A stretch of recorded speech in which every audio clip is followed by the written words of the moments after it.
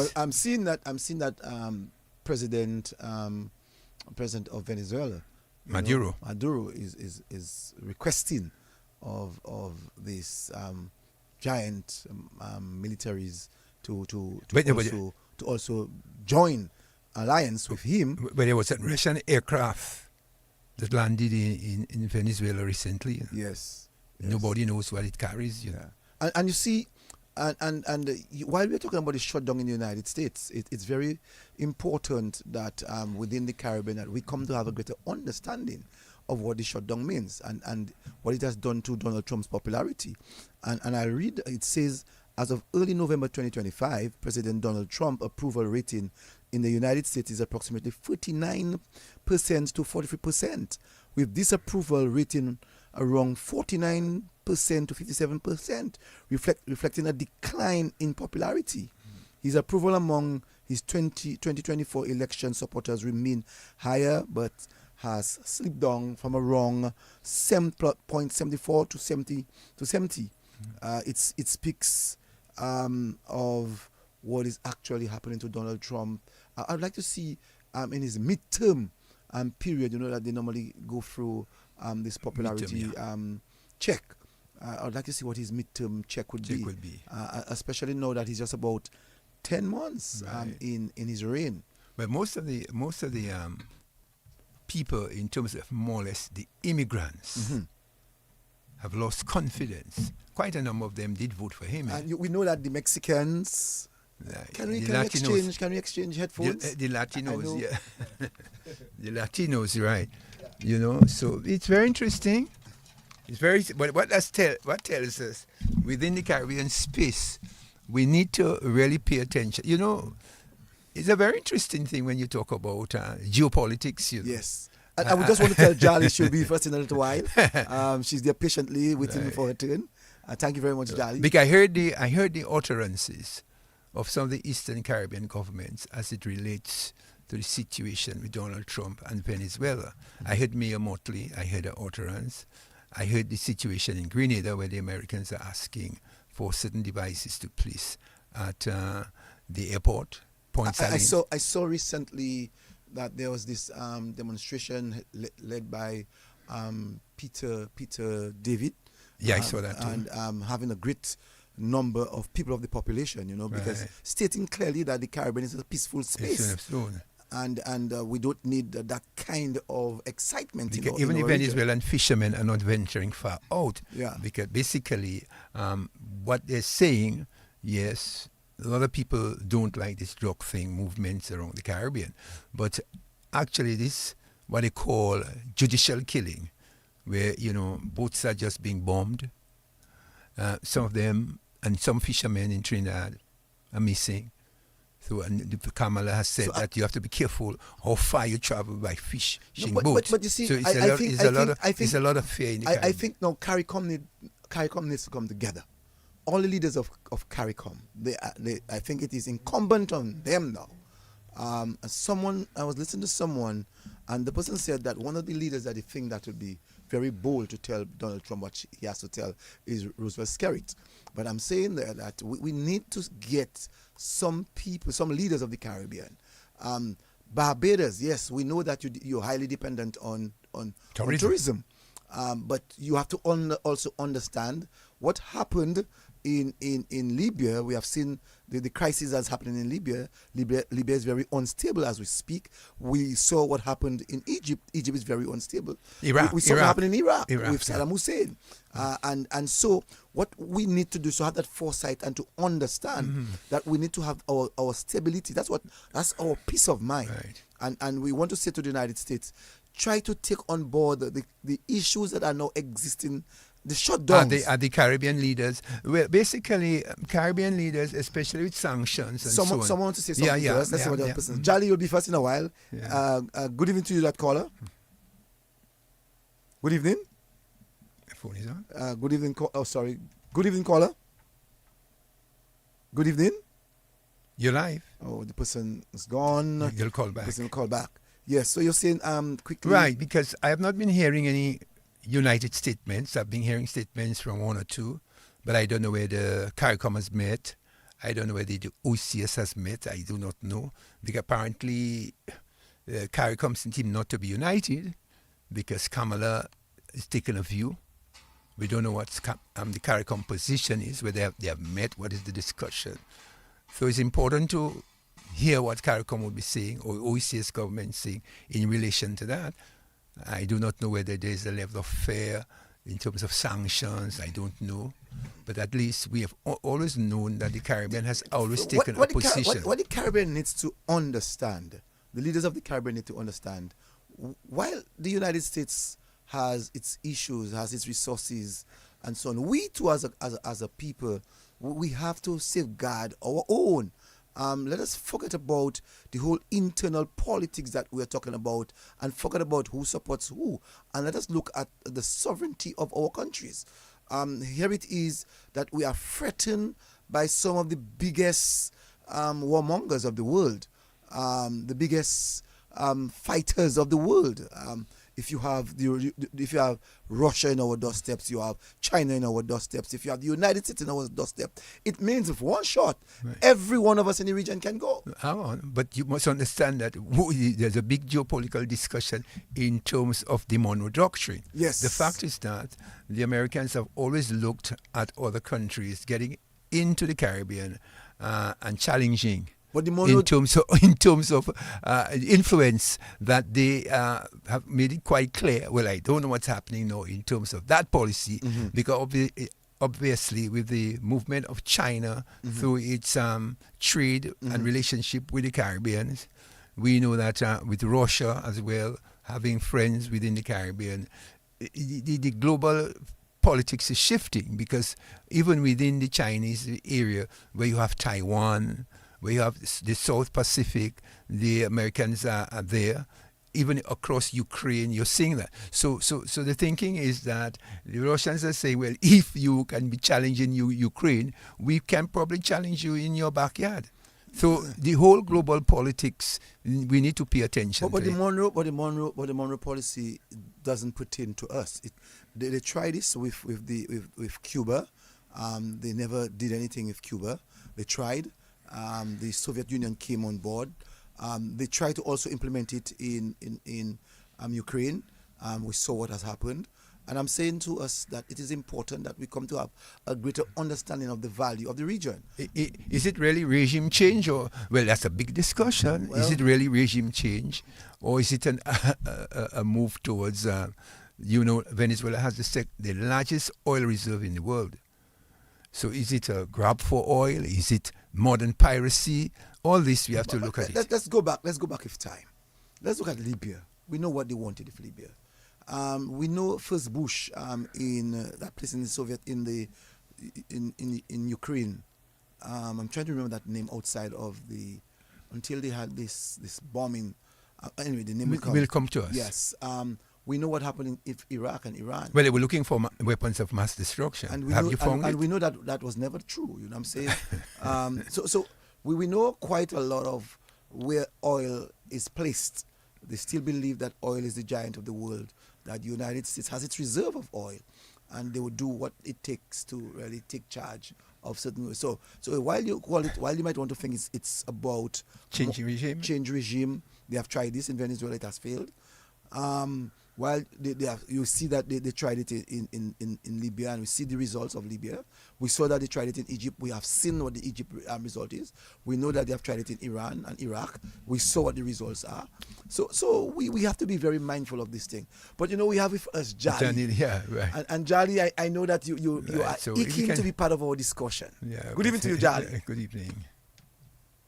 No worries. I know that Jali. I'm kind of learning a few things listening to you guys. So it's all good. No, Jali. I know on Wednesday the world was looking on to see what the Americans are going to do. The world was actually trying to evaluate the popularity of Donald Trump by virtue of the various states that had elections on that day. I know that you voted. Well, I know the Democrats were going to have a sweep, because what is going on in the country right now, people are very unhappy. So, and the only way people can express themselves are through the ballots. And that's what happened. And I'm sure that on Wednesday you went and vote. Oh, I had to be in Florida, so I voted on Saturday, actually. Oh, I voted before I left you to make voted. sure my vote counted. Oh my God! And I can almost be sure you're in New York and that you would have voted for Mayor Mandani. I am. I did, and I am. You know, I know. You can sense the people that are proud of Mandani. You know, an I immigrant. mean, he's young and he speaks to me. He speaks to me. And I think that we need a change because the people that were running against him is the same old politics. It's the same old thing they bring to the table. So my thing is give the young people, they have ideas too, and just give him a chance. If he's not up to par, in 4 years we can do something else. But you know what? I did give him a chance, and a lot of people did, and that's why he's here right now. Some of his issues, rent, to help children that are 5 years and younger, to help growth, universal education. PK and all that, yeah. Yes, and I'm sure that New Yorkers are excited about that. Just hearing that. Yeah, I mean, listen, people need help, and the way it is going right now, it's like some people are being forgotten. It's hard. It's hard being in New York. New York is one of the most expensive cities in the world right now. And to live here, it's not easy. And especially if if you're working for minimum wage, you need help. You need help. If you have children in the system, you need help. And, right now, when our president is cutting SNAPs, which is the food supply of most people, it's not working out for the people, that have to struggle every day to put food on the table for their children. So you have to make a change. You have to make a change. And New York did make that change by having a new mayor. I know that Andrew Cuomo was given support by Donald Trump. Strange but true. He's a Republican. Sorry, he's a Democrat. And Actually, he was a Democrat. Now he's an independent. No, he's an independent. A Democrat. No, he's an independent. I don't know which way he's ruling right now.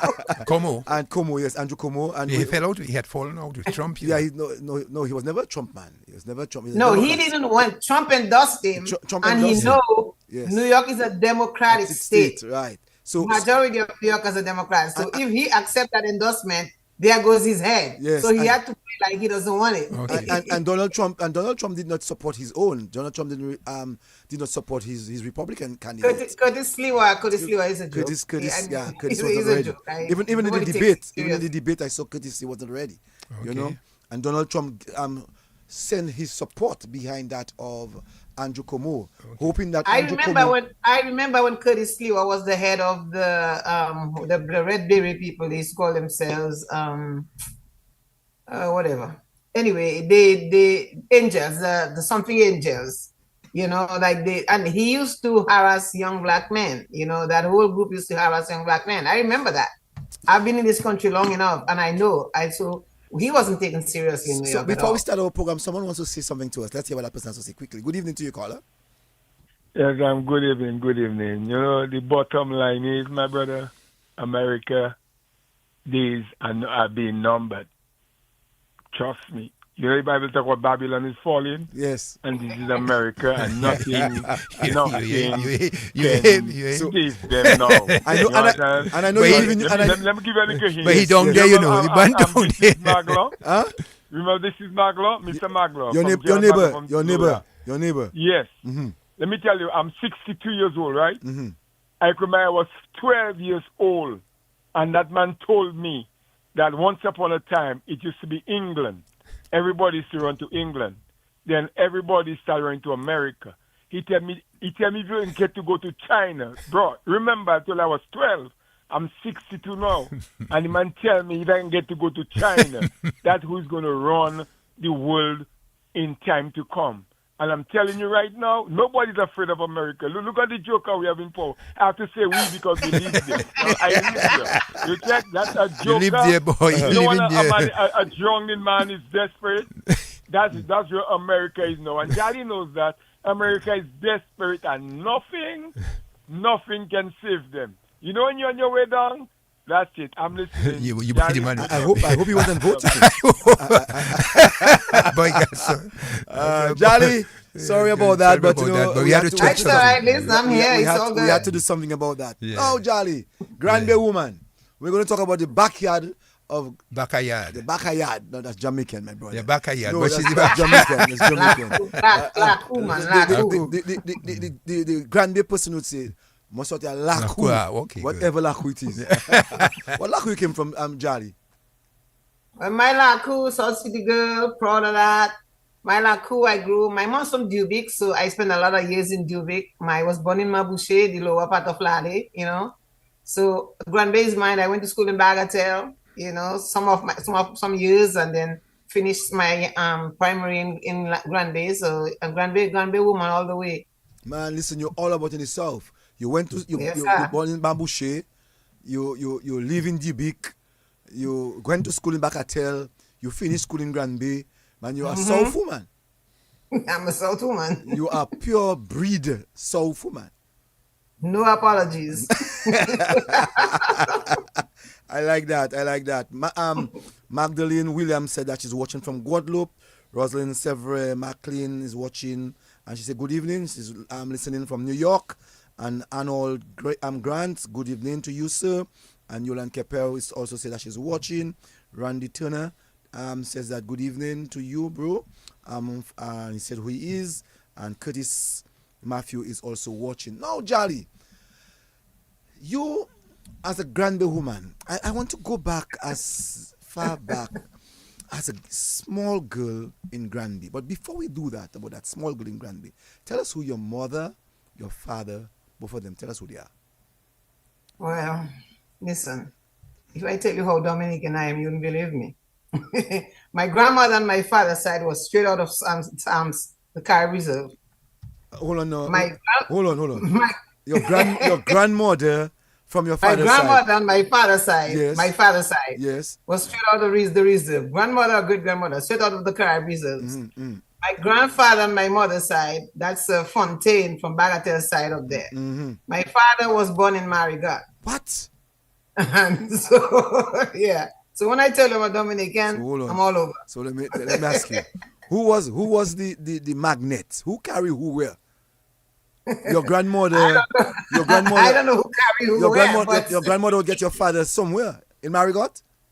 no, well, my grandmother from Salibia went to the Carib Reserve area, went to Marigot, where she married my grandfather, had my father, and then that's where my Alfred came from.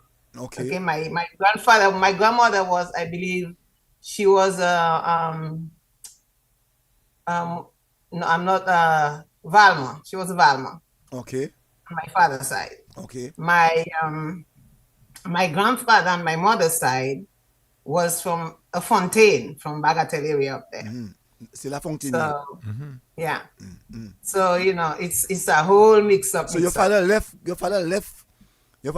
Marigot in the northeast of Dominica and go right across to the south. And that's where he was buried too.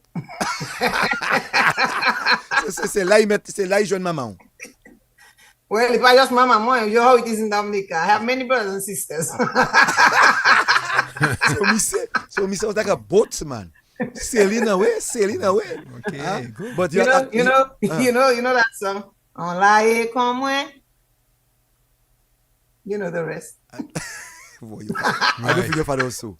I don't. Well, think. most Dominican men, Talk for yourself. Most Dominican men. Talk for yourself. Because no, I can talk for myself.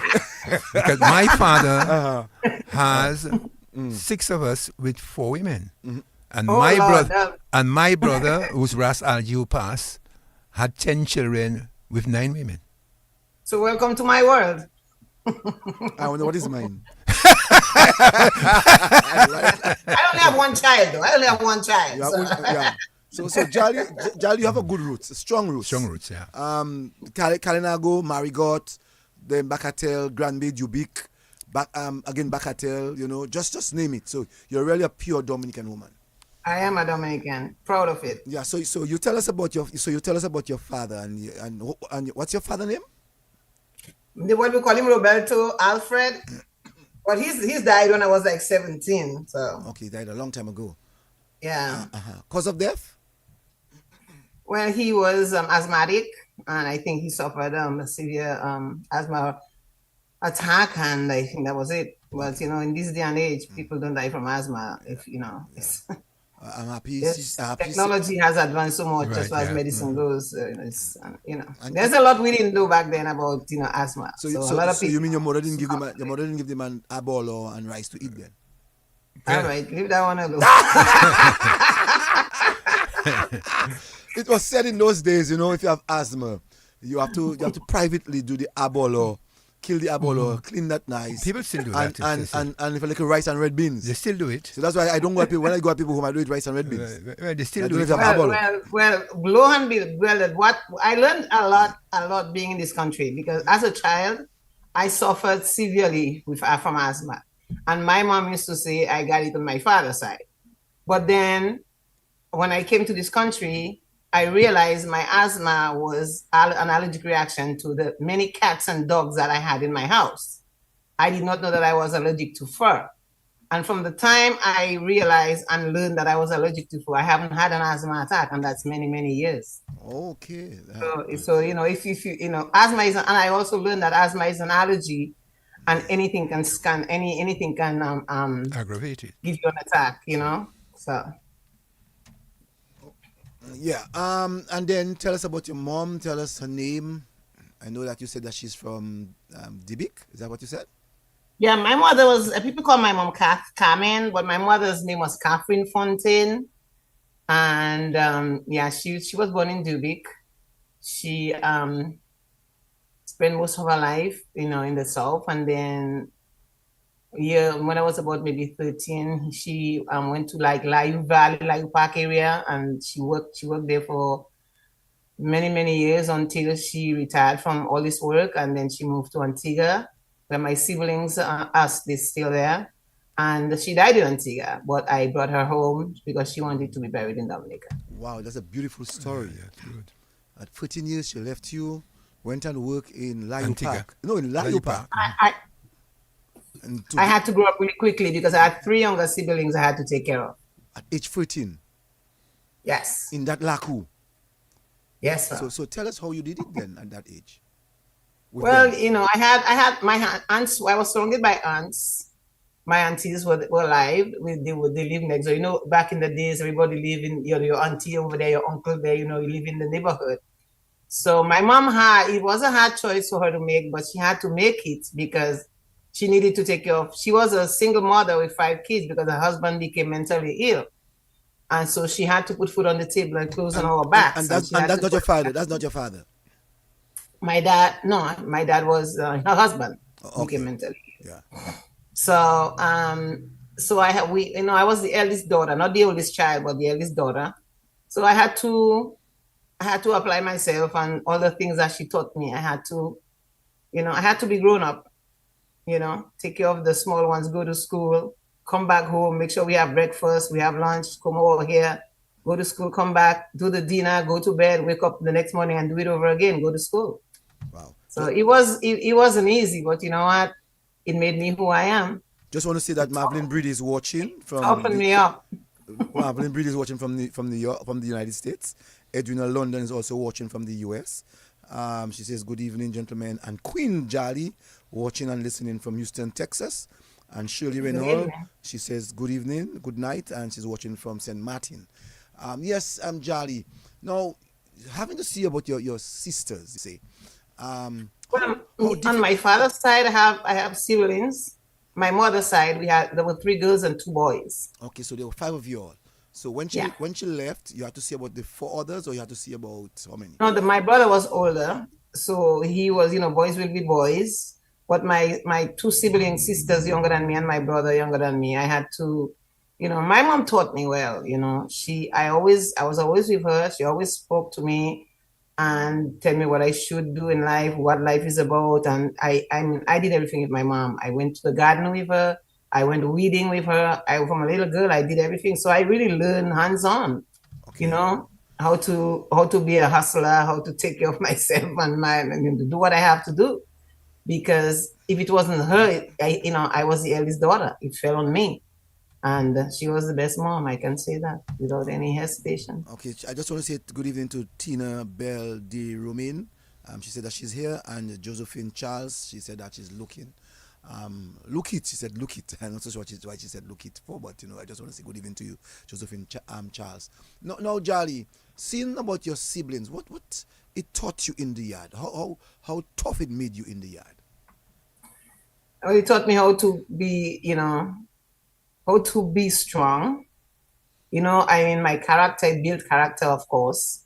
And when you have a mother that talks to you all the time, and it helps you to just, while other kids I mean, I play, I had, everything, but while other kids are holding on to mommy's skirt, I had my cutlass going to the bushes to get the wood to cook, to cook the food and whatever, because we didn't have like stoves and stuff like that. It's fireplace, So I knew how to handle a cutlass, and if you give me a pickaxe, I can handle that too. I had to do what I had to do. You know what I'm saying? Knowing Because that, I had to make sure my siblings are not hungry. knowing that your mother went to Lakou Park, in those days, Lakou Park would song like as if she was in Guadeloupe overseas. Yes. It was like that distance, roads, Yes. and to get to these areas was a long distance. But every Saturday, or every other Saturday, we would go to Roseau, where we would get our groceries, and she would meet us. We would get our groceries. On occasion, when she can, she would come up, come home, spend the weekend with us, and so I get my supply of groceries to last us for the week, and so here I go back again on Saturday, groceries, go to Roseau, bring my groceries back. Sunday, I'm by the river doing the laundry and whatever. Monday, we go to school for the rest of the week. Wow, that's an interesting story, where your mom is living in one part of Dominica, we can say to the west of Dominica, northwest, we can say north of where she was. She lives south, but west of the country, Lakou Park, and to have to go down every week or every other week to get Supplies. Groceries, yeah. for the children. I mean, that made your mom at the age of 14, Jolly. Yes, in a way, but you know what? You gotta do what you gotta do. She if she didn't do that, she'd be sitting there watching us fall through the cracks. She can't put food on the table. She had to work, and that's where she found the work. So how your siblings? But at 15, when I was 15, she took the kids. When I was 15, she took them because she settled herself in a situation where she can have the kids with her, and then decided going to school in St. Joseph. Oh, what a story! Yeah. That is a beautiful story, But how did your siblings saw you at the time between the 14 to 15 years that you lived with them? I don't know how they see me, but I know I was in control because I'm tough. Did they call you auntie? Did they call you mommy? Did they call you by your name? Oh, no. They know I wasn't mommy. They know I wasn't mommy. Uh-huh. I mean, I get resistance from my sister after me. She was tough too. And I said, you're not going over there and play with this kid. You got to stay here. She would try to fight me for that, of course, because you're not mommy. I know I'm not mommy, but I said, I'm in charge, I can imagine No. I can imagine her saying, you're not my mother, So you're not my mother. You're not mommy. Yeah. You tell me what to do. I say, yeah, I tell you what to do because I'm in charge. Yeah, because mommy not there. I'm now the mommy. Yeah, that's what happened. I can imagine Jolly, how Jolly herself would respond. Yeah, you have to be tough. No, your aunties and them were surrounding. How much support did Yes. they give you in bringing up these children? Well, they did what they could. I mean, just make sure that we were okay. They're looking out for us. Make sure that we're okay. Make sure that we went to school and know that we're safe. Claudette Sentile says greetings from Guadeloupe, and she says that's my classmate. Claudette Sentile. Wow. Good evening to you, Claudette. No, Jolly, you having to go to school. Seeing about your siblings, you having to go to school. What a challenge it was. How much challenge was that for you? It was challenging, because I was a kid too. I needed to be a kid, but I know that I couldn't be like normal other kids and just be a kid. I had to be responsible, And if I wanted my siblings to respect me, I have to show that I'm tough. I'm in control, and they have to respect me because my mom is depending on me to take care of them and make sure they're safe. Normally in slavery period, when things were tough, they used to sing. were you singing during the period of your toughness? No, when we play a lot of Lawan, if you know what I'm saying. Yes. I mean, at night when the moon is out and we play Lawan, you know. Give us some of the Lawan songs. Oh my God. Don't you forget that. You cannot Listen. forget that. No, you cannot forget that, Charlie. I don't know. It's like there's a million of them running in my head, but none of them is sticking. I can imagine. I can imagine. There's a brown girl in the ring. All of that too, you know, all of that too. But you know, I mean, the place that we played the most Laron was in Dubic. In Dubic, growing up in Dubic was nice. Let me ask you. Really nice. In Dubic, during the time you grew up, was there lights? Oh no, no. We had the moonlight was the most important thing at night when it's out.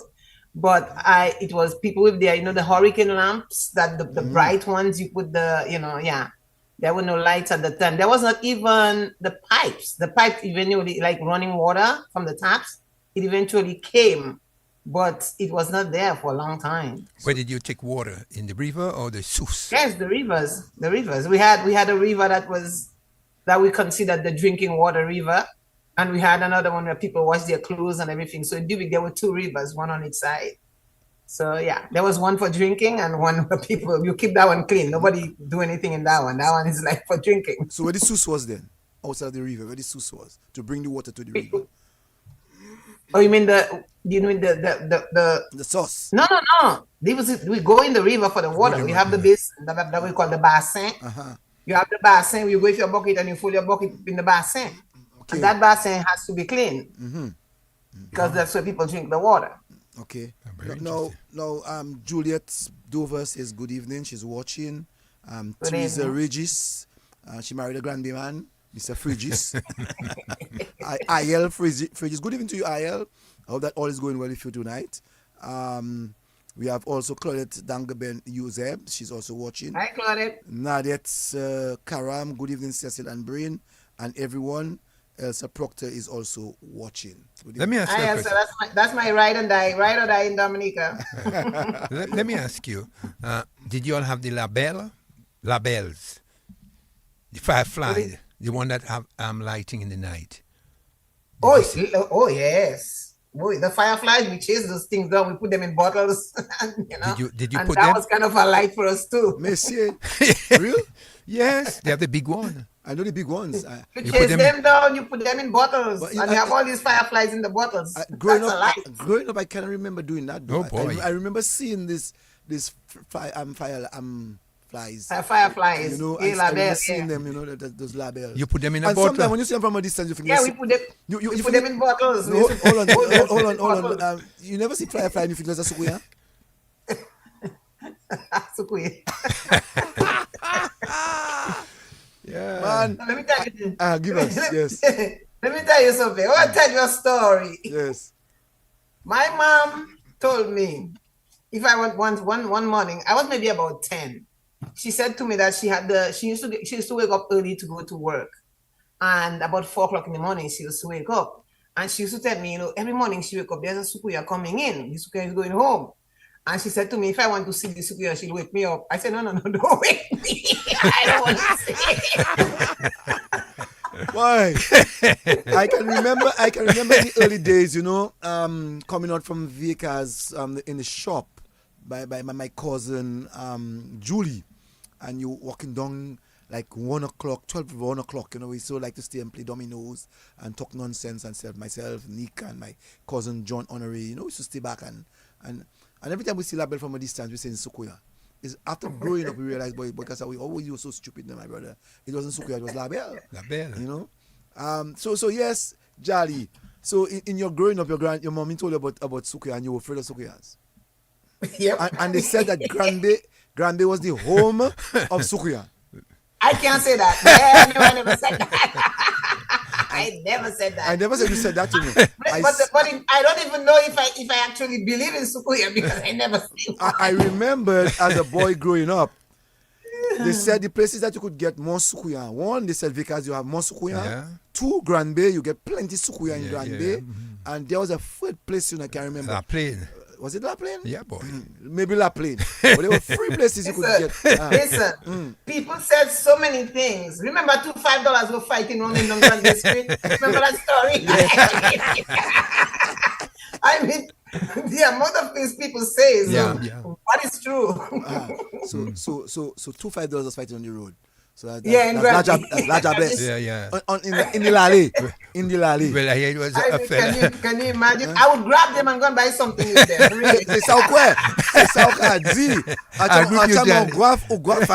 so I did ça. But I not seeing you going. At that time, it's fair, you know. Yeah. You seen $5 fighting. You're gonna hold $5 in fighting. Very interesting. Listen, listen. I mean, I was very sensitive to. I don't know if I should say that though. You can say it, man. This is Lakou. I used to hear things as a kid. I slept most of my life when I was a young child. I slept with my mom in her bed because I used to hear things, and she used to say, "If they touch you, it's a person. They'll never touch you." So, I mean, I grew up and I stopped hearing them, but I still hear them. Because and that's the worst part, you know. Let you pack to show. Yeah. When they're not touching you My from a mother said, distance. "If they touch you, it's a person." Yeah. No, but you see, they're So not don't be afraid. No, they're not touching you, but they're making you go and hang yourself. Yeah. They used to scare you. They used to scare you. So you're not able to show. You're not able to show. Just have to come there and a big black dog does have to reach in front of you and you go, Right. so cool. So Cecil, And you're running, yes. so during the days you lived in the different communities, especially Dublic, there were lots of stories that they told. Did your mother ever tell you stories about the larger bless, the Lakou, anything like that? Oh, I got all of it. I got all the Lajables, all the Sukuyan, all the people preventing kids from learning in school and all the stuff. I mean, I got it all. So let me ask you, Jali. In your time growing up, was it popular Sukuya and the popular larger best person? I ain't calling nobody's name.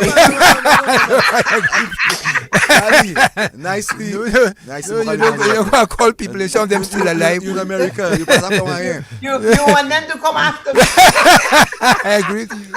Jolly, you in America. Yeah. It's not like in the old days, the Sukuya fly from Dominica to England. They're still alive. And go in the Queen's. To steal the Queen's dress. The steal the Queen's dress. Some of them Pass up still and say, alive. Yeah, they're still alive. Gravity will bring them down between Dominica and America. The stories, man. The stories the Lord was scaring you. Yeah. Jolly, tell me who in your days growing up was the Lakou and the Sukuya, the popular one. No, I can't. I agree with you. I'm sure they have. Sure they have family members Right, right they're now still listening to you. You ain't gonna stop me from going back to Granddad. I agree with you. I wonder if Cleo's grandmother was a Sukuya. But I don't know. I wonder if Cleo's grandmother was a But Sukuya. I don't know. Many people in the days, I must ask. once you become older and you're You are walking, Sukuya. That's you're the Sukuya, thing. you know. Yes. Once you become old, you are Sukuya. And you're bending back. People consider you Sukuya. Sukuya. Yeah. That was And the you norm. go in You're church. Sukuya. And you go in church plenty. Very early in the morning. And you go in church plenty. Very interesting, Manjali. Very interesting. Very interesting. Brenda Alexander said, "Good evening, Cecil and Adams, and your guest. New York is locked in." Right. Boy, them New Yorkers, boy. But But those New Yorkers so easy, you know. Let me ask you another question where it says, did you ever eat roast food? Dashi roti, Call me roast food. Just call me roast food. Yes. roast food, Of fig course. roti, Listen, cocoa let me roti. tell you something. Yes. There isn't much that happens in Dominica as far as local culture is that I didn't do. I did it all. I eat the mowing, I eat the seaweed, I eat the quab, I eat the tululu, I eat the fig, I eat the papaya. I did it all. So we're going to come to You that. Jolly, we're going to come to that. Remember that. We're going to come to all of what Jolly ate in a grade up. No, Jolly. At night times, you know, you have to have comfortable beds. In your days, did you have cabin? In your time, cabin. We had all kinds. We had the cabin. Listen, when your clothes get old and you can't wear it again, it is washed to become cabin. You don't throw it out. Right. This is washed to become cabin. Until foam start coming on. You know what foam? Is those Yes, foam start Yes. coming in? There's a sponge. There's a sponge. Yeah, the sponge. This is The sponge. cabin go on top of the sponge. Yes, the cabin go on top of the sponge. That's right. Yeah. Foam was for good English, but we used to say sponge. The sponge, Yeah. yes. And you buy Astafans, right? That's where you used to buy it? Your mother used to buy it, Stephans? I don't know where they used to buy it, but when the sponge come, it was a relief. But the apple still went on top of the sponge. I agree with you. But that's true, you know. It's true. Because so that means, Jolly, people like you pee a lot in bed. No, I was one of the ones that never pee in bed. I was good like that. Yeah, most of us people. Listen, my mother used to wake us up in the middle of the night and make sure we put us on those the pocham. Yeah, the pocham. Put up on the pocham and we half asleep, so we can pee in the pocham and we go. She put us right back to bed to make sure we don't wet the bed. So your pocham. So instead of she sleeping, she waking us up to pee, so we don't wet the bed. That's So, right. No, you had the pocham, and what about You the had the pail? pocham. And what about the pail? Your mother had the pail, and you had the pocham. Of course, Your she had the mother- pail, we had the And you had the pocham. pocham. So all children have to stoop and go and pee in the pail, in the pocham. In the pocham. Yeah, everybody have their pocham. No, not everybody have one pocham in the house. Okay. And one pail, one pocham. No. My mom had a pail, and then we had a pocham for us. Yes, a I told you. white one. Yes. The round white one is for Yes. the kids. Peace, Yes. right. So the wrong pocham. What's the English word for children? Pocham. I even forgot. Pocham. Let me tell you what it means. Though pot means, you know what pot means. Yes. Sham is the room. It's the room. Pocham. Oh, very Yeah, good. oh, Very yes. nice. You Very know? good. Pocham. Pocham. Yeah, Pocham. pocham. We learn The pour for the room. Yeah, the pocham. Yeah, pocham. Pocham. Yeah. Very interesting. That's the Creole. That's Creole, you know. Yeah, pocham. Boy. Pocham. But we say pocham, but it's potcham. You know, Potcham. for the sham, for the room. Pocham. The pot for Some the of us sham. are just saying that, like But we didn't reflect. kashaku. You know what kashaku is? Kashaku. What's that? Your neck.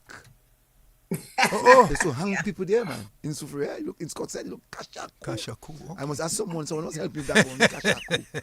Kashaku. But the Creole is something else, you know. Clearly something So else. Yeah. Pocham. Pocham. Pocham. It says there. Potcham. And we say that like as the So it's and it's a cultural Yeah. term. cultural term. Yeah, Creole. Yeah, for Creole, pocham, the pot, Pocham.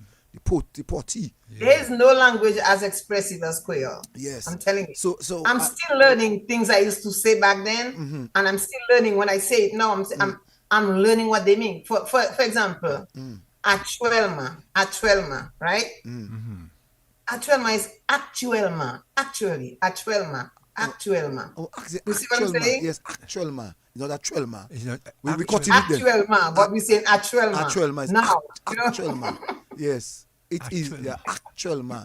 It is So actually. it's like in actually. life, it's a learning process. You just keep learning. Yes. Because every time I say something, I say, "Oh, that's what this means," you know, and then you correct yourself. So, for so next time you everybody's saying tencil, bedroom. say. Yeah, tencil pocham, Pot- yeah. Bedroom pocham pot. Tencil. Pocham. Tencil. Like okay for me, Randy. Boy. Very interesting. And how do you call it pill? Same thing. Pill is just pill? Pocham la, c'est un peu, but it's the pocham too. It's just a different style. So it's a tall The different one. taller one. Good evening to Helen Henderson, Avanel Samuel, good evening. And also Rosie John Baptist. She tells me is a tencil. And Helen Henderson, she's from Granby. Pocham is a room door. No, pocham is also a room door. Also a room door? Pocham. Yeah. Pocham la.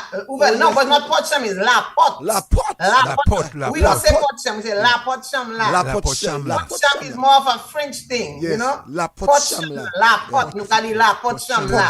Pocham is room door. La pocham. La La pocham la. pocham is you have to say la. You must say la pocham la. pot. La Ah. pocham la. La pot. Yeah. Don't say You pocham. can say pocham. I would say pocham la when I lived in Guadeloupe. I'm not in Guadeloupe. Dominican, Yeah. you got di la Dominican, pocham La la. pocham la. In Dominic is la pocham Yeah. la. La pocham. Yeah. Ouve la pocham la. Feme la pocham la. Yeah. Pot. Ah, very Boy. interesting, very rich. The Creole is real rich. Boy. So now, at your home, as you said, you slept on bedding, caban, Yes, and we know what the caban is. You know. of course. What about flower? How you call it again? The crocus bag. What about crocus bag? Did you put yourself in any crocus bag when it was cold? Like Yes, your sir. blanket? We did it all. Like I said. But you mad? I can't put myself to Crocker's back scratching. But you go in your bag. My brother, man. Crocker's No, but no, what you is do in with Nelson. with the brown bag, let me tell you something about Yeah. the brown bag. Yes. Before the foam came in, the brown bag go on the floor. Yes. And the carbon go on top of it. Yes, yes. That is the brown bag is what we call the I just The call foundation of the carbon. yes, yes. The foundation of the carbon was the brown bag. I just mentioned it. I just Crocker's- mentioned Crocker's bag. Bag. Crocker's The bag. foundation. And if you see the top come out, my brother, whole night Guatel, my brother, Very interesting. until Nelson Flower back. came.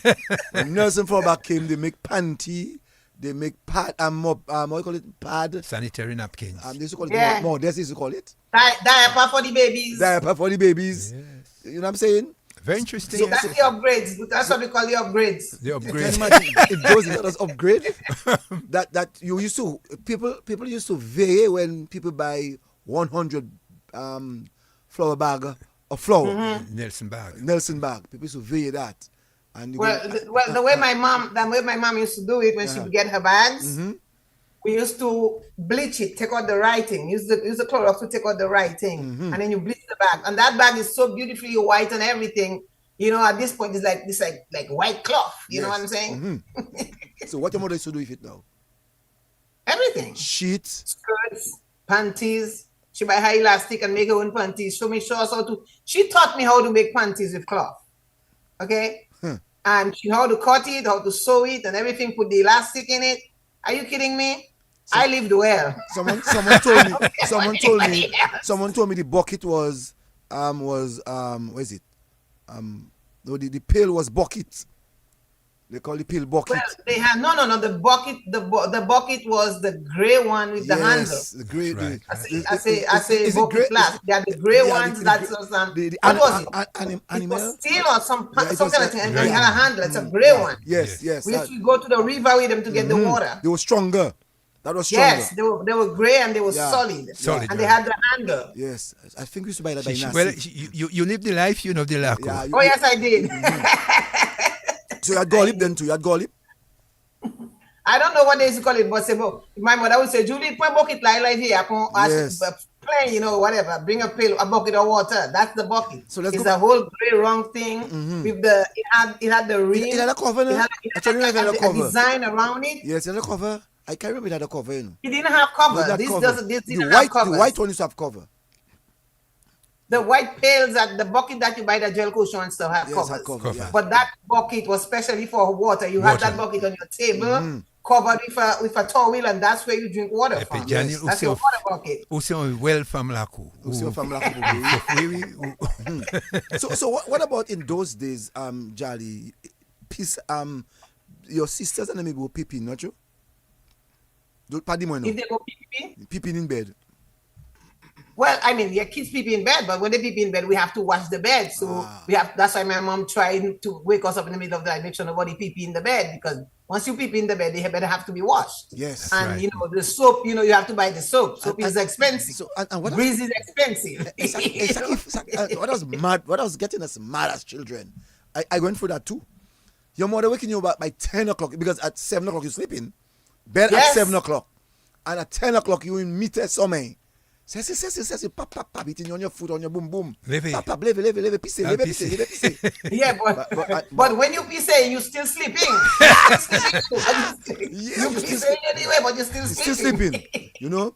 And if for men, for boys, we have to take the pail, not the pail, Ice it sorry, up. not the pail, the potty, And bring it and up. ice it, bring it up. But sometimes they do it. Your mother do it yourself because Oh, yes, you're she's so hold it sleepy, for they you. just get thing out Yes, of your pants and you- just put it over the bucket and you peeing. You have to hold it yourself, and your mother bring it up for you. Real. Oh, she hold it? Yes, your mother have to hold the pail. Yep. Your mother. Sometimes they holding both of them. Sometimes they holding your penis and they holding the pot potty. charm. The pot charm. Sometimes the mother, most times they would hold the pot charm because they want to ensure it goes into Inside, yeah. Yeah, yep. Ipa muye and kabana. mark you. Your mother, you see how your mother saying, Guide is in your- like in your a piece of missile. word. Oh, pizza wed. You heard that? You heard that? Jal, you heard that? No, No, you could not have pizza wed. Jal, you could never have pizza No, but wed. you, You used to have you pizza guided like a missile for you. Your mother said, women was something live on your pizza wed. No, but you know what? My mom used to pass and touch the boys to see if their stuff is ready to go pee. Yes. Once it's standing up, Yes. they gotta go pee. Yes, but this old people. Let me tell you, that is something brilliant. Technically lost. This is something was brilliant. And we're talking about that and we're laughing, but this Yeah, was they had brilliant. I mean, your mother, that's what your mother would do to figure out if, as boys, you're ready to pee. Yeah, because she don't when want you want to pee, your penis is getting long. Hard. Yeah. Right. And they used to say pizza wet, that's what they call it, pizza wet. Pupi say uni pizza wet, leve. I don't know if anybody had that experience, but I had that Yeah, experience. everybody, all young boys, man. Boy, that was You gotta something wake up, else. man. These people bright. Very bright. Big, I remember in a little one-room house. And mark you, those people is most of the They're time. marking you. Most of the time, those mothers, the mothers are the ones getting them, not the father. Eh? No, Say, Papa, are you fair? Mothers. Those fathers will pay. Because the mothers know they have to get up and clean and wash the baby bed. Beddings, yeah. So They pay they attention. have to make sure they pay attention. So upas have see after you finish first, you can fair. Oh, yeah. You can really leave you. Leave you. But they come and get you about around 10 o'clock. Not 12 o'clock. Midnight, at midnight, you pass. Very You know, but at 10 o'clock, by 10 o'clock, they wake you up. That's right. And then you pee. Now, let me ask you, sometimes, but guys at 7 o'clock, you want to sleep. By 9:30, before 10:30, You have before to 10 wake up. o'clock, my brother, you pee in bed already. So sometimes. No, but you got to pee before you go to bed. That's you gotta right. pee Yes. before you go to bed. Remember that. But remember, that is true. That is true. But some of us, we were kind of, I don't use the word greedy, but we used to drink a lot of water. If you remember, by 5 o'clock, we used to drink a lot. I do not know why our parents would give us water by 5 o'clock. But you have to drink a pot. You have to drink a cup of water Before by you 5. go to bed, yeah. No, not before you go, by 5 o'clock, because you have to be inside by 6. But you normally come home by 5 because there's nothing for you to do on the road. At the age of 11, 12, 13, 5 o'clock, they're giving you a pot. Or go pot DT. Pot DT. The pot DT would be what you have? Then Canel. Yes. The whole works. Yeah, so it's Boaden, Semi-Contour, Canel. sauce up leaf. No, not sauce up leaf. Sauce up leaf is you don't do and sleep. Yeah, sauce up. We get it all Yeah. every night. I Leaf, get it. lime. Lime is to make us do and sleep Citron. fast too. Yeah, lime leaf. Lime is to make us do and sleep fast. Sometimes they put a little nani. They join the nani also. Nani is a good tea. Yes, so we used to get that in the night. So you drink that and then you go and pee, but you still have more in your bladder. Right. You know. What about penis? Oh Lord. I think everybody had penis. Oh, yeah. One I had time or penis. next. Penis. I want to know who Everybody did not had have penis. penis one time or next. So let me ask you, Jolly, when the penis in the cabin, you used to kill them? Or No, used to you see the bumps on you, and the next day you wanna get nothing of big gun. You got and spray it. Getting the big gun, Yes, you know. yeah. Once you get bitten, but you scratching outside something bite you, she will look through the bed and see if it's a penis. If it's a penis, she find penis. Yes. It's big gun. Right. Let me ask you a question whilst we're on the house, in the yard. When you were going inside in the night, did you enter back to front? Did you reverse like us? Were you No. reversing? When we before we go out in the morning, we had the J's on the front front step. stone or step, whatever it is that you Yes. have. The J's was spread in the front before you go out. But Jolly, Wow. Jolly, anytime you enter the house at our home, anytime you enter in the house after 6 o'clock, You have J's. you have You to have to go go backwards. You reverse. Kite diabla dewo. You know. And so they used to put a net. I'm trying to remember the net name, the net and the cross. Remember that? The horseshoe? Yeah. The horseshoe above the door. Above the door, yes. We have a call. Someone wants to say something to you, John. Good evening to you, caller. Huh? Good evening. So they took a net, actually with the net name. Talk to us, the come net caller. and, Don't take on your and the radio. court. Please don't take on your radio, please, caller. Don't take on your radio. Talk to us. Hello. Yes, talk to us. You're live. Yes, What's up? fine. Boy, that program going down well, boy. Thank you. I remember in those days, What's that? that program going on. Well, I remember in those days that it was not, it was nice, and you just have to just get on board with it. But now it's problem, destruction that is there now. Only about when you have $5 that time, you are nothing. But not easy enough as you let them. I know. And we're talking about the pillars. You tell me the pillars, you know, when you go for all that bush and the coconut. It makes baby that and make mattress now, by the mattress and so that it clean and make big mattresses that. And when you see pillars fall in that after, when you see that start starting that, we're going to mosquito now. Yeah, the pie cocoa mattress. Yes. When you see you get up in the morning, you see in the bed with pillars. And if you see you pick in the bed, I will report you with a little now, you know. All right. All right. Thank you. Thank you. All right, merci. And you put it now, right by the door. Or you get up. When you pick in the bed, you walk on your backside. Yeah. Thanks, man. Thanks, man. All right. Yeah. Okay, just want to say good evening to Gwendolyn Nata. She's also on first, and Princess Nati. Was that Princess Nisiti? I think that's what it is. Rosalind Maglo, Rosamond Maglo, sorry. Daryl Tits, good evening to you. Shepherd Pond said he's watching. Avanel Samuel, they used to call the white pill sloop pill. Also, Shepherd Pond said blessings to Jolly. Brenda Alexander. The bucket was made of galvanized steel. And Yes. David Hector says good evening to all watching from Houston, Texas. Sandra Alexander is laughing out loud. There is someone who said for any service you need, no, that's not, we don't advertise it in here. Sandra says she's watching.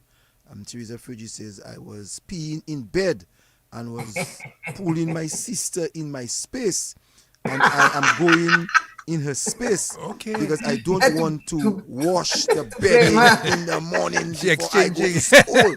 So I wonder if Teresa, I wonder if it's Mary used to put in the if was Junkie Mother. I wonder which one used to put. Tell us now. Tell us which one used to put in trouble to wash next day. All right. No, Jolly and Jennifer Coffey said good evening. She's in Jacksonville and she's looking on. No, Jolly, we have to move on. You know, we have to move on. Now, let us talk a little bit about Posey. We talk about Posey, but let's talk a little bit about the toilets. What you had, latrine? You want to hear something? Yes, tell me. My mother built it herself. What? With pickaxe? My mother built it herself. She built the toilet? She was that type of woman. You know? She built her own big toilet, my friend. How deep was the toilet? They have to be 6 It was deep. Listen, if you knew my mom, you would understand what I'm saying. You give her the tools and whatever she needs and she'll build your house. Wow. She was that kind of woman. Good. Yep. Teresa Fridge says Georgiana. So Georgiana, I know you, Martin, if you're listening. So not right now. You have to get back at Teresa because Teresa said she so make your mother make you go and wash. She so exchange if I make you go and wash the PP bed. Georgiana, most of it happy the sister tutale. So yeah, so your mom did that. No, you had the experience. Yep. You had the experience of Red Dance. Oh yes, I mean I used to go as a young girl. I mean, especially in Jubic. When people go in to dig the wild yams, they ain't going without me. I'm always there. I'm going to dig wild yams and everything. And when I come back, I'm covered in red ants. You know, I'm boiling because my whole body is on fire. But I'm going. Oh yes, I had the experience of everything. No, dig the nuts. I'm talking about the red ants in the toilet. In the toilet? No, they're not red ants in the toilet. They're those big old cockroaches. The big one. So the big black one. The big ones. The big, Up here we call it water bug, but it's like the big old cockroaches. big That thing's black- scary, man. the We big go to black- the bathroom. Yeah, yes. the big Br- brown ones. ones. yeah, okay, all right. So you did not red ants biting you in the No, No. I got bitten by red ants, but not in the toilets. okay, all When you right. go out in the field. Yeah, in the fields. Also, too, I want to find out in terms of Jolly, you at school. How was it at school for you? School for me was fun. I was, especially in Granby school, I left Bagatelle school when I was like 8 years old. And I started to go to school like, this in Granby.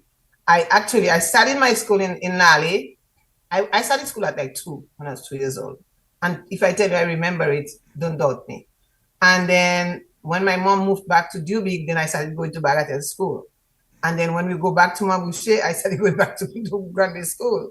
So school was fun because in school I was a runner, running, high jumping, it was fun for me in school. You high jump as well. I was very visible in school. Very visible. You high jumped. Run, speed, and high jump. What about church? And I did it all. What about church? I did it all. You were an acolyte? Baptism, confirmation, first communion, the whole works. Acolyte? Sunday school, everything. Acolyte? No, that I didn't do. You didn't? I know you said did it I didn't also. do the acolyte. So let me ask you. We spoke to a number of people and they gave us a scenario. I want to find out if you are within that subset. When your mother would have given you money for offerings, what would you do with the offering money? Oh, we didn't have enough money to give in to offering. My mother would put her little money in her offerings herself. If it's 25 cents she had, she wouldn't have money to give me. We needed that money, that extra money, to go to food or something. Okay, Yeah. as I know many people that we speak to, Right. they said that they would take that offering Some of the money, offering. not some. They would take the offering money Okay. to buy their thing for the week. Nah, some people were more fortunate that when she go to church, whatever she put a little thing in there, but I would go to church if I wouldn't have anything to put in it because she doesn't have enough to give to both of us. Okay, So but whatever she put to cover me and everybody else in church. okay, but every Sunday you have to go to church. Boy, and I used to cry too. You serious? Who was your priest in that time? That time, who was your priest? Oh, we had Father Francis, we had Father Thomas. They had different, I don't remember all the names, but the Granby, we went through quite a few. Actually, we had one, Father Gist. Mm-hmm. Yeah, Father Gist ended up getting married to my aunt. What? you heard that, no? Father Geese, Father Giz did what? He said. he got married To whom? to her. My aunt. How that happened? Well, he left the No, priesthood. tell That's me how it happened. I want to. He left the priesthood. Oh, that happened. He left the priesthood.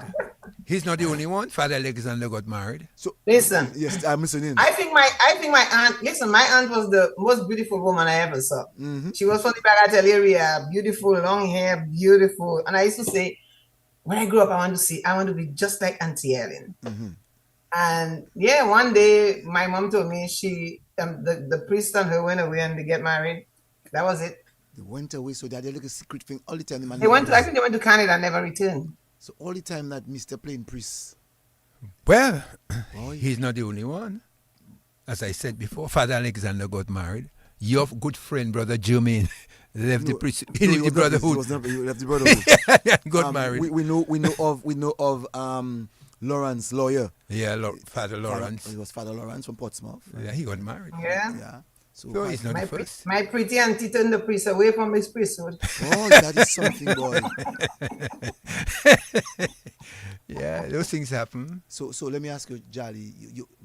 Before in those days, the priest used to give us like snacks and so on. Would your priest give you snack in those days, all your snack? I didn't have time to go and I go Too to the busy. Sunday school, but I didn't have time to be too much around, So priest to get snacks. So let me ask. Too busy trying to survive. I know. There's some tradition. Let me find out if you had that tradition. When you went to church on Sunday, did you get breakfast before you go?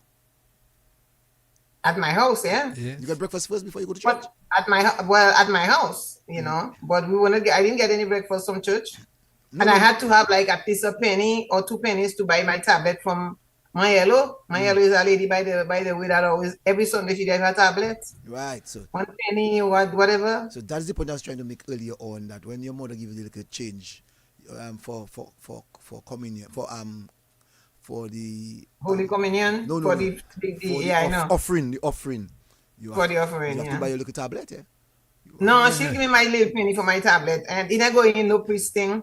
You Okay. know, That's for I her. mean, that was for that That's because for I her don't want to own. go to church. So one of the ways she get me to go to church is give me my penny for my tablet for after church. You Okay. know, So your money wasn't for offerings, it was for Offering for tablets. herself. no.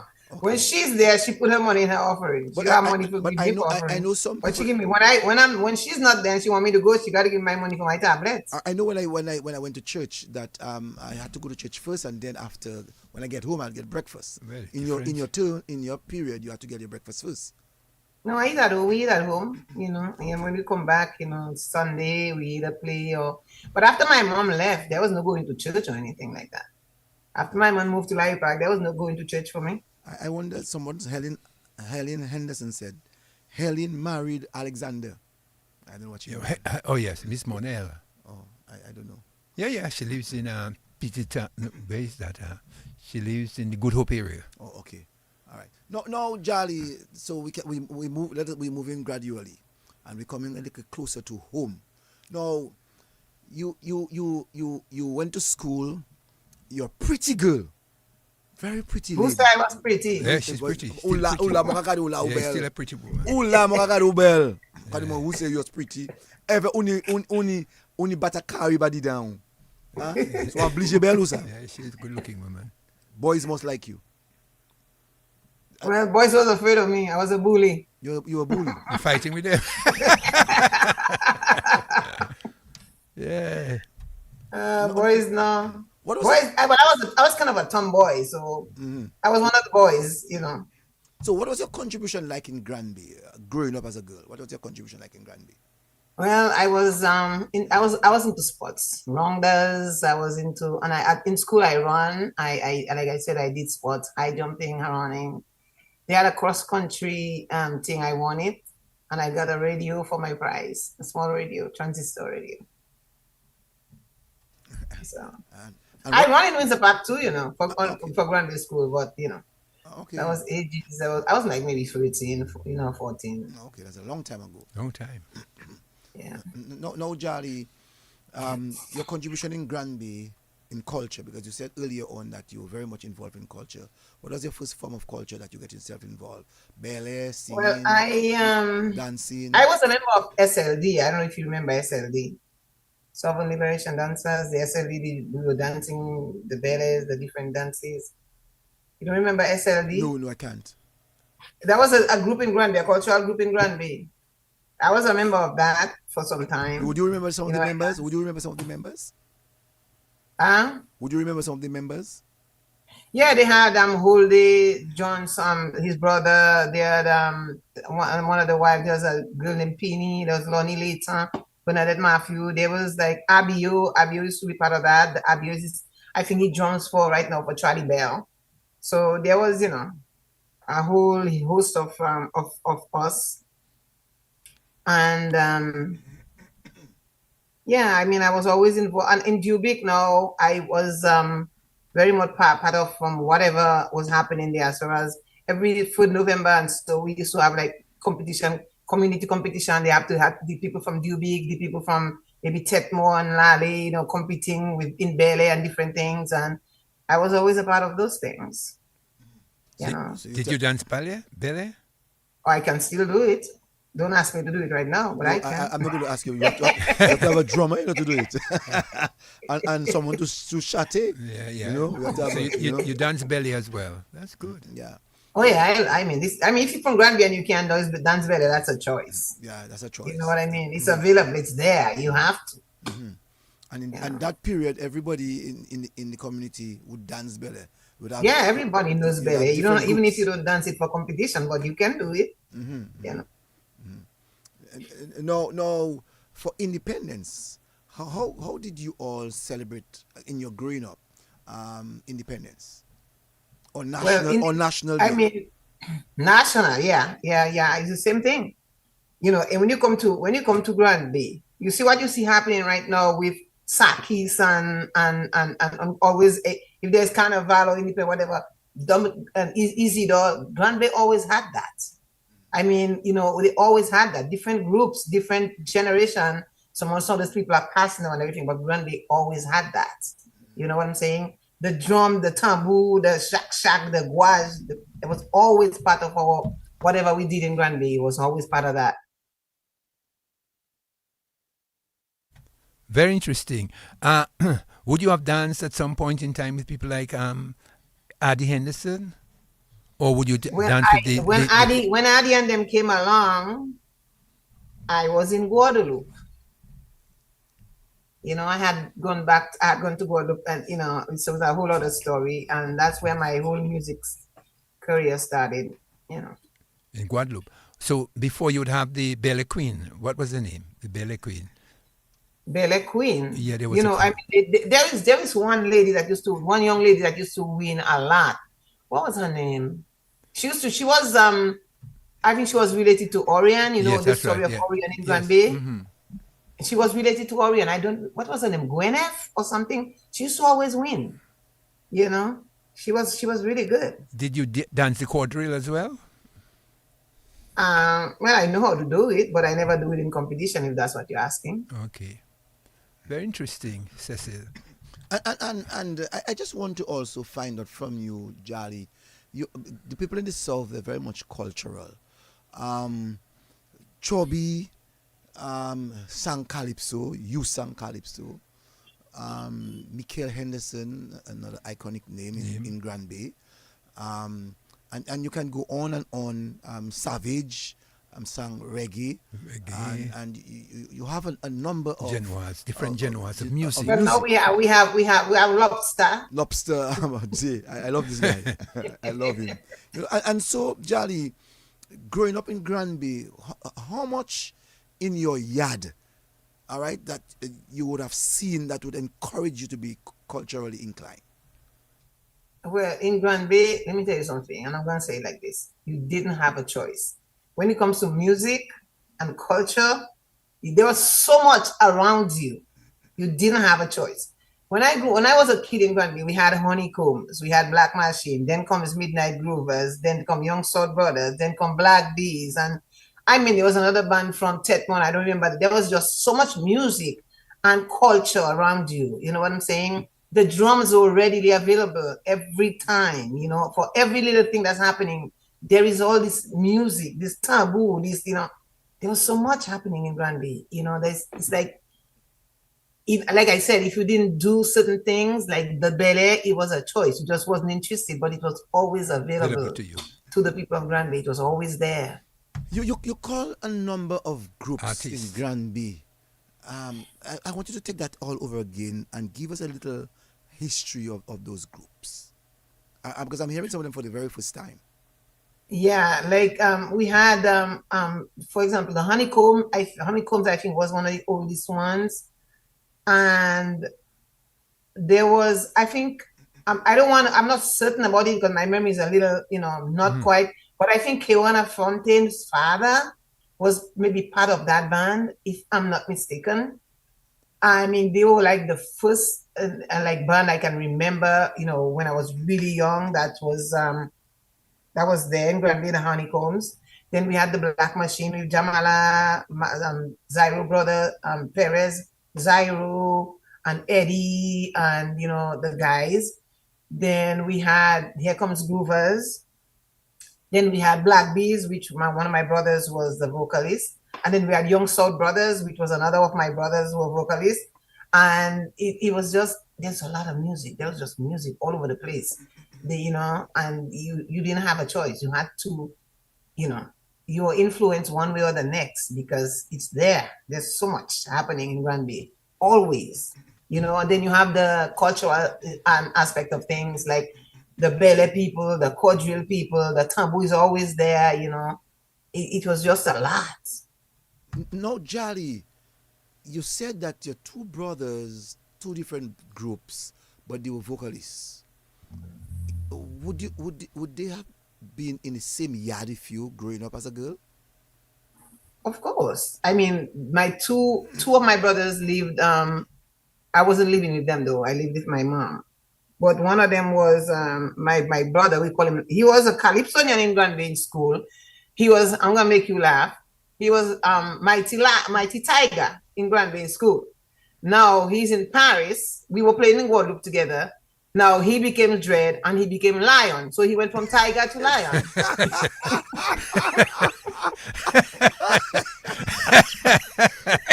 That one is a sweet one, boy. When he became Rasta, he moved to Tiger. Tiger too vile. So Lion, tribe of Judah. He went from Tiger to Lion. Everybody know him as Lion, but we in Grand Bay area, we know him as Tiger. Mighty Tiger. Very interesting. That's a good one. That's a good laugh. Yeah, My other brother was Milton. He used to sing for the Black Bees, and he's in America now. He's in Atlanta. Mm-hmm. So I mean, I was, my sister Imelda used to, and Addie also used to do backups for them too, Black Bees, because I believe that Elf, Addie's brother, was the bass player for Black Bees. So a little bit of culture, history for you there. Mm-hmm, mm-hmm. And Elf is a Calypsonian now. Yes, everybody know who Elf is. Elf in all sauce. Yeah, so he was the bass player for Black Bees. Mm-hmm, mm-hmm, mm-hmm. And so that singing thing would have been inside of the family. But who among the parents or the elders that were really involved in singing, why would have catch you all? My mom had a very high-pitched voice. He was, when she go to church, when they start singing in church, the only voice you would hear is hers. She had this high-pitched voice when she was singing, but she was never in like bands or anything like that. I mean, she was too busy trying to take care of her kids to have any time for anything like that. But she could dance ballet. Mm-hmm. When Carnival, they have this song. Everybody sing calypso, but you don't call nobody name until it's Carnival day. Yes. You know what I'm saying? So yeah. So the whole community in Dubuque was involved in those things. I mean, it was beautiful growing up in Dubuque. You can remember one of those calypsos, those songs that they would sing during that period. We would call it. You can remember the songs that they would sing during that period? Oh yes. Give us one. Let me give you. There's this guy called Samaz. He's passed now. This guy was a maestro. This guy used to compose, and it's like, I thought of him often. I think of him often, and I always say, if this guy was existing in these days and he was an educated person, he'd be a genius. You know what I'm saying? Because he used to compose and he used to wonder where these things are coming from. You know what I'm saying? Mm-hmm. Yeah. So that I was part of in Dubuque. So give us one or two of what you know. Well, it have a song that he sang, and I always remember that one. L'idée wayo Dominique fayon l'idée nous écrivons l'Angleterre nous pas ni pièce moun pour plaider pour nous la moui nous te kabachien. And when he said Numalewe, that is when the bell drum going dugu and the dancer going dugu like this and all that. I like that song. No. Jolly, for the listeners out there, let's sing it again one more time. Sing it again one. I just love the lyrics of that. You like one. The beat? No, not the beat. I love the lyrics. Talking about there's nobody praying for us. We go and visit the Queen. Go ahead. Yeah, like it's the codfish we used to give dog. So we used to get cats, but no, we can't afford it. Yeah, go ahead. Give us that. I like that.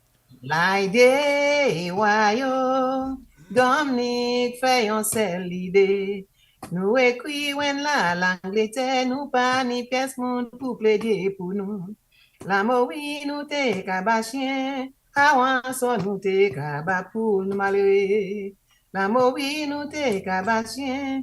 And then the jump. That is a nice song, boy. Nice. I like the lyrics, And the melody. Listen, this guy used to write.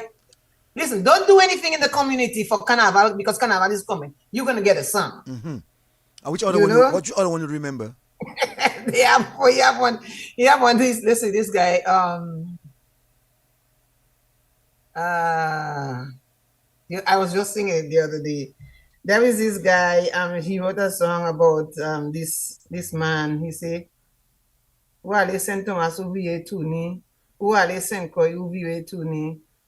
Um, that means how I'm trying to get the melody in my head. Rough Rider, se ou men mwen ka pale, ou kite man bozok yon ou gade leta kompawezon mete ou, ale sen koy ouviye tou ni, ale sen Thomas ouviye tou ni, ale Totola ouviye tou ni, gade kouman kompawezon mete ou. Now, when Calypso is, and when Carnival is, you call in the person's name. Actually, not calling the person's name. I mean, He copa it was with fun. on. It See, was see where fun. copa I will with on. take See the where copa blame. with on. Me put you. You come back to me. That is something else. That is a Well, song. that's historical, man. That's good. very historical. So that So guy. he wastes his time overseas. That's what he Yes, said. and you come back here, he come Nothing. back nothing. So it's come- comparaison that is fresh. I like that That is concept. that comparaison meteo. That Yeah, all yeah. a copa with on me too. Yeah, you went You go St. overseas. Thomas. You come back to me. You go St. Croix. You come back to me. See where copa with up put you. Put you to me. Very, Boy, very nice. that is a nice song. Those songs are very Oh man, interesting, Mr. would have made plenty money, man. In his Yeah, man, in his he He did. days. was, oh my God. And he was one of those guys, man. He was just brilliant. I wish some persons in Granby But would call very and to tell us. interestingly, Cecil, that many of the songs, even in Roseau, they highlighted characters based on certain things they observed within the community.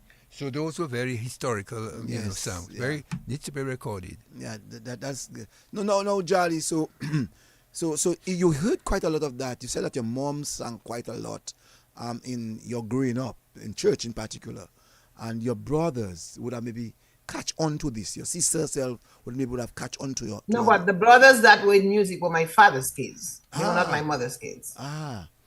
Okay. But we were always close. Yeah. We were always close. So the My thing- brothers and sisters and I were always close. We're still close. So it means that in the yard you all would have heard quite a lot of that. A lot of when you all songs. would have visited each other, you all would have maybe sang Oh, to of each course. other. Of course, we know each other. We go to the same school. It's like we are brothers and sisters.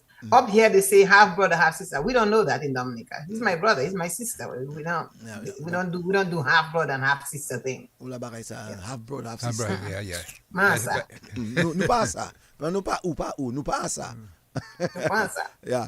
No, Charlie. Actually, Go ahead. well, actually, I'm writing my second book, and that's the way I started it. I started it as growing up in the Caribbean. We have many brothers and sisters with different fathers and mothers, and we are all considered brothers, not half, whatever, brothers and sisters, not half brother or half sister. So I kind of said that in a story I'm writing. So. No, Charlie, she decided that she too wants to make her own life. By that time, did you have children or did you have a child by that time? When? When did you have your first child? Oh, Cecil, that's a whole other story. You skipping so many steps. Oh my God! Bring me back! Bring me back! Bring me back! You talking about music when I started singing or something? No, I was a kid. When I left Dominica, I was like 15 going to 16. You mean when you left When I Dominica? left Dominica, You mean when you left Dominica, you were like 15 going on 15, 16? 16. when my mom took my siblings, after my mom took my siblings, and I finished primary school, yes, I was out of here. Where did you go to? I went to Guada.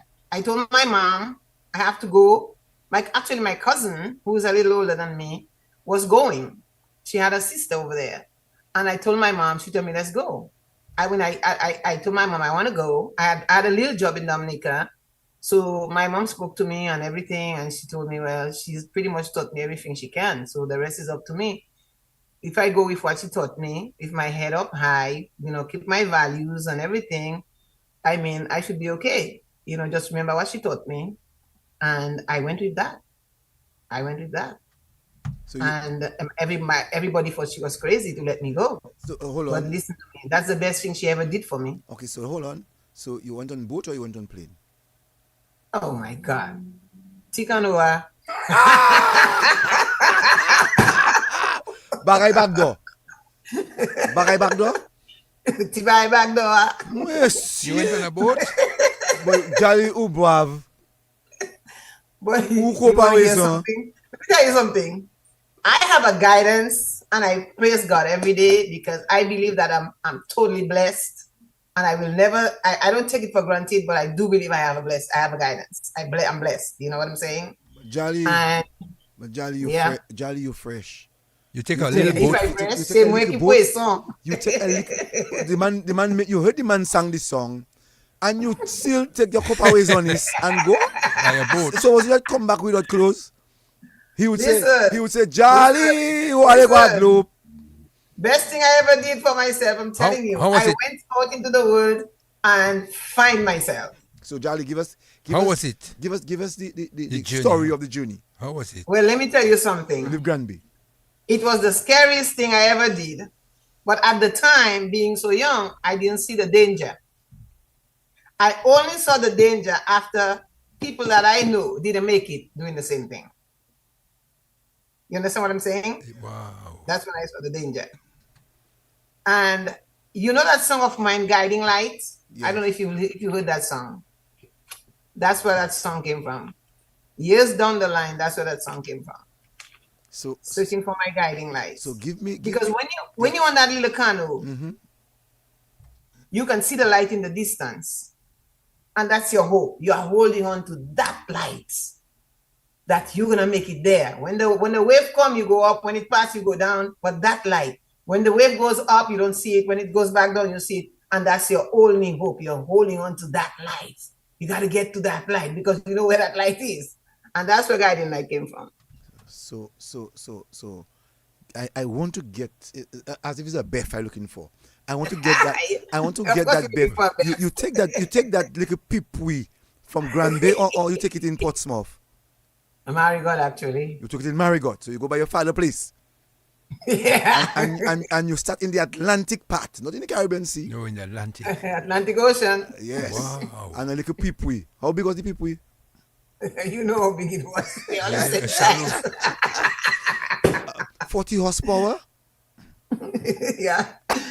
Listen. But It was, breathe. listen. You I breathe. can sit there and laugh. I can sit there and laugh about it, you know, and give praises that I'm sitting here. But let me tell you something. It was rough. That it was rough, but that journey was my stepping stone to sitting where I am tonight.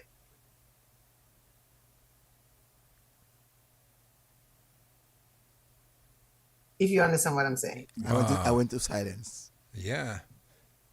So you went up, you saw the light, and you came down. It was very, very, very, very challenging. So let me ask now, when you left Marigot, you remember what Was port, it in the you remember night what or in the port day? you left Marigot? Middle of the night. But Jolly, you're ambitious. You left in the middle of the night? Middle of the night. Jolly, you are very ambitious. Wow. I didn't know. I was a kid. I didn't see the Kid, danger. 15 years I just kid. know. 15 years kid. I just know we're going, and that's where we're going. So what the captain? My cousin and I. Hold on. That's So where your we're going. cousin spoke to you. She told you that you're going to Guadeloupe. We're going Guadeloupe. Yes. All right. You agree you're going to Guadeloupe. You had a passport. Yes, we're going to You Guadeloupe. had passport. Yes, we made a passport, of course. You made your passport. But I didn't tell my mom the means of which we were going. But you trick your mother then. We're taking a boat. Taking a boat. So the captain now, young fella. And what I don't know. I think he was a seasoned fisherman. okay, so what did he say to you all when you were about to leave? No, he gave us some plastic to put over us to cover us from the water that's waves. going to be splashing us and everything. But Jolly, Wow, very interesting. but not very interesting, but Jolly is very brave. 15 years. No, Well, I wasn't brave at that time. I was stupid. I just want to say, Jolly, I know you like cricket, that the West Indies is batting in the fourth T20. Afanas has 13 runs out of 12 balls, and Jacko has some 3 runs. Yes, so the score is 17 without loss. Afanas is Good. batting, so Afanas Yeah. from They're going to Granby. win. Yeah, They're boy. going to win, huh? Yeah, they have to win tonight. They have to win. You have to Of win course. No, Jolly. Wow, Jolly, that's so, something. So you put that plastic on you. over you. and you go in. At what stage of the journey did you say, "Boy, I should go back"? when you you can't go back. You can't go You back. can't go back, and you start seeing the sky in the ocean because all the stars and everything is in the water. Boy. Charlie, what you say? You see? What you say now? The sky and water and darkness. When the wave come, the boat going up and down. Listen, I can sit there and laugh about it right now. You know, I mean, I have life experience.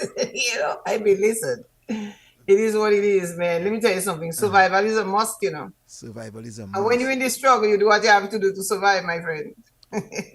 Charlie boy, Oh, that's something else. man. Charlie, I don't know, boy. You are just unbelievable. What time did you all Our arrive? friend just got a 6 runs. Your friend just got a 6 runs, eh? Afanaz. Afanaz. So he's now on 19. Let's hope he. 14 more. Let's hope he doesn't stay on 40. Let's not talk about that. No, So Charlie. it took some hours to get there, but we arrived. We arrived in the night. It was still dark when we arrived. There, and then we made our way. So hold on. You had somebody waiting for you on the other side. You all had somebody waiting for you on the other side already? Oh no, we had an address where her sister was. Uh-huh. But the people that bring you, they know the roads because they do it all the time. Boy, So they tell you what to do, and so on, and then you follow their Advice. directions. Charlie brilliant, boy. Boy, that's something else. 15 years with plastic over you. Boy. So your first night in Guadeloupe, when you arrived, when the light, you saw a big light. That's Guadeloupe. You made the sign of the cross, I'm sure. Of course, you're happy now Because the ride dry was, land. the ride was rough. Do you remember this? You wrote a song about that. Do you still remember? Guiding light. What is that? Give us a few lines. I see you way out in the distance. You look so close and yet so far. You are so near, yet you twinkle like a distant star. I'm trying to reach you, but I just can't touch. I'm sinking. And the second verse is, I'm riding the waves. The ocean is rough. I'm holding on for dear life, searching for my guiding light. No, you said that they were friends of yours that passed on that same journey. Yeah. Um, Not the one I was on, but similar. I know. They didn't make it. And how you feel sometimes when you think of them? I know I was blessed, and I know I'm here for a reason. So tell us. Now you have arrived in Guadeloupe. Guadeloupe. What is your life now in Guadeloupe? What you decided when you first left? Well- you were not so sure what you're going to do, but what? Our first thing was to find her sister. So but what we didn't realize is that Guadeloupe is not like Dominica. You see, if I come to Saint Joe, I'll say, "Do you know Mr. Cecil?" And they say, "Oh yeah, Mr. Cecil live up the hill or something." You understand? We didn't realize that was not the way it was. So we took the bus to Basse-Terre, which is where we were supposed to go, and then take a bus to where she is. But I don't know if we had the address wrong, what it was, but we were asking people, how do we get there? They couldn't tell us because she was in the countryside. So we decided we're taking a bus to go back to Pointe-à-Pitre, where a lot of Dominicans are. We'll find Dominicans there and make our way. Well, we took the wrong bus, going the wrong way. What? Wow.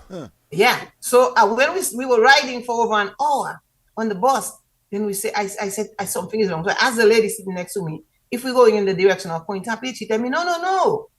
Pointe-à-Pitre is the other way. We have to go back to Basse-Terre and take a bus going the other way to get to Pointe-à-Pitre. I said, oh my God, no, I'm freaking out. It's starting to get late. Then we're driving.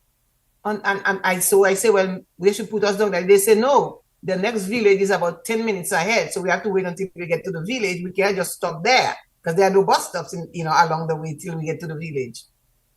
So my head is on the window like this, and I'm like disappointed, I'm sad, I'm scared, and I'm looking for the window. Guess who I saw standing on a stoop of a house?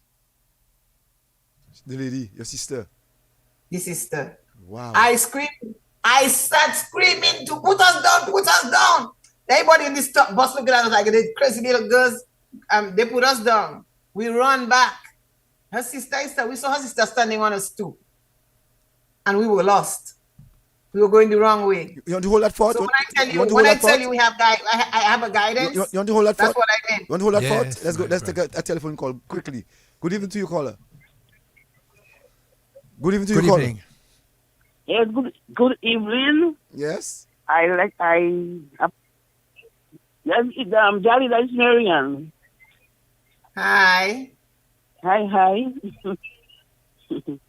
What's up? It's a nice program. I'm good, yeah. They're picking my Okay, brain and knowing all my okay. little secrets. Yeah. It's a nice hearing your voice. It's a nice hearing your voice. That's good, thank you. Yeah, okay. Thank you Thank very you, much. yeah. Yeah. No, Johnny. No, you saw that young lady, and you all again on the wrong route. Talk to us. Well, we went and then we stayed a couple of days, and then I look at the environment. It was like in the bush. I was like, I ain't staying here. I ain't staying Country. here. So a couple of days I helped the boss and went to Point a Pit because they told us there's a lot of Dominicans in Point a Pit. We'll be fine there. Went back to Point a Pit, and that's where my life started. And you met Dominicans there. Oh yeah, you met a lot of Dominicans there, And get, and one of the things that Dominicans do, well, they open their house to you, they open their Wow, homes to that's you, you wonderful. know. so tell me the hustle. But I was, Tell us I'm the sorry, hustle. Tell us the hustle in Guadeloupe now.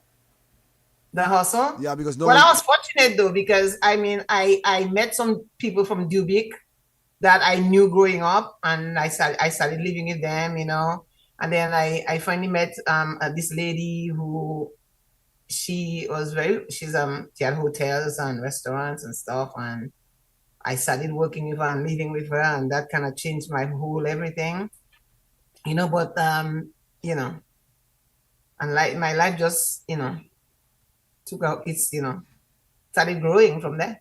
Nice story. Nice story. So you met Dominicans there. You start to intermingle with the community. Your background, your cultural background. Were you able to bring it alongside with you in Guadeloupe while you're there? Well, yes, and I actually joined a dance group in Guadeloupe called Lakou in Guadeloupe in the Ballet Caribana. The ones who they're doing Woka, Begin, and those things. I started dancing in Guadeloupe, you know, and also I knew I could sing, you know, because I used to do some singing with SLD in Granby, and though I didn't have a really great singing voice because I was always hoarse. I had that hoarseness happening to me all the time. But what I didn't realize it was because of my allergic reaction to the cats and dogs that I had. But once I went to Guadeloupe and there was no cats and dogs around me anymore, my voice cleared up, you know. So when dancing with Caribana, they had an orchestra, a big band, and so while the girls would go backstage to change, then the band would play, you know, by themselves and everything. So one day I asked the director, why don't I sing when the girls go backstage? Why don't I sing? I said, can you sing? I said, yes. And at that time, Jocelyn Bewa had just come out with Mauvais Jour, you know, when these autres point fâché. And that was like the most popular song in Guadeloupe at the time. And I said to him, I know that song, I can sing it. They tell me, are you sure? I said, yes. So they had me practice in the band house, and they realized I can blow that song out. Now, so whenever the girls would go backstage to change, I would sing. So sing for us now. And Sing it for us. Hold Huh? on. Don't go further. Sing it for us. Let Sing us what? hear the same song. The Jocelyn Bewa song. You know that song. No, Everybody knows that I want to song. hear you sing it. No, I know it. I know it, but I want to hear you sing it. Give us a little bit. Sorti di caban we, mwen mache yon lampinez. Ay, ki tombe pi foto nom la mwen pa ni nouvel. Depi 2 semaines. Ale fe kafe, pa wete si kanko isi ya. Sache bale quand même, il tombe et brûle moins assez. Yo kama de sa ki rive. I think you know the rest. Wonderful. So you keep singing that song during intermission. Well, not just that one, but I mean, I would sing that song every time the girls go, give them some time to change. And once they come back on stage, I would go change, and they work the dances around me so I could join in at a certain point when I'm done singing and I change. So it worked out. And there you knew that you already or you're preparing yourself for the world? Well, actually, that was my first real band experience. But then I came back to Dominica for a little while, and then I was in Granby for Isidore. And I went back to with SLD, and I was performing with SLD on by the streets of Granby doing the Isidore. And guess who was in the crowd watching? Anthony Gossi. Back of And then, yeah, he said to me after that, he said to me, if you ever come to Guadeloupe, come back to Guadeloupe, you know, he gave me he said, I have a band up there, you know, and you'd be good in that band. So when I went back to Guadeloupe one night, I'm in my window, it's about 7 o'clock, a little dark, and I saw someone coming down the walkway. But the lady I lived with always said me there's a Dominican lady living across the way. But I really didn't know who she was. She turned out to be Anthony's sister. So when I saw her, I said, this guy looked like Anthony. I called, he didn't answer, so I chased him down. And I called him, I said, Anthony. He turned around, he didn't recognize me. And I was like, you saw me in Granby singing, you tell me if I ever come to Guadeloupe, check you guys out. And he said, oh, yeah, the lady with the nice voice. And then he gave me the address where the band is. I went back home and I wrote a song. Weekend, I went to the band house, and that's it. What was the The song? rest of it, as they say, is history. What is the song? What tells the song? I never recorded that song. Well, tell us about, even if you never recorded, we can tell us what the song is, you know. I never recorded it, but I don't want anybody stealing it. I want to record it one day. But you know something? That song, when we opened for Jimmy Cliff, at Hall Esport, New Examples, I sang that song.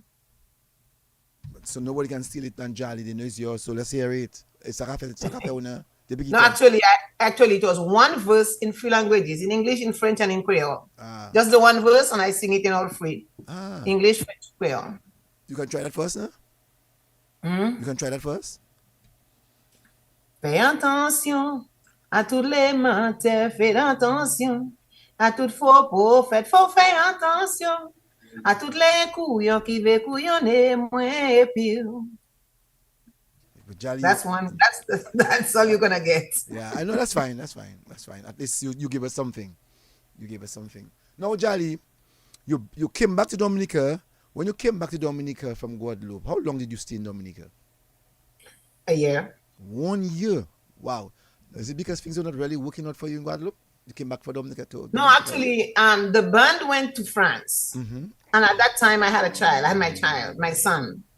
Guadeloupe, and born in Guadeloupe? I decided to come home because... Born in Guadeloupe?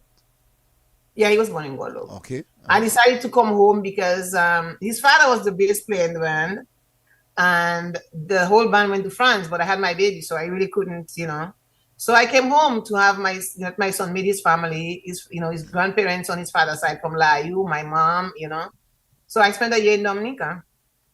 Oh, that was nice. And then you went back to Guadeloupe with him? No, I did not. I entered the Calypso Arena. That's where I want to get you now. You enter into the Calypso Arena. And what caused you to get into the Calypso Arena? Is it because of what you did in Guadeloupe? No, well, that too, but I was playing with the band. I mean, at that time, I think Chubby had left Groovers, but the rest of the members were there. Henry, Co, and so, and then they had Hempel in that band, and then they asked me to join, and then I did. And the guys in the band encouraged me, especially Marcel Fontaine, Jamala, encouraged me to join the arena, so I did. So, okay. So you wrote your first Calypso. Yes, I did. Strange, Jolly. You did not finish primary school, did you? I finished primary school. I didn't go to high school in Dominica. You didn't go to high school. But you're a good writer. You write in Creole. Life teaches so many lessons, and if you are willing to learn, you learn. You put yourself in position that you learn. You know what I'm saying? And you did that. So you wrote your first Calypso. Tell us, what is it? Yes. What's the mood? Well, first of all, before you start to compete, what was the mood that you were in to write that Calypso that you wrote? Well, I was when the guys asked me to join the arena, and I said I have to write 2 songs, and I don't know. I was feeling a little pressure, But then I decided, once I decided I was in, I knew I ain't going over there to lose. I have to win. And then everybody was telling me, well, those other girls are experiencing calypso and this and that. So I started. I remember there's a guy named Apollo. He used to live on the hill Foncole up there. We used to rehearse there. The band was there. And I sat on his patio and wrote Sweet Tempo. And then when I was done, I said, Mala, come and work it with me. And Jamala took his guitar and then he started, working the song with me. And I say, when you get to that part, I want to stop. And we worked it. And then we had to, I think B Plus was the band that had to accompany the Calypsonians. So we started working with B Plus. And then the second song, when I wrote it, I kind of look at what was happening in Dominica, the environment, so, and I wrote it, according to what I see. That's like way back in 1985, they're about 87. 87, right? So 87. 87. What tempo? How it went? How Well, Sweet Tempo, everybody knows. 1987 is the year of reckoning. Cause the woman calypso competition is only now starting. I said year after year, we only heard about Calypso King. Well, this year, we're gonna tell you about Calypso Queen. That was no, hold on. You have to finish that. That got me excited. Please finish. I know you know the whole song. You have to finish that one first. Finish that. Finish. No, Charlie, don't do that to us. Don't do that to us. Okay, and let me tell you what. I'm gonna keep you jumping all the time, just keep you jumping. I wanna keep you dancing all the while and keep you dancing. So I need a sweet tempo, something to send you loco anytime you hear Juve dancing until Ash Wednesday. This year, I jamming in South, I jamming in town. This year, because if jamming with King, we jamming with Queen. I say this year. Calypso will have a queen, so remember and don't forget, women deserve to have their own thing. Yeah. Boy, You have enough? that was powerful. And give us the second one. Give us the second one. What second what? Second verse? Second song? What was it? Second song. What second you want? Second verse? Second song. The second song was Life is Your Rights. Yeah. Mm-hmm. My homeland is a paradise. Rivers, valleys, yes, all that is nice. But why are prices so very high? And from the poor man, we continue to hear this cry. Why? At the customs, they have no mercy. Whenever one come from overseas, Lord, people crying, ay. Oh, yo. Dominicans, life is your rights. Stand up and fight with your dear birthright. Let us work as one to build this land, and let your judgment always display good manners, means, and ways, and stop crying, ay. Oh, yo. Very interesting. But Jolly, why do you want to give people a piece of thing now, well, no. She keep them. You can't give us a piece of thing. Continue, Jolly. Yeah, until I tell you stop. Very interesting. Listen, I haven't heard that song since I sang it in 87. You think I remember every single word of it? You remember it, You have this. Don't try you that. have the song in your archives. I know that, but I want you to sing it a cappella. Oh, yo. Very Don't interesting. tell me I need to Charlie. cry for you, Jolly. Why, yeah. How many of you all participated in it? But yeah, I want to let I you think sing the song. Well, hold on, Jolly. Okay. Hold on. Go ahead. I want Jolly to sing the song. Don't try. Don't make Jolly escape on us. Jolly, let's continue. I like that song because you know why? I always believe Calypso is history, and you're giving us a strong history. You're telling us about the wire lines. And Let me see if I can remember. Yeah, tell me. They say this year is a year of small business, and that topic has endless interest. But when you put a stall on Roseau sidewalk, at every sunset you must break it up now. But I won't give up the fight. I'll do what I can to survive, and I won't be crying. Ay. Oh, yo. Because life is your rights. Stand up and fight with your dear birthright. Let us work as one to build this land, and let your judgment always display good manners, means, and ways, and stop crying. Ay, ay, ay. Oh, yo, yo, yo. Very I good. don't remember But you see, and the rest of the Jolly, verses. Jolly, you know, thinking of this song, that is 1980, that's 87. 38 years ago. Is Uh-huh. that 38 years? Yeah, 38 Yeah, years ago. yeah. Jolly. That's and the good. same thing that you spoke about 38 years ago, Still occurring. 38 years later is still occurring. History. Yeah. Talking about the vendors. Good song. Having to put to close their stalls and come back next day. Life is not fair. Fair, yeah. I think the third verse was the banana industry has prospect for we, and feeder road will help. We almost agree. But is there another way to help the Dominica farmers who don't have land and willing to grow? The farmers of the farmers of this country are DA's right hand. So help them grow so DA can grow too. You know, I think that's what the third verse was. Boy. And that gave Jolly Queen. First Queen in 1987. First Calypso Queen of Dominica. We're not talking about Monarch. First Calypso Queen. Queen. Yeah. And the two songs were written by, right, Jolly? Yep. Right. When you became Calypso Queen of Dominica, you said you sang among 7 ladies. Do you remember the 7 ladies? You remember who they were? There was V, there was Mystic Rose, there was Janice, there was Cauliflower, there was Challenger, there was I don't remember the 2 other ladies.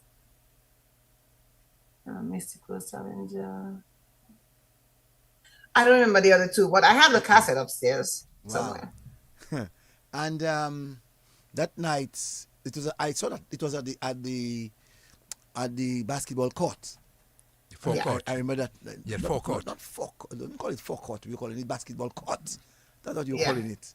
The stage. You was remember my facing- presentation? The stage was facing the south. Yeah. You know. How was your You presentation? remember my presentation? I'm trying to remember. You know, Jolly, I was at the park that night. I'm trying to remember.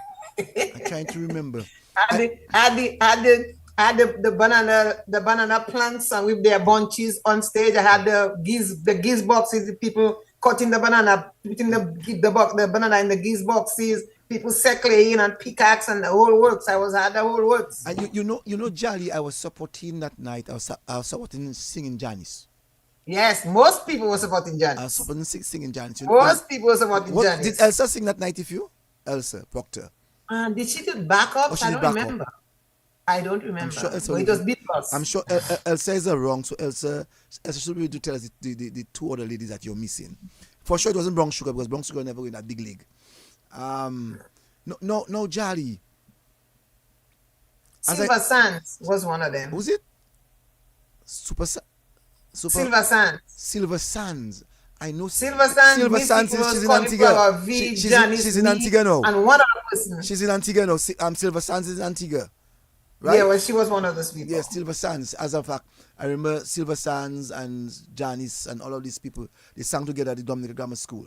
They were Calypsonians at the Dominican Grammar School. Just around that period, I think they had just left school or something like that. Of that.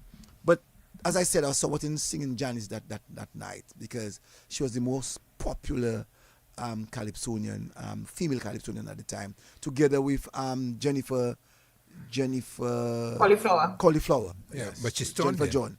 But she stunned them. But that that lady had a voice. I mean, Jolly had a voice, and it was and she still has it. an amazing voice. I remember somebody telling me when I started singing, the whole arena was filled. My voice filled the whole arena. Hold on, and the He other tell person, me I was the only person that filled the arena with my voice. I'm trying to. I know. That name is coming in my mind. She was a Laron, I think. She was a Laron. Oh my God, I think she was a Laron. How could I forget her name? She had a strong voice herself. Someone should help me with that. I don't remember. It's been a while. But that was good. I was there when you sang. I think it was Lady something, She was called Lady something, The DB? No, man, Lady B and the people wasn't in that thing, man. Challenger had a big voice too. Very, very good. But it was a strong night. It was a strong competition. Yes, It it was a was. strong It was. night. It you know. There was a big crowd as well. It was a huge Yes. crowd. Yeah, a huge crowd. First time the women were Women actually were having- because you see the thing about it, the women were already participating with the men, With the men. and the women felt that they were not Being treated justly. marginalized. They feel that they Yeah. were not treated justly. So they needed their own So they thing. need to- who was the person who organized that, Jali? Who was the person who organized that? I think it's Calypso Association. Calypso Pateron and these guys. Oh, okay. You know. Uh, NC, Man himself. I mean, and they were the writers for the other girls too. I think I was the only one that didn't have anybody write for me. Look, we have a Okay. caller. Maybe the person will will tell help us. us. Yeah. Good evening, caller. The person's name was Edna Laron. Edna Laron was the person, yeah. Yeah. Lady Edna. Yeah. Lady Edna, Edna. Edna. Lady Edna was the person, yeah. I know, Lady Edna, that's correct. Thank you. I remember it's a Lady lady. Lady Edna, her name was Edna Laron. And I remember her surname, but I Right. couldn't remember. Lady Edna. Edna, okay. Thank you very much, caller. People listening. Yes, thank you very much, Lady Edna. And Lady Edna too. I think she came up after you, right? No, Johnny's second Johnny's- and Cauliflower third. Okay, all right, yeah. But to beat cauliflower, you had to be good. Cauliflower was good, boy. Cauliflower was good, but Janice wasn't easy. Janice used to master the stage. Well, Janice she was was a a good user dancer. of the stage. She was a good user of the stage, Left-hander, and I mean, let me tell you, she wasn't easy to go with. Wow. She wasn't easy to go with. Elsa Proctor said, "Whoa, Jolly, you brought back great memories. I did back up." So she did back I up. thought so. And someone else was saying to me, she did. Erica Shillingford said that it was Lady Edna. And yes, Ambrose Blas said that it was organized by the Dominica Calypso Association. Yeah, Ambrose was one of the. He was in black. What's that? What is it? Black Roots? What Black is it? Affairs? No. Black Affairs? The band that back us up Black Roots? from Bells Combo? No. The other one. The band Black that Affairs? Ambrose was part of that band. Black Affairs? No.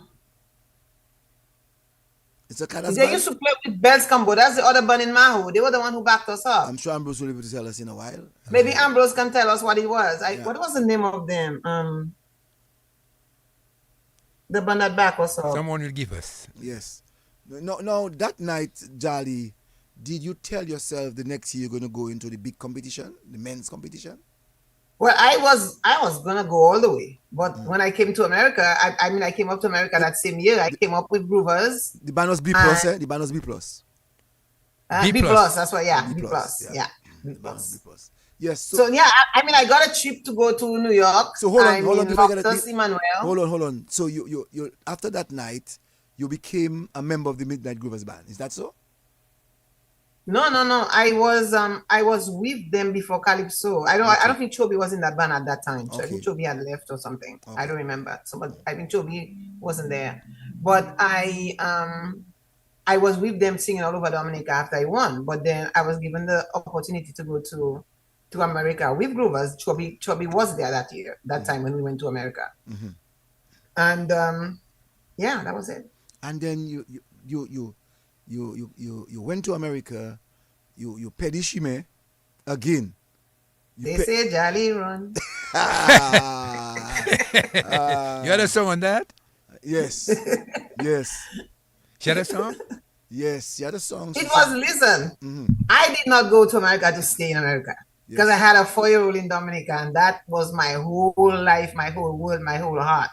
Leaving my boy was not part of the plan at all. So before when I get to you America- go into that, so after you sang Calypso, there was no more Guadeloupe for you. Oh no, because the band I was playing with, remember, they all go went to to France, France, right. and Guadeloupe I had nobody there. My son father went to France with the band. I was alone in Guadeloupe, and it just wasn't. I came home. And at that time, any Dominica bands were in Guadeloupe by any chance? I mean, the Exile bands Wallace that mattered in Gramax. Guadeloupe, the Dominica bands, they used to come off and on, back and forth. But I was not. I mean, while I was in Guadeloupe, Ophelia came. I remember Ophelia coming to a band house. We went to the show at Holiday Sport that she had there. I mean, the bands used to come back and forth to Guadeloupe. But I was just a member of New Examples with Anthony Gossi. Mm-hmm. Okay. All right. So you're now on your way, Dominica, United States of America. Jolly run. Jolly peddy shime. Feshimekoshi. Jolly Fair Shimekoshi, a Gawi and United States of America. Give us that story though. No, I didn't come up here to stay, honestly.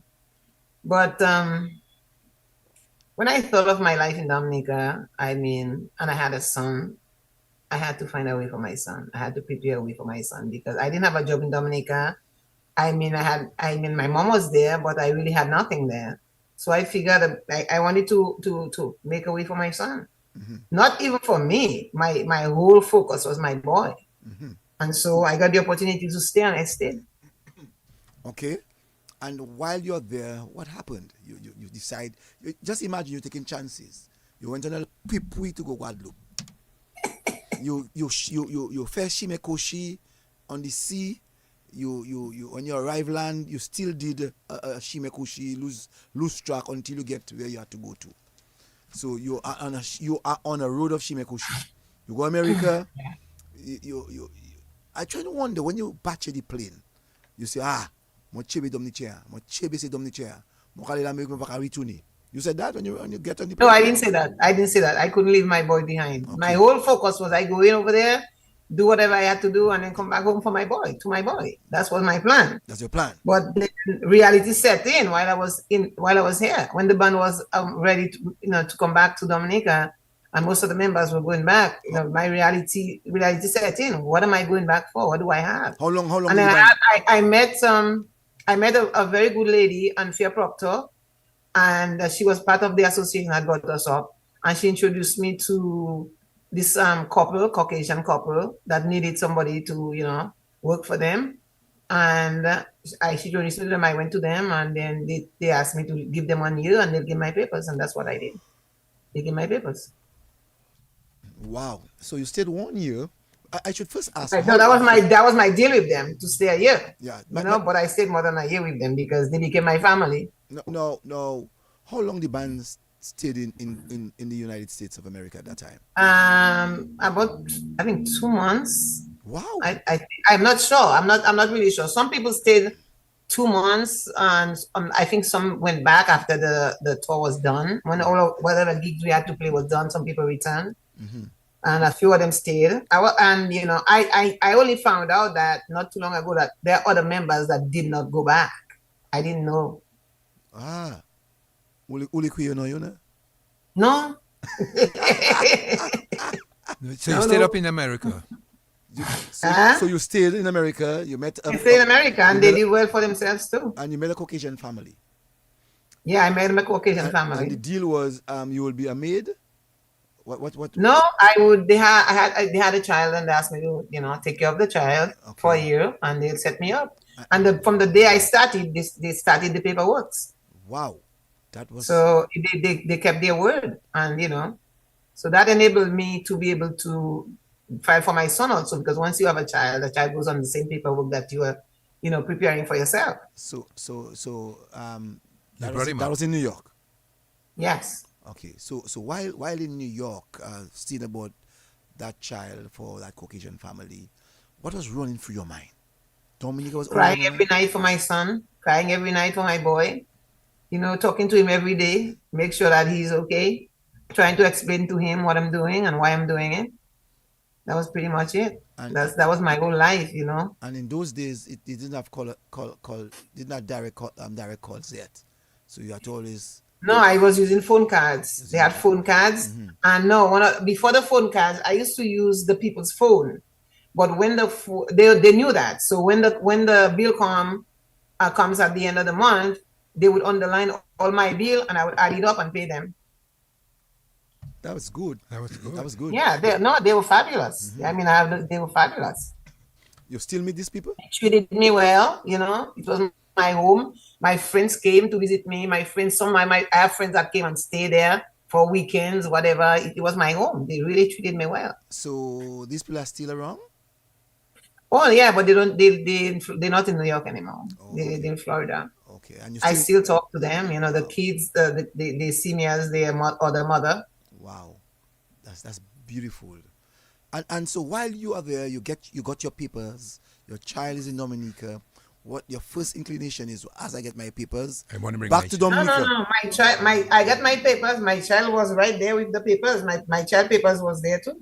But my child, when he finished high school here, I mean, he used to come up though. He used to come up. His father was in France, so he used to go to France, spend half the summer, and then the other half he used to come over to New York.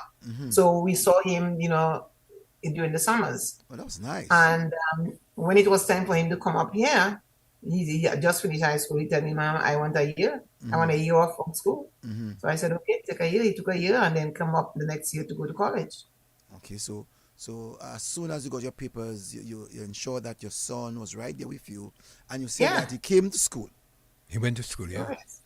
And what's did he go to high school or did he go to college direct? He went to high school in Dominica. Okay, he did all his 5 years in Dominica and then College. college He in came here United for college. Yeah. Okay. And what happened after that? By the time he came here for college, he had his papers. What happened after that? He's in college. Well, he studied, he get his bachelor's, he get his associate. Now he holds a EMBA, Executive Masters in International Business. So and he's a licensed trades broker. He writes his own ticket now. Wow. And Jali, I can imagine how proud you are as a mother. I am, and my son is I'm so proud of this young man. He never give me any trouble in my life. He walks the straight and narrow. He does what he has to do, and he just I couldn't ask for a better kid. I knock on wood every day. So I am fortunate. So let me tell you, I know that you were not always with your son, but the culture of Granby, the attitude of the Granby people is that my children should know of my roots. My roots. Well, unfortunate. Well, it's not unfortunate, but my son grew up in Lakou with his other grandparents, and my mother was in Lakou Park, and so he was closer to my mother with his other grandparents in Lakou. So he spent all his years when I was away in Lakou, and part of it with my mom, visiting on the weekends in Lakou Park. So his home really in Dominica is Lakou. So and he never really got that Granby pure roots in him. No, he didn't get that. I mean, he went to Granby. My mom went back to Granby. He would visit my mom, but he never really get the whole Granby experience. No. Okay. And what about while he may not have gotten a Granby experience, I'm sure the Creole would have been in him. Did you teach him? Oh, he speak Creole. I mean, he's from Lakou. Lakou, St. Joe. He speak Creole. Okay. I can imagine when the two of you all meet together, the kind of Creole you all speak. I mean, I wouldn't consider my son a Granburian by any means, but he he's Creole. He knows his roots. No, let me ask you, what did the Granby roots taught you while you are in the United States? What do you do in the United States and you say, boy, merci, must go and be usal? Self-confidence. That's a given. Go and be nisa, we? Go and be nisa. Everybody in Granby. It's like, listen, the toughness, it's like, it gives you, growing up in Granby, you have to be tough. You know what I'm saying? You have to know yourself. You have to, it's this, I don't know how to explain it to you, but, being from Granby, it's like, when I walk into a room, I walk with my head so high that it doesn't matter who is in here. I ain't putting my head down for anybody. It's like there's that confidence builder. Being from Granby, there's like a confidence builder. I don't know what it is, but it's just. It's a pathway. What do you think you brought to? What do you think you brought into the United States that you took from Granby? My kindness, my niceness, and no, there's something. Honesty. It's. I am an honest person, and I contribute that to my upbringing. I'm a very cultural person. That I also contribute to my upbringing, and I can be fair. Very. But don't mess with me. Don't mess with me. Uso from Gwabi. I wouldn't hesitate to swing my fist. You like your brother from tiger to lion. To lion. But I'm a lioness. Remember, I'm the hunter. Pas jouer avec Jolly.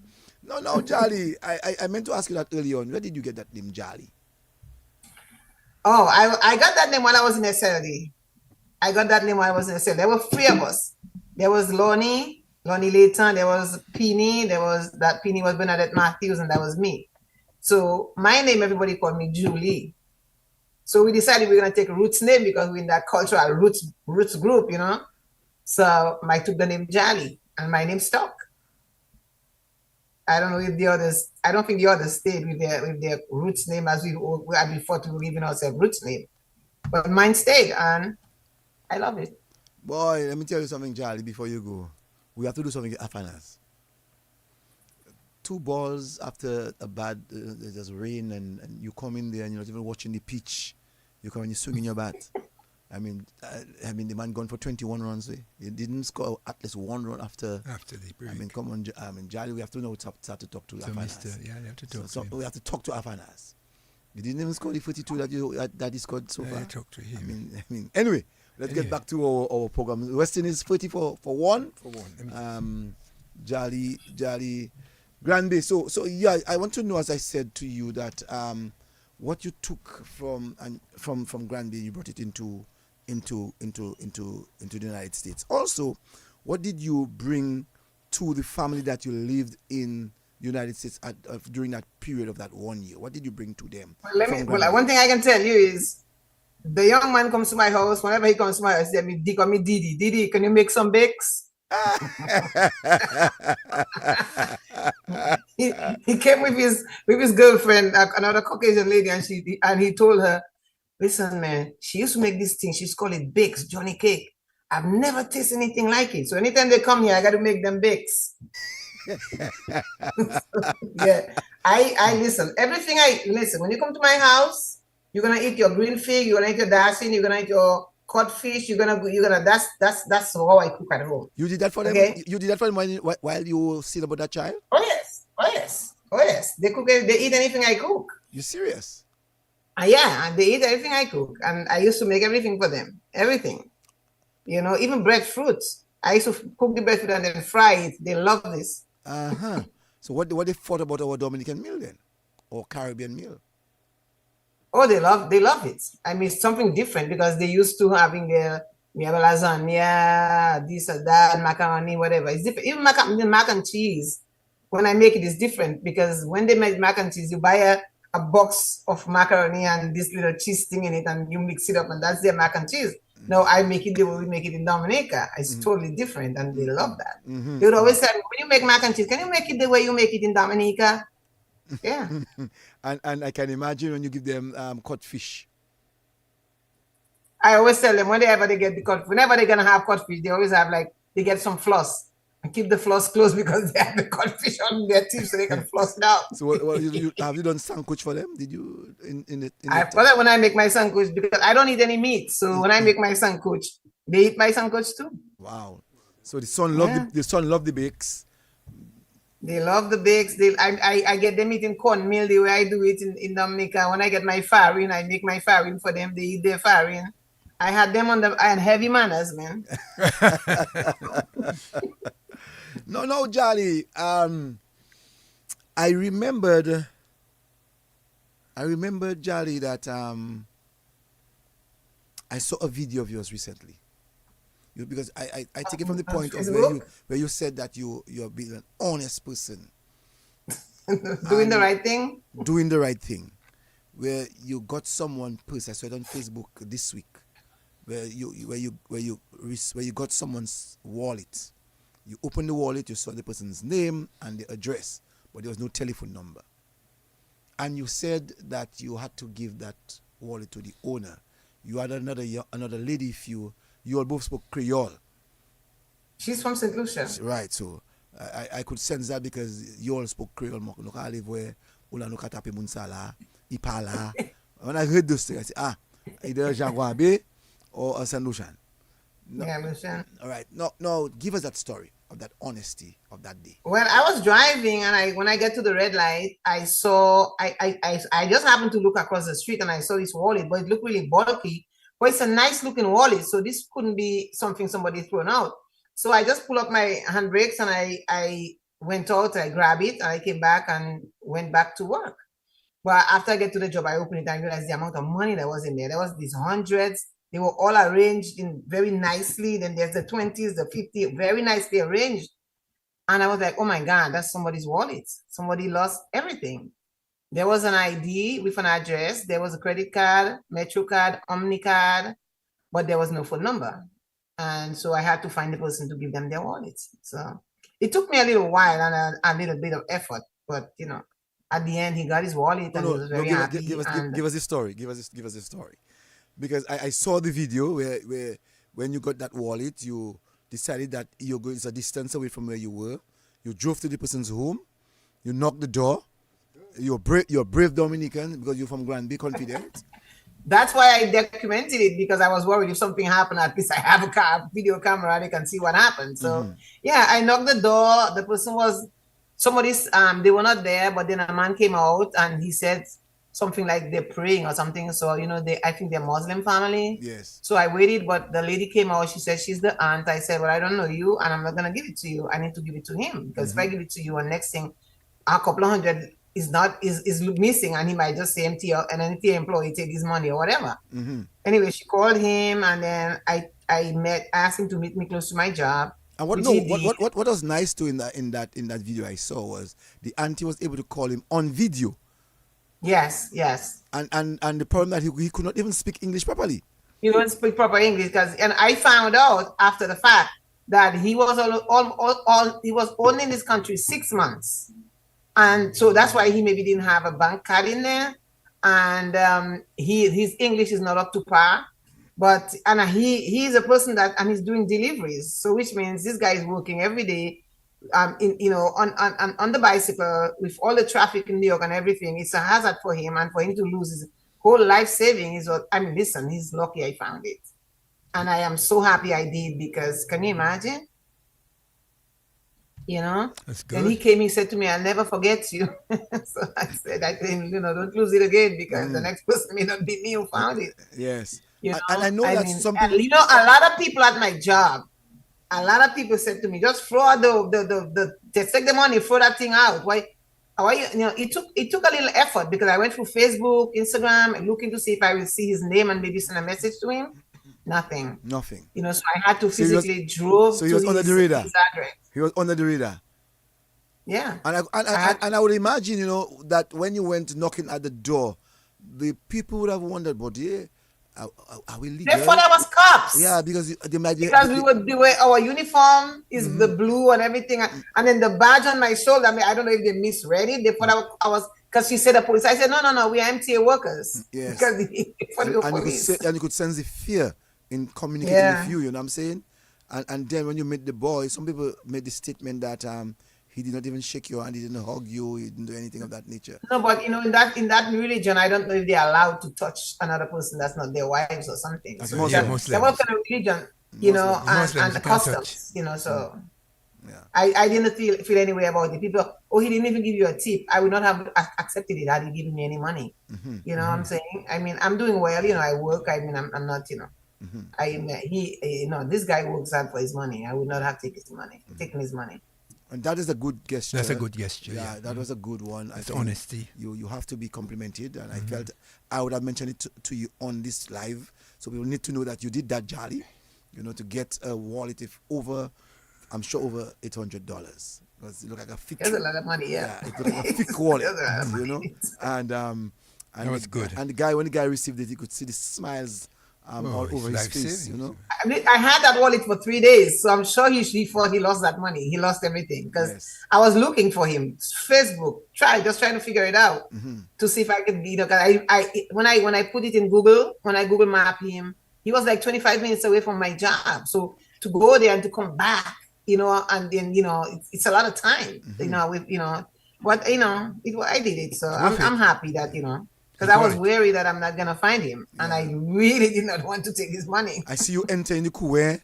You say hello, pure Dominican hello. Pure Dominican hello. Not American hello, you know. You know, in America don't say hello. Is anyone here? Well, take me out of Dominica, but you can't take the Dominica out of Out me. of you. The Yeah. man say hello, hello, anybody there? Hello. I'm like, but the jolly in America, but you can't talk like that. Well, Cranberry and stuff, so man. You know, it was really an amazing thing, man. Very you know? good, very really, good. really amazing. Very, very But Jolly, you now work in the United States. Tell us what you're actually doing, what your job is like. Well, I'm an operator for MTA, New York City Transit, buses and trains, so I operate on the buses, and, that's what I do, Morning, noon, and night. Listen, I go to work at 4 o'clock in the afternoon, and I come back at 2:30 in the morning, 3 o'clock in the morning. So, yeah, That's my job. How often do you visit Dominica, though? I was in the DA 2 years ago, but I'm coming back next year, God's fair. Okay. You miss the World Creole I hopefully for Carnival and Creole, both of them. You missed this year's Creole Festival, man. That was a bumper. It was nice. I saw that. You saw it? Yeah. But I couldn't. I wanted to come though, but I couldn't because I just came. I was working on a music video, and I had to go to Florida for that. I just came back. So. What's that music video? What are you doing? I was supposed to post it tonight. The music, I posted it yesterday. So the music should be out tomorrow. The video, I will upload it maybe tonight after this show or maybe tomorrow. How many songs you have on it? No, I'm doing the single one at a time. I mean, I have a whole album coming, but I'm just going to drop them one at a time. No, Jolly, I know that you are used sometimes in the United States to maybe express your vocal cords to the public. Are you satisfied with the way that when Dominicans are having their activities in the United States that you are involved? I'm hardly ever. They don't involve me in their business. Hardly ever. But you say that straight up like a grand woman, eh? Listen. No face, eh? Listen, I'm telling you, they used to have a Calypso show up here every single year. And I was the only Dominica Calypso queen up here. I'm going to say it. I ain't going to feel no way saying that. And I was never once invited to participate. And whereas the Haitians would call me to take part in their things, the St. Lucians would call me to take part in their things, but Dominicans hardly ever. So it's all good. You never performed in any of the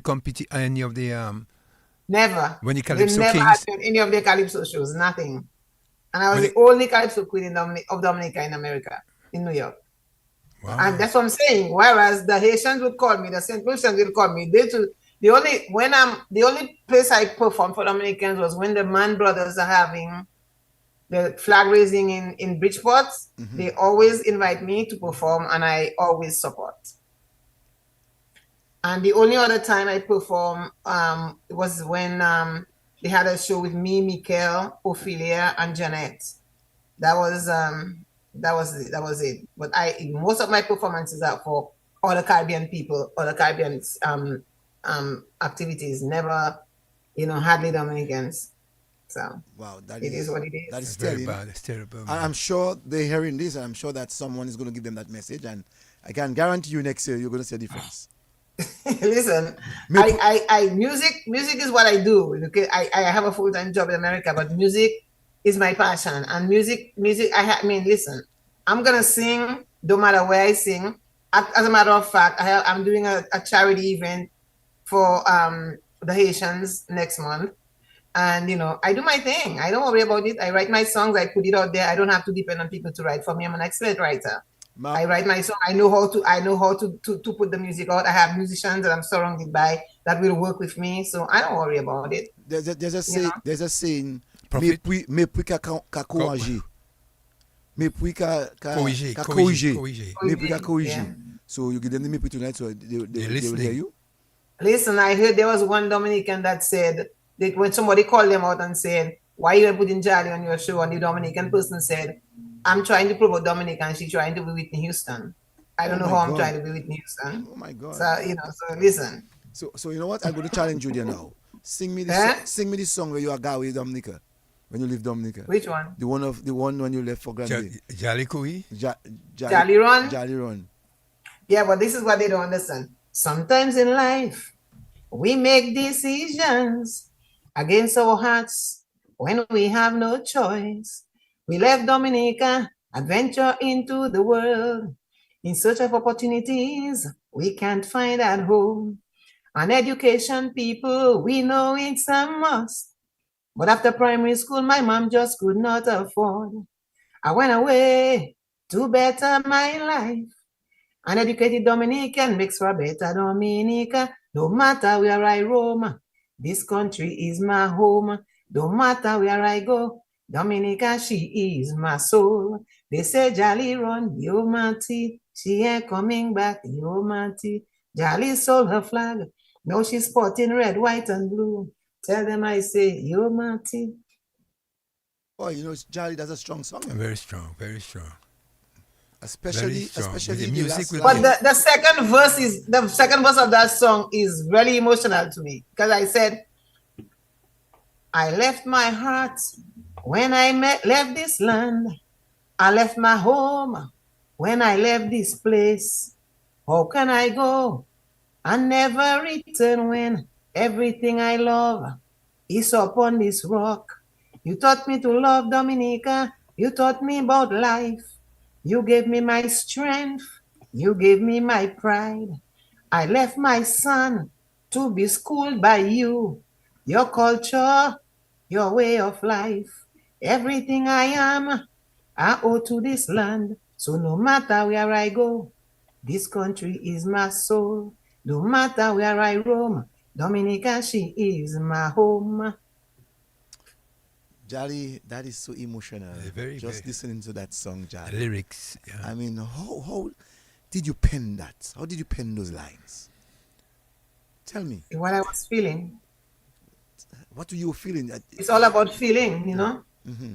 This is what I was feeling. To feel When that. I write, I write from With deep it's within. like music come to me, melodies come to me. It's like I'm one of those people. I get these melodies in my head, and as soon as I get whatever I'm looking at, I'm gonna compose. And then once I have the harmony, the melody and the chorus, I sing it on my phone and I leave it there. 5 minutes later, I don't remember anything about it.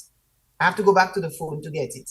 So it comes to me. So when they come, you know, I just go with it.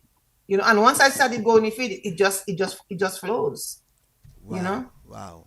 I love that song. You know, Dominica is my, My home. home. I must come back. That is a powerful. These are powerful lines. Very powerful. So if somebody thinks that you're the Whitney Houston, well, yes, you're the Whitney Houston of Dominica. No. Ba moun la we posta ba mwen souple. Ale jwen moun la akor, eve di moun la, Cecil Joseph di, ou se Whitney Houston Dominique. Si fache No, ki sa well, kwashi. the thing about it is, you know, listen, I just what about that Dominica song that I wrote, you know,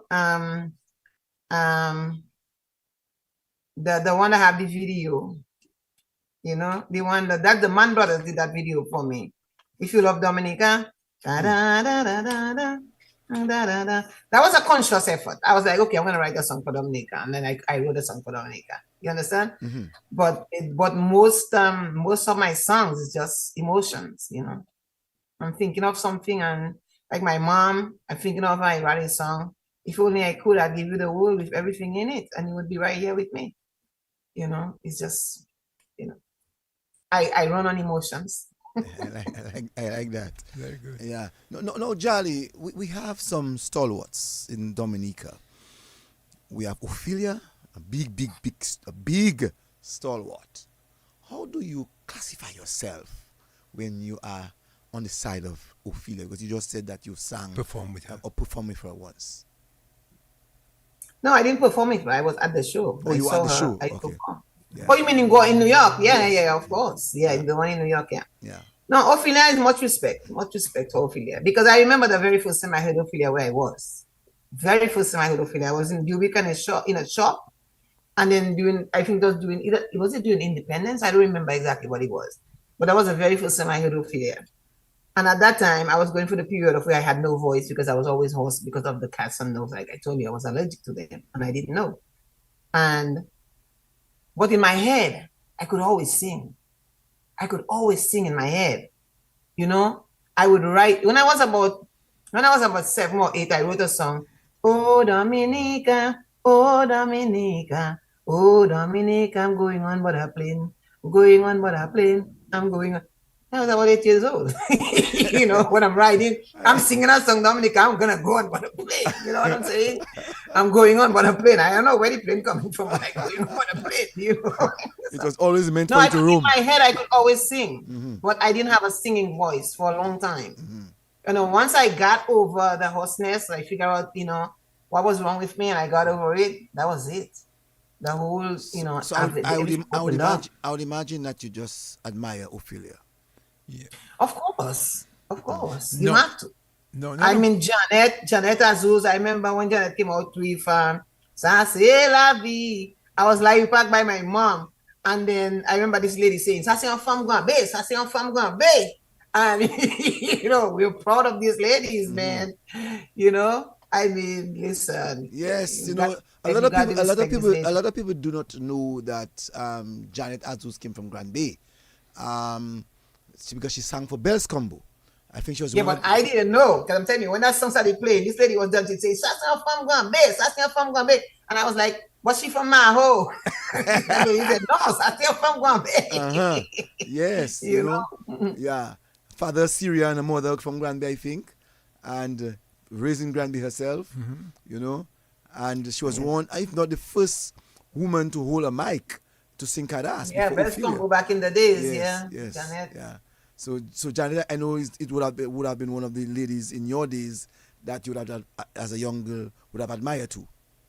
Oh yes, oh yes. I remember seeing Janet performed once. Where was that?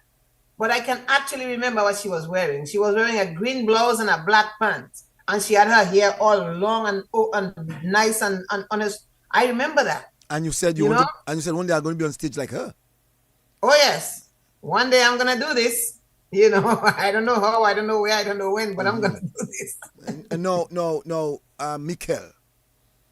We have Mikel, another Granby sister, daughter of the Granby soil, in her rights, very powerful, in her own rights. You So, said, yeah. that if he smiles and it's like you're proud. Yeah. It's a Granby sister. Yeah, Granby have Yeah, of produced quite course. a number of great artists. Yeah. I would like to see a concert with the four of you all. I had that idea some years back. It just didn't pan out. Who I had an idea. Somebody should put it together. I had the idea. We were starting to talk about it. It didn't pan out, but early yeah, why not? early female singers. We have Carlene. We have Carlene XP now. Yes, We have what's her name? We have all these ladies, Calypso ladies, Yeah. and Joy. We have the lady of the Queen of the Valley. We have Tasha P. I mean, Dominica. There's so much. Yeah. So much music, so many great female singers, that you put a show with these women together, you're gonna get a massive show. You're gonna get a great show. Somebody have to have the foresight to see it and do it. Yeah, I agree with you. I'm available. You said that very early. Yeah. Can you imagine you Yeah. having the Dominican ladies in a big concert? I think Yeah. we should Yeah, try. man. Someone should try to do Why that. not? So let me ask you, Jolly. So you have different genres of music. You have your calypso. You still write calypsos. Do you still sing? Oh my God, did he just say that? Do you sing calypsos? Oh, I mean calypso. No, I mean if I have to sing calypso, I sing calypso. That's not a problem.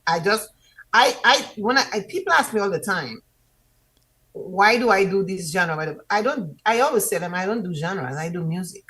If I feel it, I do it. If I can do it, why not? I can do cadence, I can do calypso, I can do reggae, I can do bouillon, and I do them well. So why would I limit myself to one thing if I can do everything? I do music. I don't do genres. What you make of Gordon Henderson?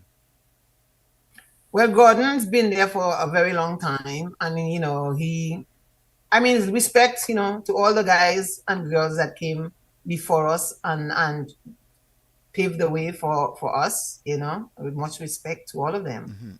Ophelia, Gordon, Janet. What about? I mean, he has gone. He has left us. What do you make of Jeff Joe? Oh, Jeff was my brother. Jeff and I, because my son father played with Jeff for many years, and Jeff was cool. We were cool. Jeff come to my house in New York, on Thanksgiving with Jumbo, who is my son's father, and Luke Leandre and all these guys. Jeff was my brother. It's a big miss for Dominica because Jeff was a superstar in his own rights. Yeah, not in his own rights. Jeff was a superstar. Yeah. I can talk about it. I've seen great that superstar Yeah. perform. And Jeff made it to Super Bowl. that The Super no, Bowl. that Super Bowl. I mean, listen, who can say that?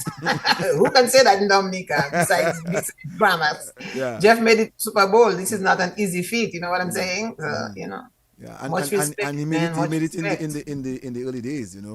That speaks volume. 76, I think it was. Yeah, 76. 76. Yeah, so that Yeah. tells you Jeff has been there on the top Much soil. respect, man. Jeff was one of the best performers coming out of Dominica, if not the best. I know you You spoke. know? I know you spoke highly of Jamala. Jamala from Grande. He's no longer around with us. What do you make of Jamala in your days in the culture? in the music? Mala was special. Mala was special.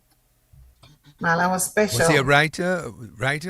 Or He sing- put the Creole dictionary together, remember? Oh yeah, Jamala. yes, Yes. yeah. Committee the Creole and Jamala. He put before he passed, he sent me both of the dictionaries. I have them there. He sent them over to me when he knew he wasn't gonna make it. He sent it over to me, and I guess maybe he wants me to do something about it. I don't know what. It's in time. I hopefully. But Mala was one of the very special people. From Grand Bay. He was interested in journalism. He was part of a radio personality. Mala was just special. And I can tell you honestly, I miss him. He was my very good friend. What is the last words you remember of Jamala? The last words. Or The last thing? Yeah, last conversation that you would have had. Well, when I spoke to him about a couple of days before he left, before he passed, and what he told me was, there's nothing wrong with his mind. His mind is absolutely perfect, but he cannot even hold a straw to drink because he has absolutely no muscle functions, nothing. It's like his muscles are whisked away, and he's not gonna be there. He tell me there's nothing anyone can do for him. And from the time he told me it was ALS, the Lou Gehrig's disease, I know I was losing my friend because I knew there was no cure for that. And I can imagine at that moment tears run down your face. I still cry for him. I mean, not physically, but I think of him often, and he was one of my best friends. Can imagine, Can imagine. What you make? I don't know if you have ever had conversation with Savage. Savage is another superstar. Yeah, I grew up with Savage. I grew up with Savage in Dubic. I mean, I left for a while. He left for a while, and then I left for a while. So, when he went away and I went away, so we hadn't seen each other for many, many years. But when I came back to Dominica, when I was the last time, we met up, and if we met up, I think I met him by the hospital in Goodwill. So yeah, when I meet these guys, we are family. We're from Grand Bay. We grew up together. We know each other, and it's one love. And what about the man himself, Chubby? I know Chubby is my brother. Chubby and I can't pass each other straight. That's not happening, I talk to Stoll when if I want to talk to Chubby, I just call him. It's not Chubby and I we like this. Have Yeah, you that's have my you ever brother. thought of making a song with Chubby, both all singing together? Have you ever thought? Well, of- I backed up this album that he has with Passe, Nunca Passe. That's me doing the harmonies, When they came up that year, I took him to the studio where I used to work, and then they put the songs together, and I did the harmonies for them. I back up the album. Wow, that's good. What about his brother? You think Chubby is overshadowing his brother? What you think about the brother? No. Toby has his role, and Ko has his role. Ko is the man with the touch, the mighty touch. The keys and the guitar. And Toby is the man behind the mic. And Toby also plays his bass and drums, something, whatever.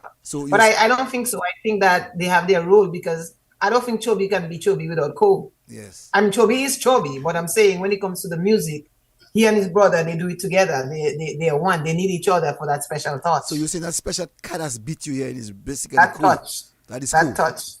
He needs his brother and his brother, they need each other for that touch.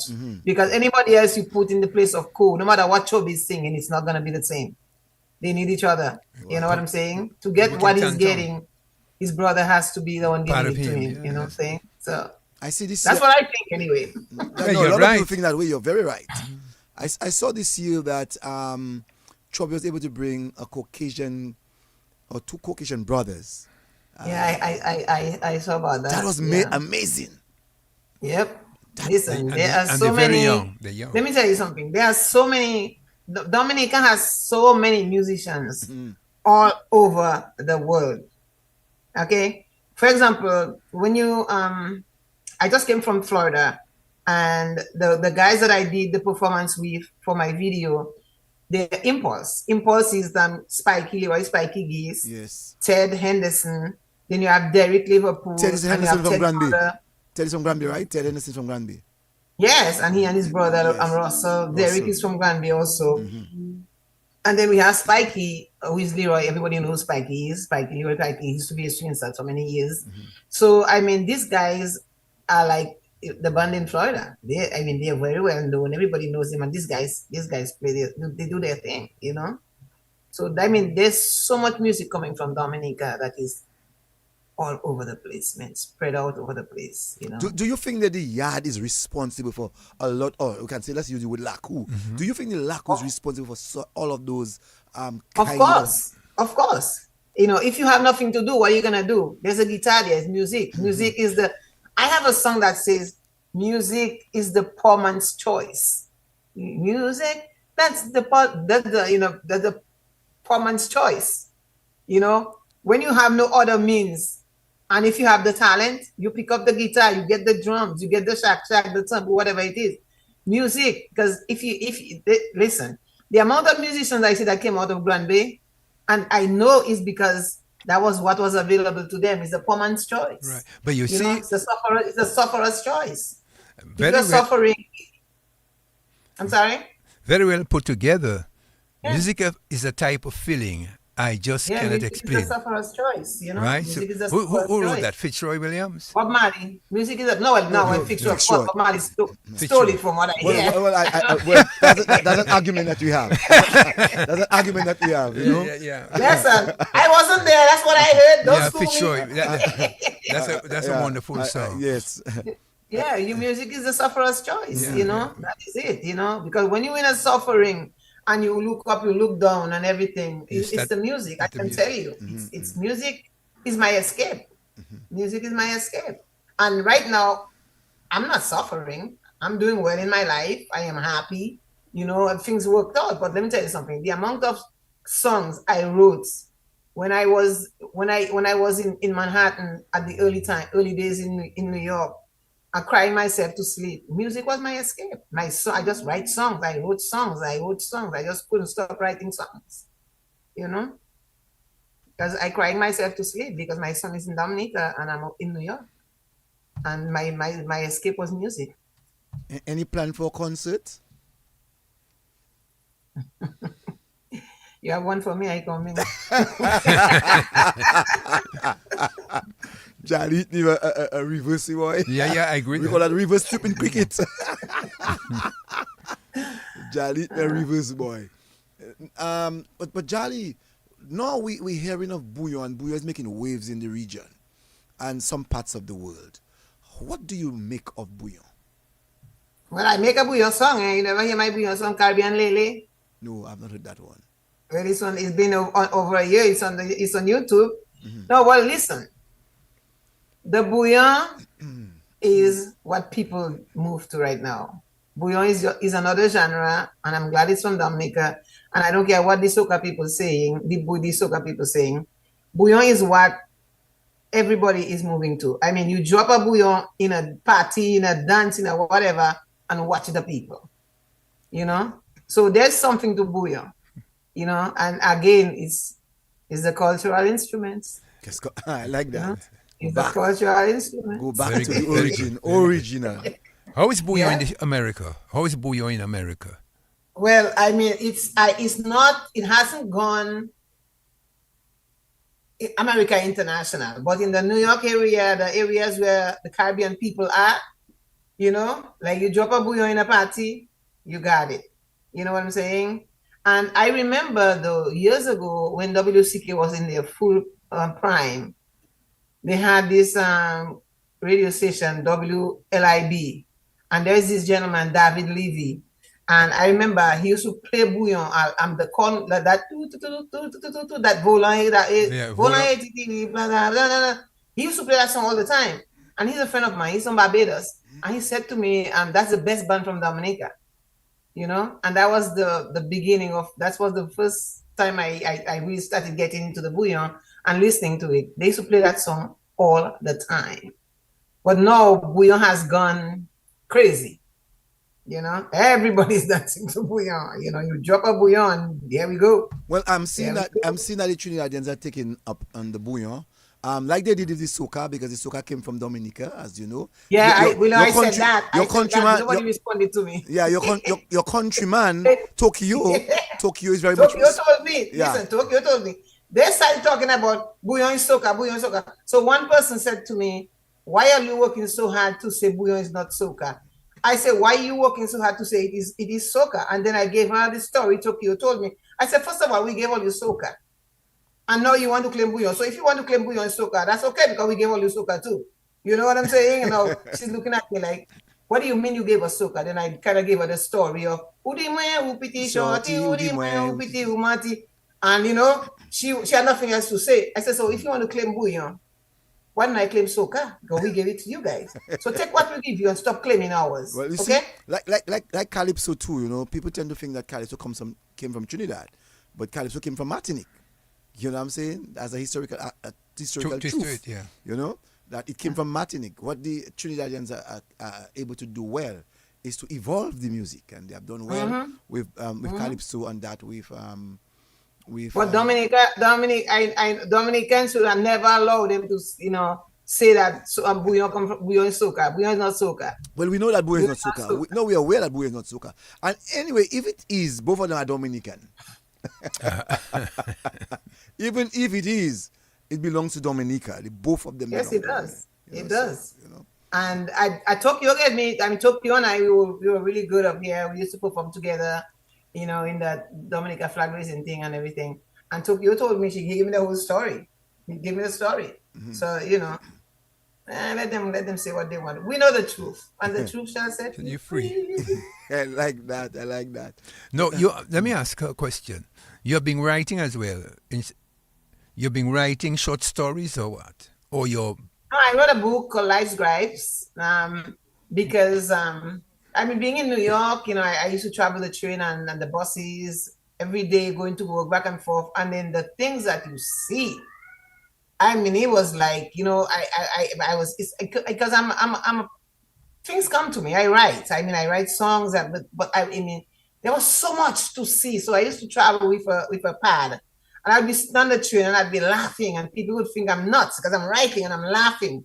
But what I was doing is observing people, paying attention to the things they do, and then I did a compilation. I just compiled it into a book, and of about 200 pages or something, and I call it Life's Gripes. So the gist of it is like, like you see things that really, really annoys you, people do, but you really can't do anything about it. So what I did was I write about it, and then I give my own brand of solution as to, what I think should be done in that situation and whatever. And it's very funny. It's a very funny book.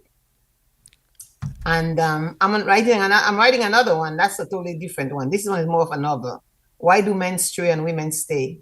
Wow, what a theme. Why do men stray and women stay? Stray, stay, boy, look. Why do men look poetry? Why do women stay and men stray? Why do men stray and women stay? What drove you to write that? Like, again, I'm a very nosy person. I pay attention. I'm curious. So let me ask you the question if you're curious. Why do men stray? Why do men stray? Mm-hmm. Cecil, why do you menstruate? I ask you a question, you're asking me the question. You are a man. Why do I know? Why do I menstruate? I can respond by saying don't know why I can menstruate. respond by saying that men don't stray. Well, you can say that too. You can say that. That's okay. But don't ask me that. So why I'm a do woman. so why okay, I'm gonna ask you the woman's question then. Why do women stay? Well, I'm unmarried. I don't know. Well, Jolly has a lot in her, man.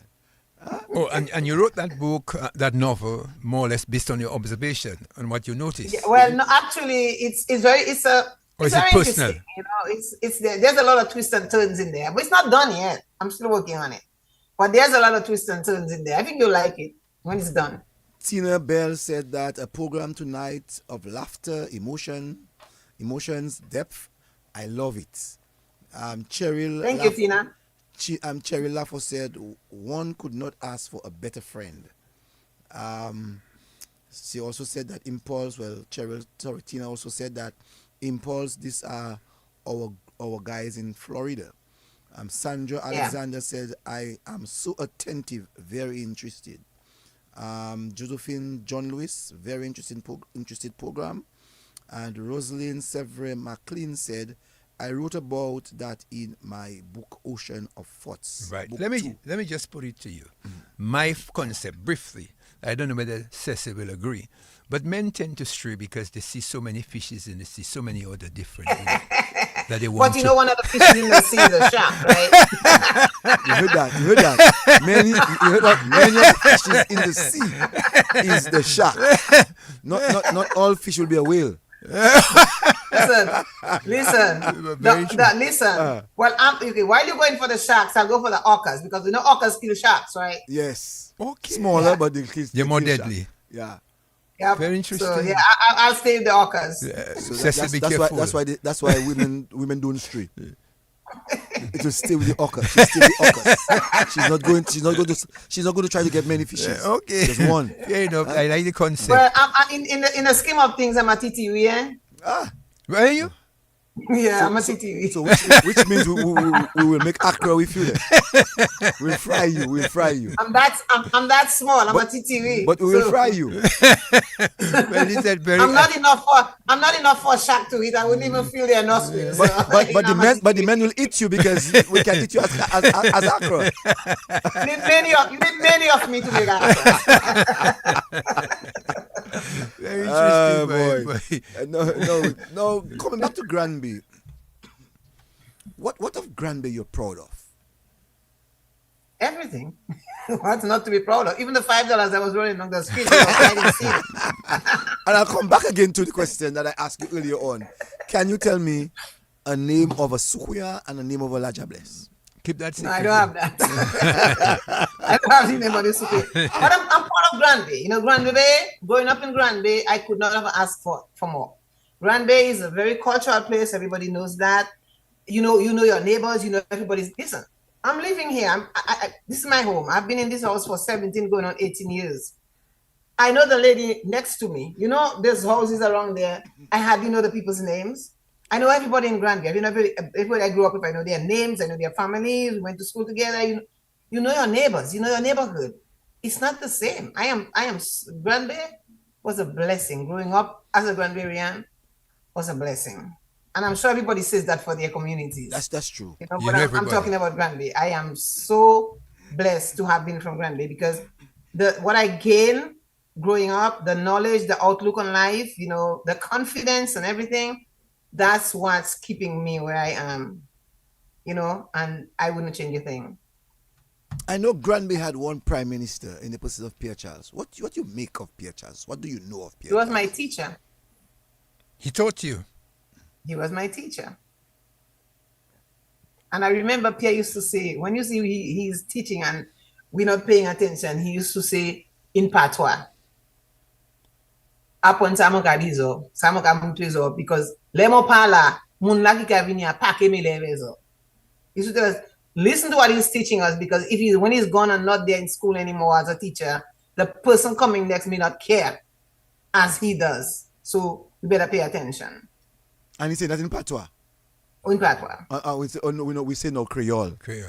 He told you in patois? Well, in Creole. In Creole. Yeah. And he was a great teacher.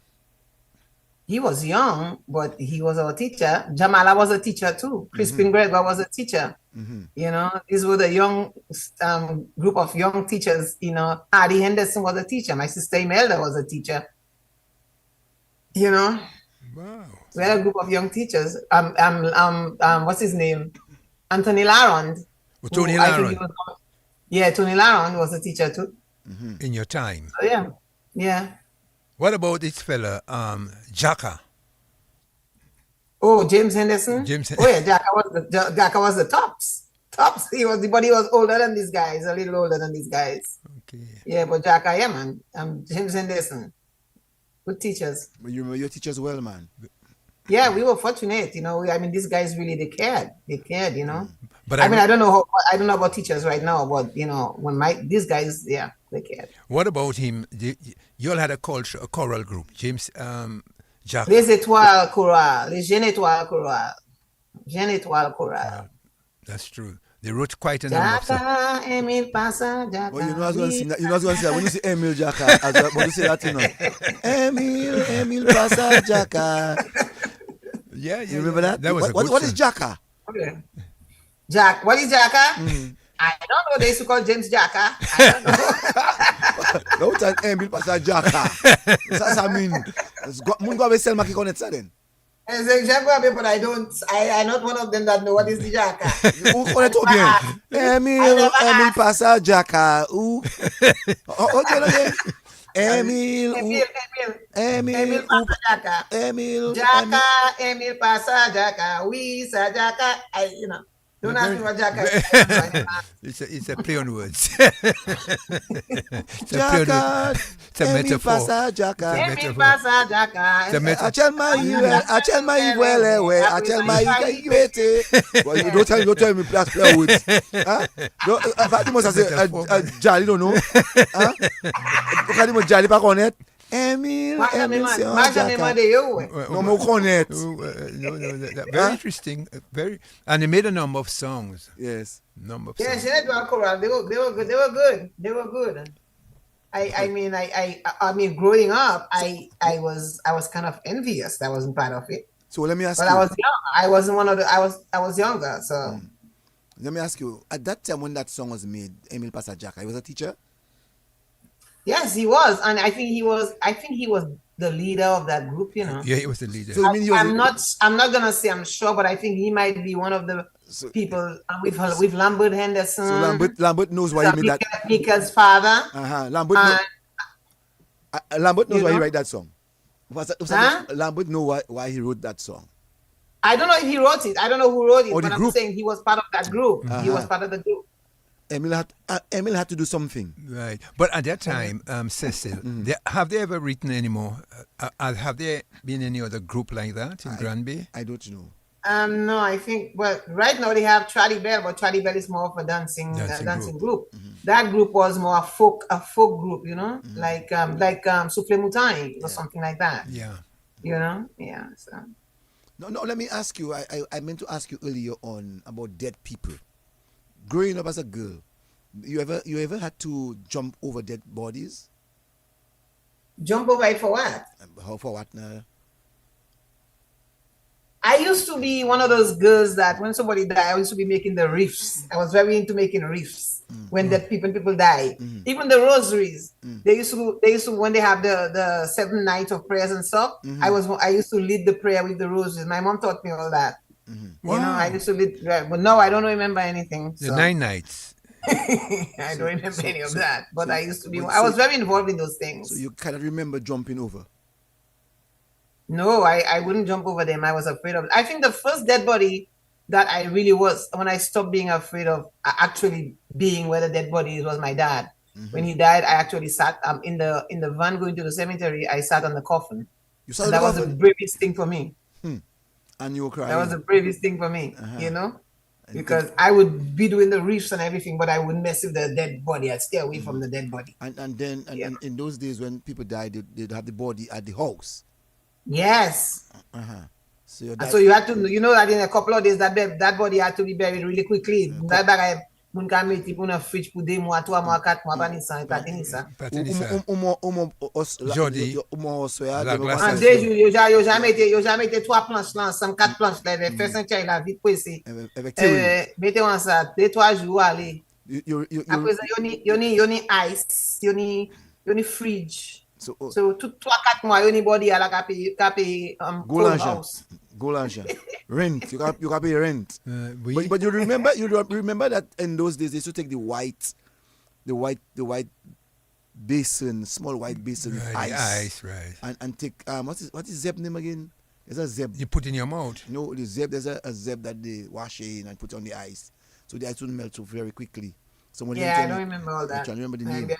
I remember all that. Yeah, very interesting. Very interesting.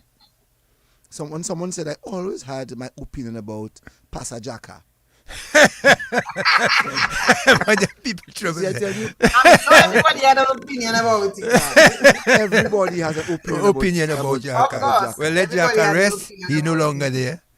Jaka died. I know You know. Jaka died. That was Emil that couldn't Jaka, you know. That was Wasn't Emil. Jaka, but Emil was a guy in the That was village. Emil Pasa Jaka. Whoever Emil was, I don't know. But that was Emil. Let me tell you. Those guys in the group, they were intelligent. They didn't want to say They did the sparrow. They didn't want to call his name. Yes. They did the sparrow. That's what I mean. Right. Sparrow double meaning. Yeah, double meaning. Bakali kwi non bugla pour tout le monde go avec bakali kwi. Kaki nom la. Jaka. So you do Emil Pasa Jaka. Right. Remember in Granby they masked the song. They would only call the person's name during the carnival. Carnival day. Right. So maybe they call the guy name on carnival. So the grass I was talking about was peer pool. Someone just told me very that. interesting. Peer pool. So they used to have the peer pool and put it on the ice. Ice, right. So the ice wouldn't melt and they put to preserve it, yes. They would put the basin on the your person's stomach. Mm-hmm. You know, and I think sometimes they would even put if memory serves me Cotton. right, they put cotton in the nose. In your nose, yeah. You remember that? Oh, yeah, I remember the cotton in the nose. You remember that, Jolly? I remember the cotton in the nose. And you remember the tiny toes? The 2 big toes? They did? I didn't used to look at all that. Yeah. You're afraid of dead people, man, Jolly. Well, I didn't used to interact too much with them, but I used to be making the reefs. The reefs, I like to make the reefs and everything, but the dead bodies, I stay away from them. So you said they didn't make you jump the dead body, so that means you're capon. Up to now, you capon. Because when you jump the dead body, you come brave one time, you see. Let me ask a question. Did you ever run in the band movie in Granby? Did you ever? Oh yes, with my stick in my hand too. And my brother used to make fouet. You know the fouet? What's You that? know the fouet, right? You know what the fouet is? The foot is for the stick, sensei band. For the sensei. The word, but the thing you make it pow. It's what they call it that, yeah. The thing on the road. Yes. Well, I used to have my fouet. Yes. Oh, Oh, foot they yes. call it. If Foot you they call Granby, it. if you in Granby, even if you don't run the Sunset, but you in the band movie, the beauty is to be in the band movie. How is it, Johnny? How's the band movie at your time? How was it? The band movie, there is, well, in my, there was a tradition in Granby. There was one guy. He used to pass everywhere he can pass and pick up bottles. And on Carnival Day, he had to break the bottles all down the street of Granby. He breaking the bottles. He's not hurting anybody. He's just breaking bottles. That was his tradition. He just breaking bottles. So when I sang my Calypso in 87, that's when I say, we don't want no bottle breaking on the road this year. We don't want nobody get hurt or suffer in pain. That was for him. We don't want no bottle breaking on the road this year. What? But he had to break his bottles, man. Police never arrest him. I didn't get that. He never get arrested by the police. Oh, please. Police didn't care. But I mean, next day, people sweep the street and everything and think, but every year that guy just bags of bottles, just breaking down all over the streets. That was just his thing. I'm sure he had to break the bottles. Some people in Grammy must be wondering, what is Mr. name again? I know what his name is. I'm just going to say it.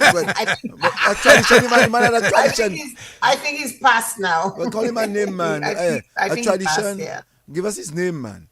No way. You don't probably know who it is. So, tout le monde sait pour Jacques Mabé. Yes, Granby know him. Tout le monde sait pour Jacques You don't probably know who it is. So from the top of the alley, he goes right down. He breaking bottles all over the streets. That was just his thing. I mean, he listen. Carnival in Granby was something else, man. Oh What my God. about Christmas in Granby? Huh? Christmas in Granby. Who? Christmas. Christmas. Well, Christmas, what can we say about Christmas? Once you get your little trumpet that going, you good. You know, Christmas was they had well in Dubic, when I was growing up in Dubic, Christmas they always have the bands with the tambour, the shimping, Mama depuis janvier, nous quatre, my Christmas song that I did with the tambour and everything, that's where it came from. It came from the cultural thing in Dubic. Depuis janvier, nous quatre travail, nous l'arrivée pour nous mériter nous. You have that song. I sent it to you guys last year. Finish. Maman depuis janvier, aïe aïe aïe, nous quatre travail. Les amis nous l'arrivée pour nous mériter nous. That's in Dubic. But everything is Bel Air. Everything is Bel Air. It's the thing, the gouache, the whole work, the boom boom, you know, and everybody in the band and the man going down the streets and it's just halfway. Christmas you know? time. Christmas time. Christmas time, yes. You have Christmas too. Yeah, I mean, we're doing Christmas songs when Christmas time. But that doesn't stop. You know? Helen doesn't say no name, no warrant. Remember that? Yeah, exactly. Take that from a Jacques Wambe, and Jacques Wambe would respond. No name, no warrant. No warrant. No, Jolly. What about during the Christmas time? Would you all have had shodo, Viande parfumée? Shodo. They had the pudding, that all night cochon kahele, wow, cochon dying. You have your roasted. If you take care of the pig all year, the tail is yours, and the whole works. You serious? I need to know about that little tradition. You're saying in Granby that if you take care of the pig all year, when the time came for the pig to be slaughtered, the tail is yours. It is yours. Yeah, that's how we do it at my house, my mom and everybody. That's how you do it. If you're the one taking care of the pig, the tail is yours. Wow. Why not the foot? No, the foot are more violent.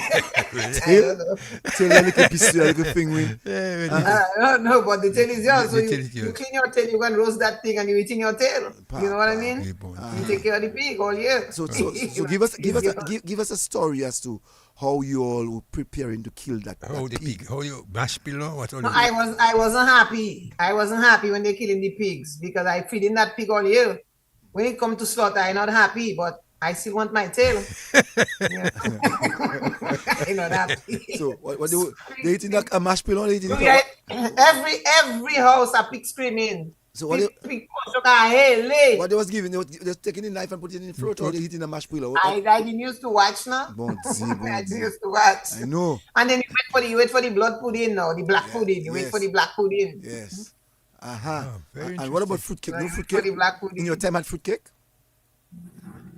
Well, they make their own style of fruit cake. You know, at that time, you don't really have much of, you don't have much, whatever style fruit cake. Well, my family, my grandmother had how you call that? An oven. A brick oven. Yeah. So they used to make their bread and their little cake thing in the oven. But, it's not like today where you have all these fruits, are readily available. Dry fruits and whatever. Like right now, I have my fruits and I'm soaking right there because every Christmas I make my black cake. That's what I give out for Christmas. Okay. Let me ask you, what about the bread? You had how you call that? That big bread, the soda. The soda. Oh yeah, my mom was good at that. The soda, yeah man. Making the soda, my mom was very good at that. That's one thing I didn't learn to do though. I don't know why. I didn't learn to do the soda. I make my own bread all the time. I mean, I do cakes like crazy, but I never learned to do the soda. I fall on that job, boy. Yeah, what they said about Emil. My do want to wait for news. I don't call any person that send a message. The person said, I heard that man Emil was living in Loubier. They say he could not S. They say he could not S. And his wife, I didn't know it wasn't me that said that. And his wife, and now his wife regretted that she married him. And they keep more, I stop before I read the rest. Right. So they just said that they said a few other things. Yes. But the person said, I heard that this man was living in Lubia and he couldn't S, and his wife was vexed that he married. I said, because his wife that go and say that Emil Pasajaka. So some Edwin in London in Houston said that, oh my God, I'm at work, but I'm enjoying this program tonight. Yeah, Emil. Thank you very much. Yeah. David, my brother, said greetings. And then Helen Henderson again said, nobody used to watch how they were killed. Okay. How they were No, killed. we didn't How they used were to killed. watch it. We just hear it screaming. You hear? Big die. Big die. I don't think they wanted the kids to watch, though. I don't think they wanted the kids to watch because they always kill in the middle of the night. Yes. For some reason, they always kill at night. Oh, they kill at night. Or early morning. Yeah. Or early morning. Well, early morning, night time is the same thing. Yeah, It's dark. Yeah, it's dark, yes. So you can't see it. Yeah, it's either You they can't take a see knife, what they were doing. They either take a knife and they put it down the throat, Or they take a mashed pillow. Yeah. You know what I'm Knock saying? out the pig. And knock out the pig. But these people are cruel because, you know. No, well, the way, the Can you tradition. imagine? Glad I wasn't a pig. Boy, pig get But blows. all night. But I don't hear them screaming now. The special now. Just, you know what? You think they give them injection to put them to sleep? That's even worse. Yeah. Around Christmas time, especially around my area in Goodwill, pigs would be screaming. But now, Christmas time, I hear nothing. But you used to have You know why they don't kill pigs anymore? Yeah, they they don't just kill go to them. the bushery But and buy their yeah. meat. but hear that. In your days, did you eat ham? Well, I mean, I used to eat everything in my days except shark. I used to find that the shark meat was too sticky. But you know, I stopped eating that a long time ago. No, I'm only asking that because now people are more eating ham. I think that comes from the pig. Yeah. So we buy politicians now ham. give us ham. So there's no need. And turkey. Ham and turkey. Ham and turkey. Ham and turkey going like before crazy.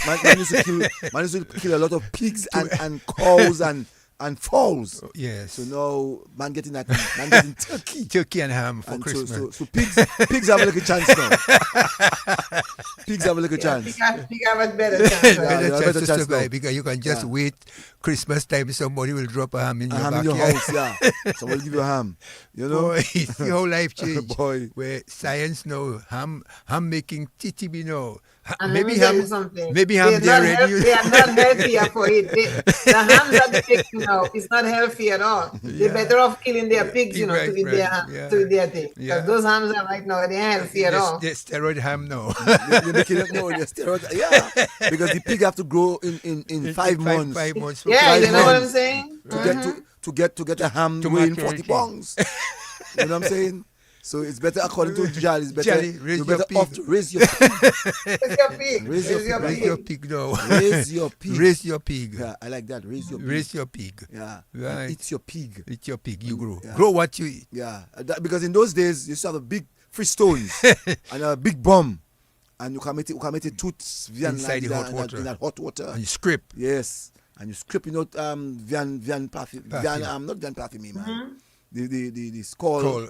To make your Yeah, to fasheen. make your fasheen. Yeah. Very In those interesting. days. Yeah, the No, fasheen was fasheen, called, oh was my it cow? God. Was And it then cow? the sauce. The Oh, yeah, sauce the in the sauce. food. Yeah. Boy. But Jal, you had a good life, we. You had a good life. You had a good life, boy. Even in your growing up, you had a very good life. Oh yes, life in Dominica was nice. We didn't have a lot of money, but we had something else. You know what I mean? No, as you said, you didn't have a lot of money. How often you used to come to Roseau? Me? Yeah. When my mom was working, she worked by the fortnight, it's every 2 weeks. Would you remember You the know, first but after a while, Rosa was my playground. So you would know, you when I get a little older, would you remember the first time you came to Roseau? man, I kind of vaguely remember with the truck would come at about 4 in the morning What in Grand Bay?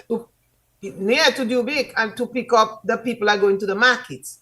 And then the first trip, if you go into the market, you have to be on the first trip, 4 o'clock in the morning. But then when he get there, he drop everybody and he has to go back for the people that are not going to the market.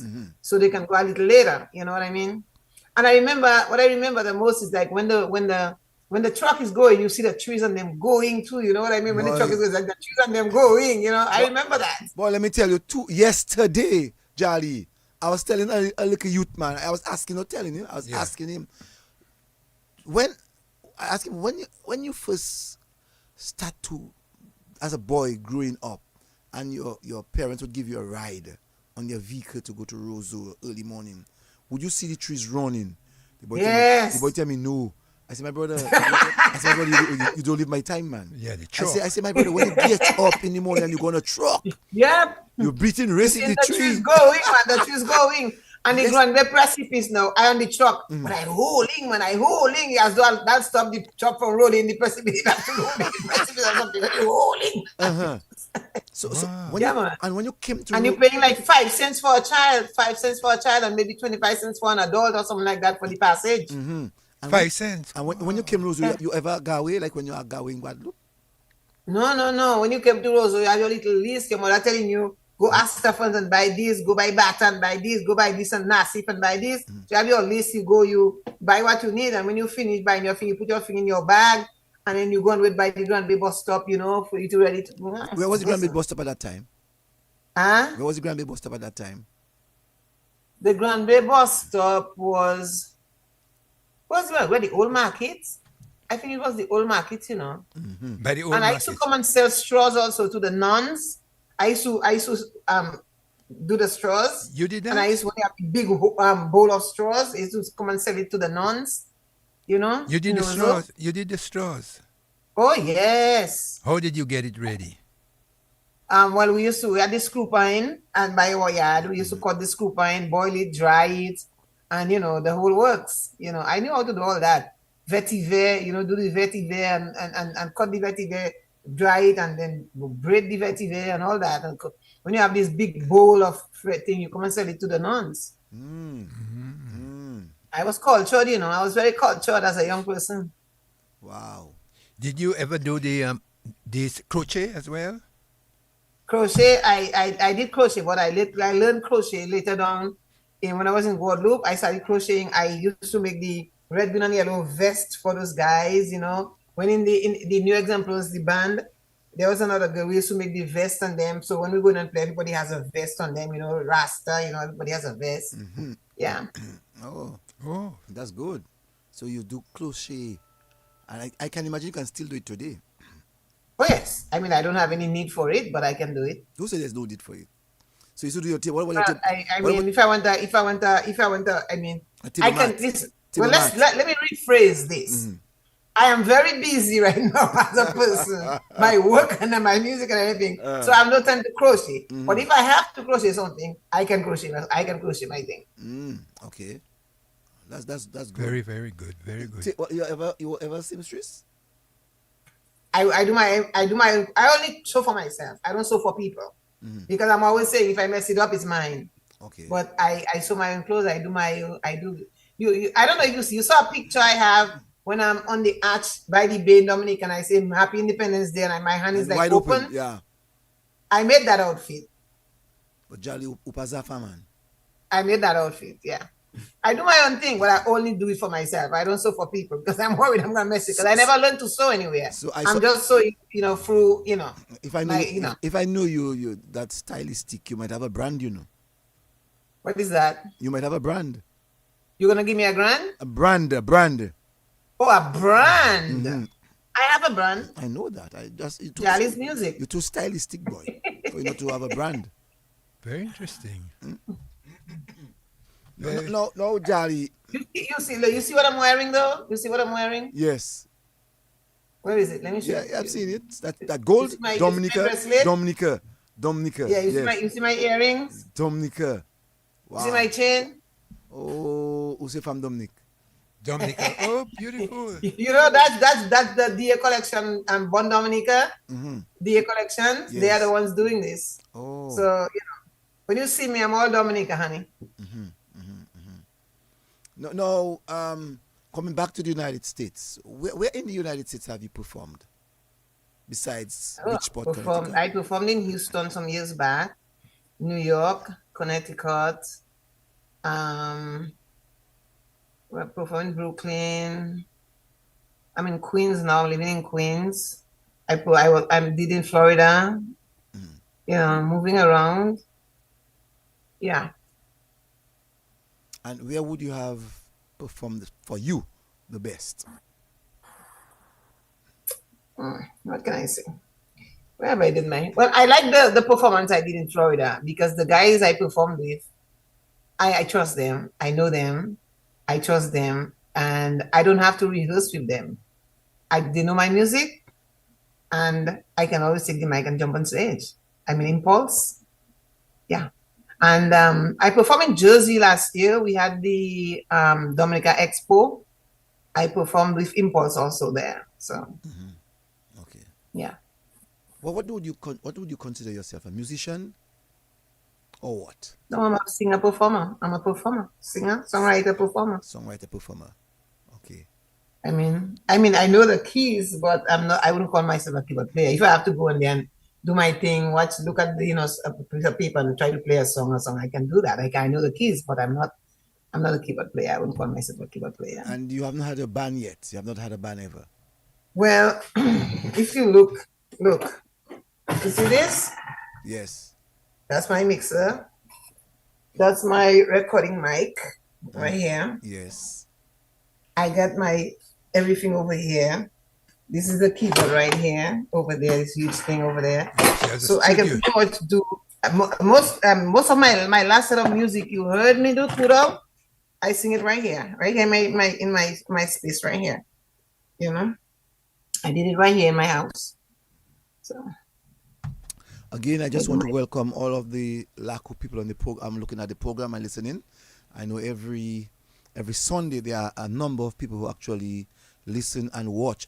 Jolly, strange, during the independence celebration, there are a few places I've been to and I just opened my mouth and people would say, oh, you are Cecil Joseph.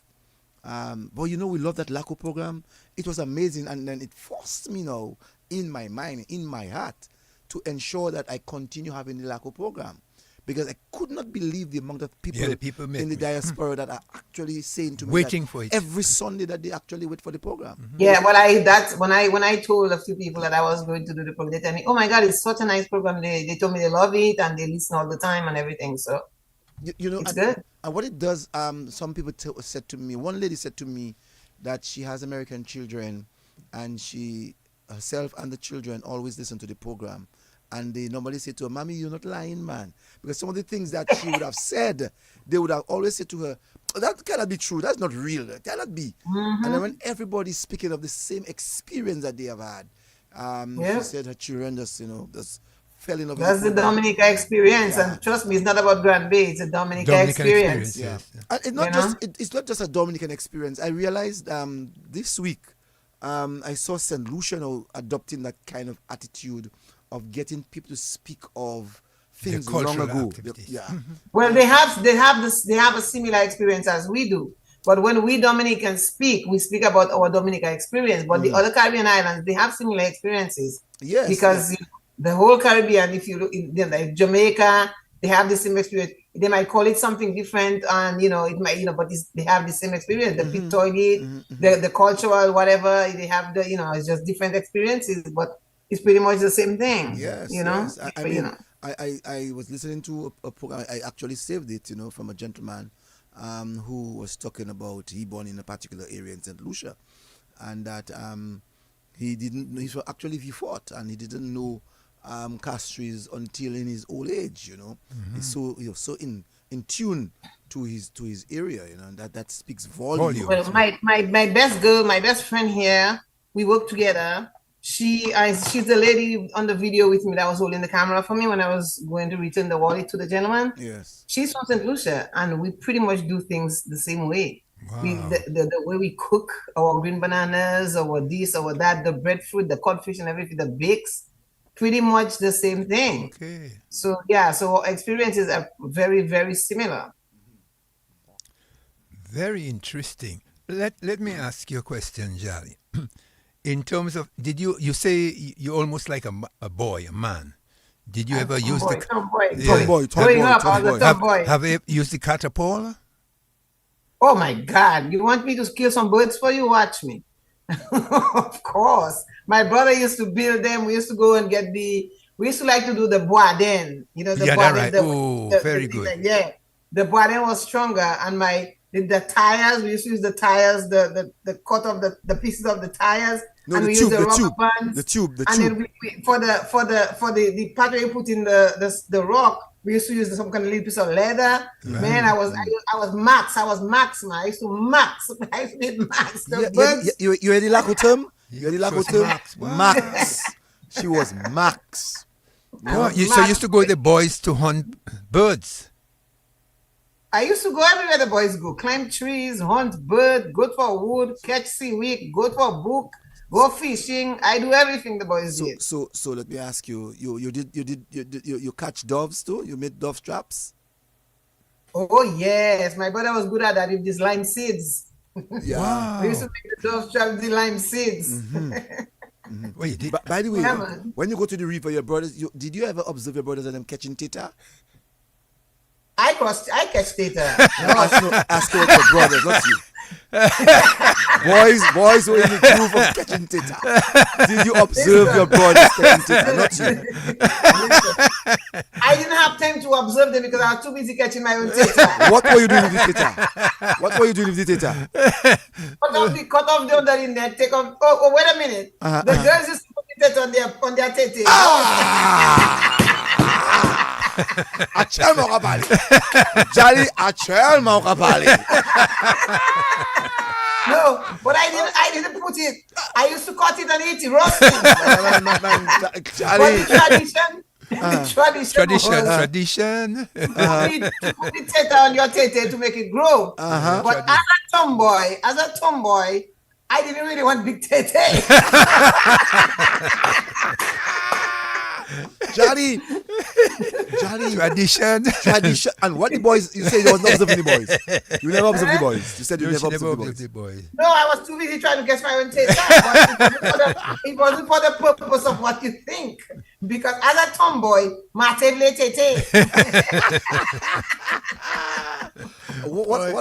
about VU? You had that too? Oh yes. We did the VO. Raw. Listen, like I said, no, not raw. No, we had to cook that VO. I wouldn't eat it raw. Okay. But we did, listen, trust me, I did it all. You know, when we used to go to school in Granby, after we crossed the river on Geneva Estate, we used to look for dry coconuts. And we used to look for the one that had the little opening at the bottom already and hide it. When school finished, put that thing nicely to stand up on another rock and get your big rock and bam, You did that too? You burst coconut? Oh yes. that Jolly. Someone said, I'll call name, Sandra Sylvester. Cecil, the same thing you used to do. I plead the fifth. If you are a boy and you went to the river, you get underneath the stone, you put your hand underneath the stone, and you hold your tete. Hold your tete. I do like Jolly. You're trying to be chest muscles. I pass it under my neck. I like Jolly, I pass it under my neck. And you eat it like with your tradition. I was going to bring the tradition. And then, growing up was nice. And then Edwin in London say, "Oh my God, so true to make teta grow." To make the tete grow. To make the tete grow. Your tete, man. Boy, what a tradition. Somebody said, Francis Benjamin said, "Boy, look Tory." But that was Tory. That's the Lakou, you know. That's the Lakou. All of us in the Lakou went to the river. Right. What about? I catch TTV. Listen to me. I catch TTV. That's the question I was going to ask you. River. What did I not do? Mm-hmm. I did it all. You put your bag. Your TTV was black or white? Which one? They come no. When they start getting black, it's because they're a little too old. They've been in the river too long. When they're fresh, they're white. No. Like pinkish. When they get right up to the river, right, away from start getting black. Start getting black. That's right. When it's in the mouth of the river, no more. You don't want to eat those. It's too big. Like it's too big. Mm-hmm. You know, yeah, and because stones. like you're eating like it's not. It doesn't taste the same. It's not the same. So you have to get the TTV in the mouth of the river. Yes, let me tell you something. When TTV come in, no school for me. What?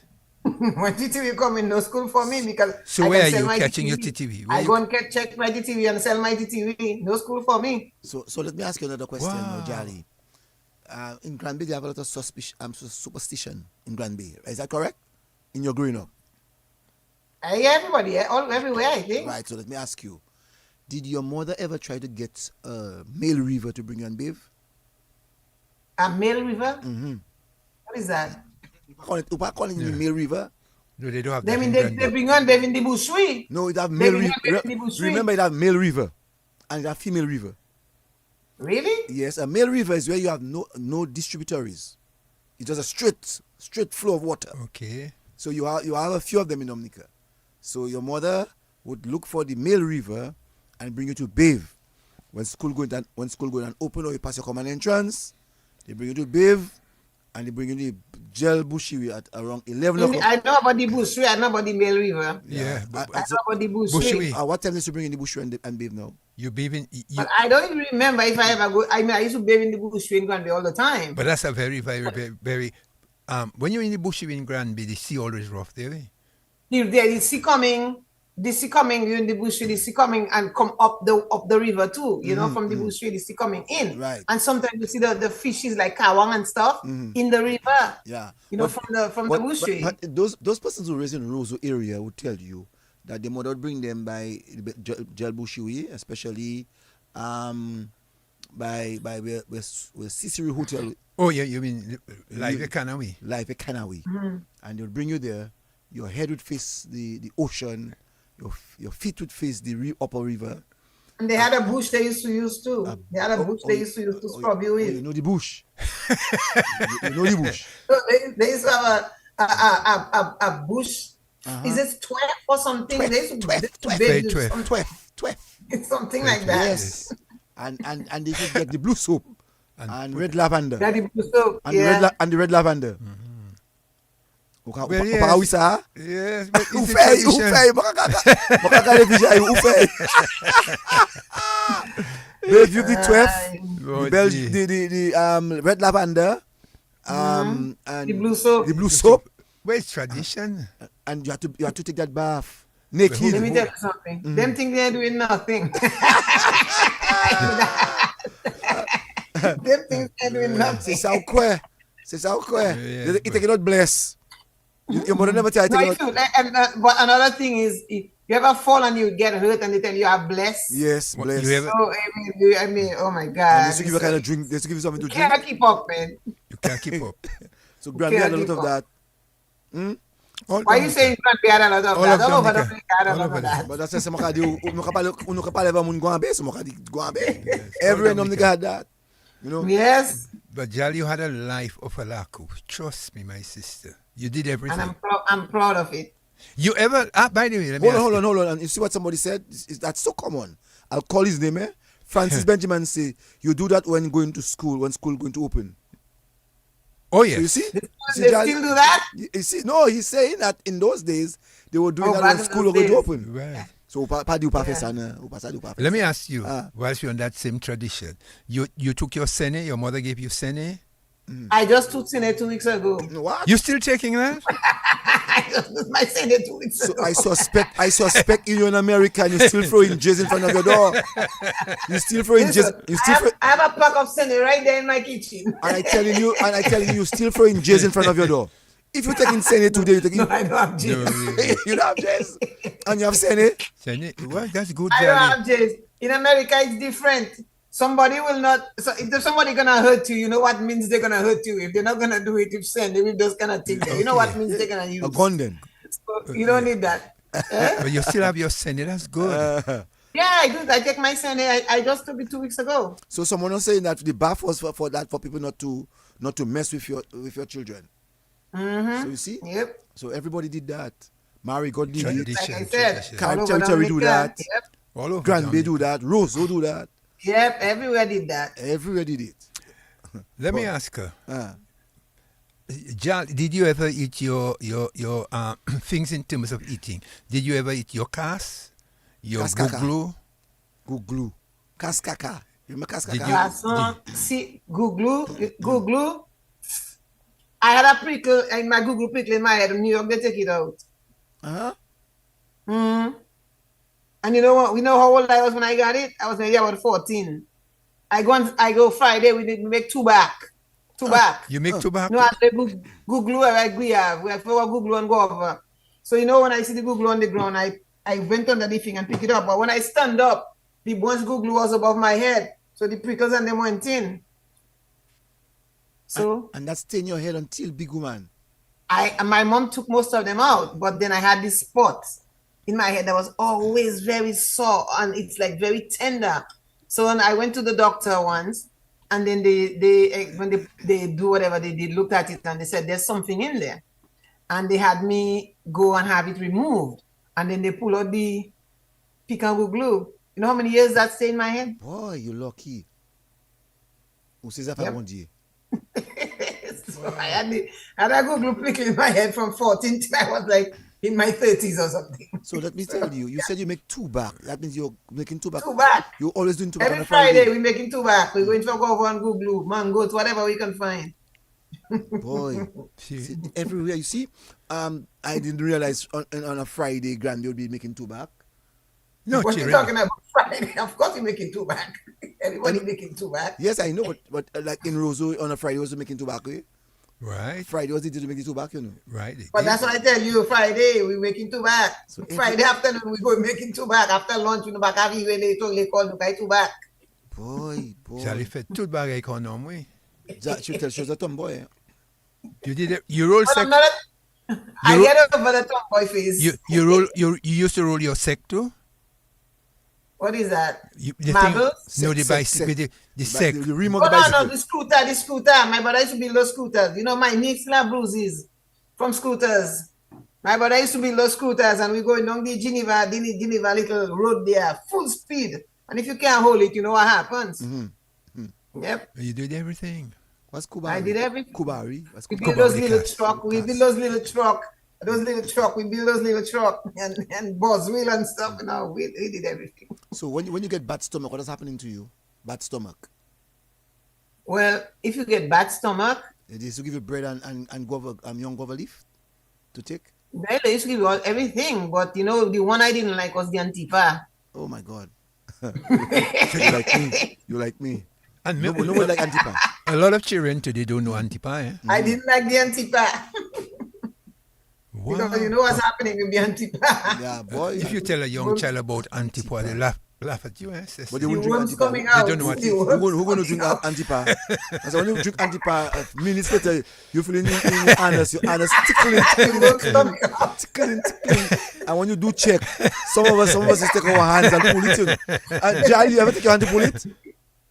Jal, you ever take your hands to pull it? The worms. No, I had to have a piece of paper, but I learned to pull it. Boy, that's a minutes later. After you take the Antipa, minutes later, You go. your anus tickling.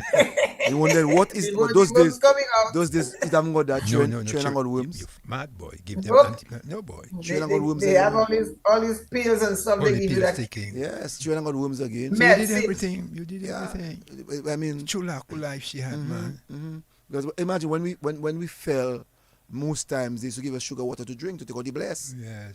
I look sugar water, drink sugar water. Did you ever had cuckoo down on you? Cuckoo? What's cuckoo? What's that? I got one on you, Cecil. Body. Can we have something different? Cuckoo. Let me tell you what it is. Yes. When you get like you fall and you have a bruise and it's red or black or blue, they give it a little slit and they have a little thing like a calabash. They would put it round and they would like put fire in it and they put it on it and it would pull out the blood, the bad blood or something. Cuckoo. I don't know that one. I don't know that one. The You grand don't, big. you don't know what one? No, I don't know that one. If they say if Bless. you get a blow Yes. and it's black and blue, they say it have a old blood under it or whatever. Yes. They put in a little slit and then they have the wrong cuckoo, like a calabash, a small calabash. Yes. When they clean it up and everything, and they put in the alcohol in it and they light in it and they put it on it, and it suction the blood out. Wow. Take it out. I'm learning that one for the first I time. got one on you. Yes. I'm learning You that really one. got one on us. You have one on me. Well, you see why grand is the culture? But that's so strong. That is Sukuya culture. Yeah. That's a culture, Africa, sir. They have That a is lot of Africa culture, the happening. spirits. Yeah. That is a strong one. First a time strong- I'm hearing this one. Yeah. You know, first time hearing this very one. interesting. Tell you really have a culture. Granby really is the cultural capital. Really, really, really, really. Someone said dead shot. Did you drink that, Cecil? Dead shot. What's that? I want that person to tell me what's dead shots, way. But that would Sandra Sylvester, tell us what is that dead would shot. make you that would make your anus catch fire, you know. What's that? Dead shots? Dead shots? Saki Sanya. That shot. Yeah, that was another one. That That shot? was something you drink. That's You another serious? one. Dead You shot? drink that way, boy. Yeah, shot. Yeah. I think the name came back. I think it was either white or pink. Yeah, but when you take that, you hot from below. The person said we used to call that cough. We used to call that cough. I want someone to help me out, right? Let me hear what that person saying. Good evening to you, caller. The Yeah, cough, but yeah, let's call it kuku too, the cough. Yes. The woman is right in here because I myself I'm a professional in that. Because if I'm looking to anybody that has a blast on their foot, on the shin, on your knee, I just get my up to my little calabash there. Yeah, You see? cough. That's You have So your I little take my rum, I put it in it, I light it, I put it in it, put it on the foot. When I draw all And the it's blood, suction I it. take it out again, then I cut in it again, flick a slice, and I put it back again. Wait, So you see, it's like a leech. You see what it is, leech? You know the leech? Yep. the sassy. Yep. Yeah, this Well, I they're doing see. the Yep. same thing to do for you. That's what they're doing. Oh, See? You copy to that. Okay? all right. Boy, Yeah. Yep. let me tell you, them Lakou. old people before was better than them doctors today, man. Yeah, man. They had their culture, Look, African someone culture. says to me, Jolly, did you swallow snake fat? Did What you is snake that? oil- snake No, oil? I didn't swallow it, but I know a lot. My mom used to bring it and try to get us to swallow the snake fat. I couldn't do it. I would puke if I do it, so I didn't do it. But she used to try to give it to us. I wonder why they did that. For why? What's It's the so, reason? it's a medicine. A medicine. It's a medicine for something. I don't remember what it was for though. What? Did you? There's another one people used to do. So if anybody poison you, you take your mercury. You ever drink mercury? Yes. I think I have a mercury in me. You I don't think have they your give me a- mercury in you? Every one of us when I you were think small. I have mine. Every one of us when you were small, they make us drink mercury, you know. You have your mercury too? Which one? The red or the silver? I have one. The And red or the little- silver? the little- The red or the The silver? little rum silver, the little rum Okay, silver the bowl. silver. Yeah. All right. You take your Yeah. mercury. Good evening to you, caller. The snake grease is to prevent you from, if you take any poison, it will have no effect on you. That's why the snake grease is good for. Raw snake grease. Okay. All right. But you know the one I used to take without any problem, the whale oil, Whale- the whale oil. By the way, Jal, you eat bot too? Of course I eat both. That thing you smell, but when you see you cook both, the whole neighborhood smell, you know. Uh-huh. my father Philip man was a bay man, so every Wednesday there about every 2 Bought weeks, on you. bought in the house, man. And you can put how much bay leaf in it if you want, but it's still smelling. It's still People smelling. 10 miles away know you Yeah. cooking both. Everybody know you cooking bots. And those days, bot was a poor man food. Food, yeah, poor man. Yes, man. Yes, man. Right now they have whale sanctuary on you, eh? No bot. Ah, boy. Somebody said Yeah. that was a worm medicine. They had to hold your nose to drink it.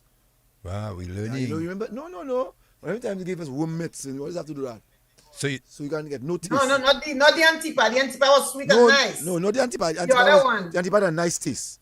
Yeah. I'm talking about someone was just telling us the cupping. That's what they call it. They call it the cupping. And when you're taking the cupping, you have to block your nose so you can swallow. and you can swallow. Okay. Yeah, and you're not getting no taste of whatever you're taking in. Let me ask Jalia, did you play with the boys cricket, football, skip? Did you play everything? Skip, not football, but skip, cricket, rounders. Yeah, that was me. That was me. I was a Share good the life. rounders player too. Jolly other life. You can't regret no in New York or wherever you Oh, are no. now, Queens. Oh no, You're I ne- say all the time, I wouldn't change as hard as things were. Sometimes I wouldn't change my upbringing for anything. Can Because imagine. I love who I am right now and the road I traveled to get here, I wouldn't change a thing. Wow. Nope. Very interesting. Jolly had a good life, cultural life at that. You became Rasta at one time, Charlie? You ever become a When I Rasta? started playing new examples in Guadeloupe, everybody was Rasta, so the influence, Yep. Yep. So Jolly became a Rasta through influence. Right, with your music and so on. I know, for Yep. instance, Anthony Gossi was a Rasta man. Yep. I think he still is. Right. You know, you don't have to dread to be Rasta. You You have a, don't have to dread. So you know the This rest. is a Rasta thing. Boy, you have a life. Very interesting. let me see who wants to speak to us again. Good evening to you, caller. Lock definitely a Rasta. You have a lock and you have lock on your head, but Rasta coming different, you know. You have to get this post and king and your warrior to be a Rasta. Okay. You don't have to have dreadlocks. Like that. No, King don't have to dread to be King Rasta. king and priest and warrior. That is what the Rasta. Thank you. Thank you. Well, I don't going to argue with anybody what is a Rasta. That's a method. That's a method. That is a style. Some persons a religion. You know. Yep. Yeah. So Especially in this country, everybody have dreads. everybody have dreads. Everybody have It's a dreads. style. Where in your neck of the woods. Everybody have dreads in America. That's a new thing. To little kids going to school, everybody's dread. That's a new thing, you know.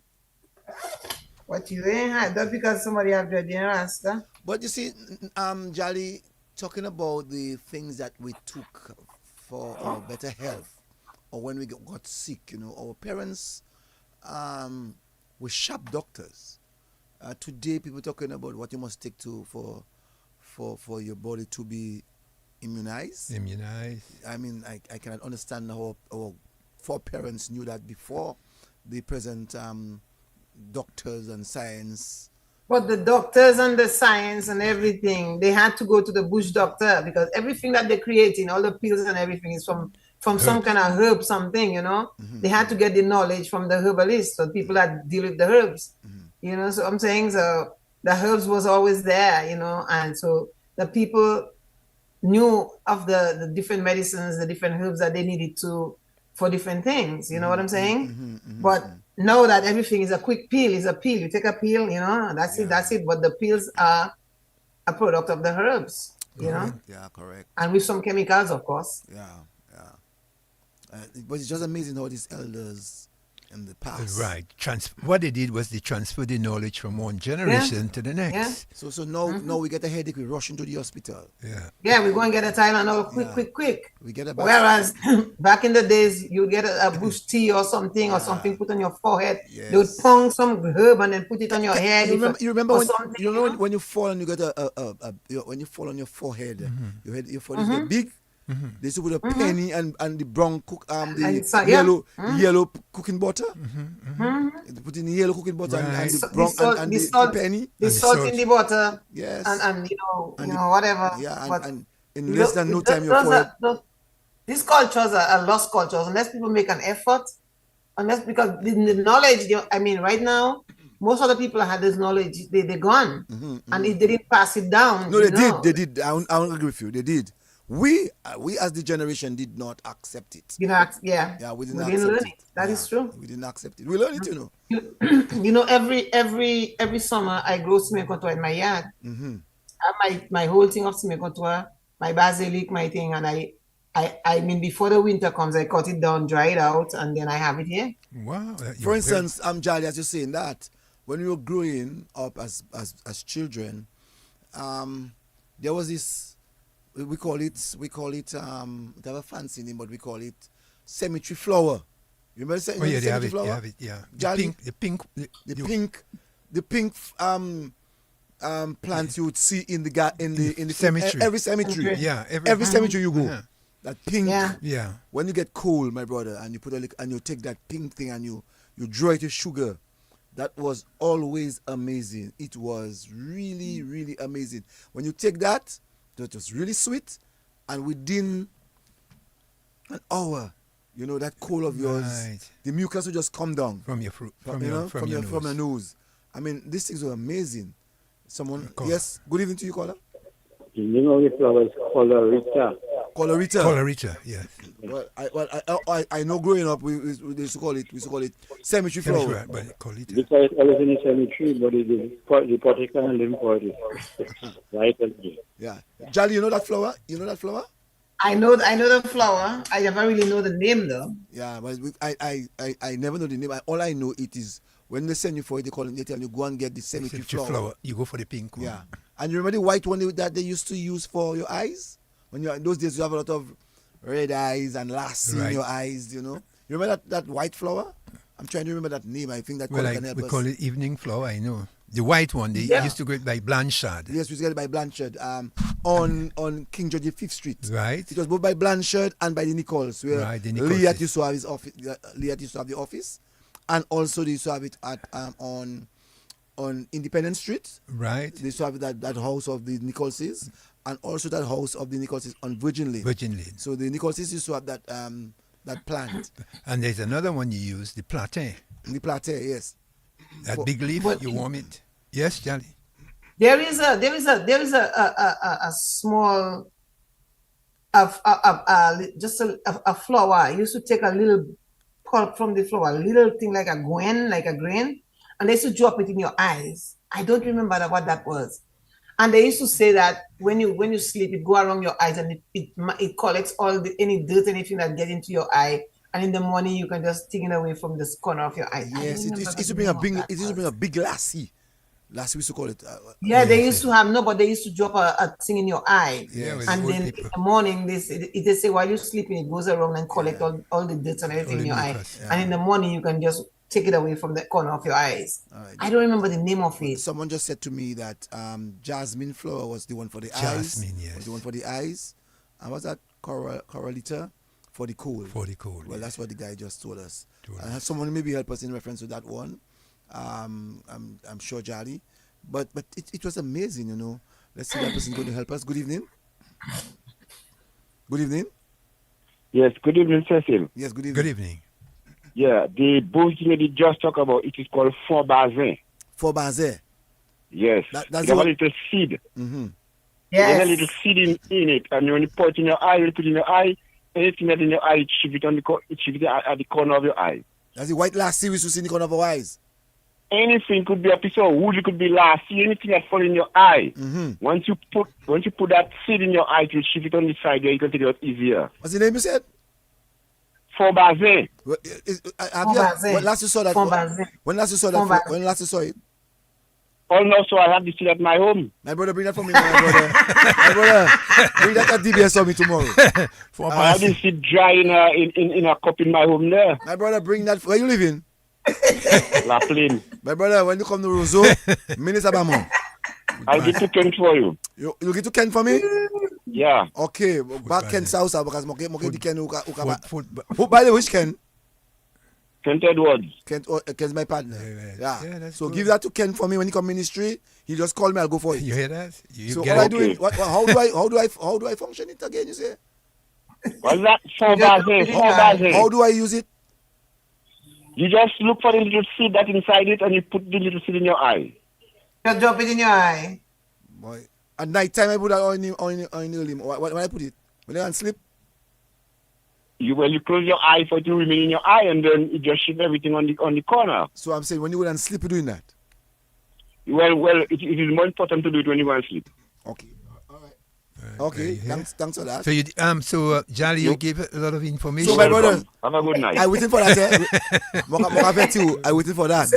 Right. Because my last 7 glasses. Yeah. My last 7 glasses. My last 7 glasses. My 7 glasses must still back away clear here. Yes. Jolly, I using glasses. I still not seeing light well. Right. So my brother, what's his name again? Jolly say. Formazé. Send my formation for me. All right. And if anybody know of the morning glory flower, send it for me too. All right. So the jasmine flower, send it for me, and the morning glory, molesa. Moment zie moi la mon pas comprendre ça pièce.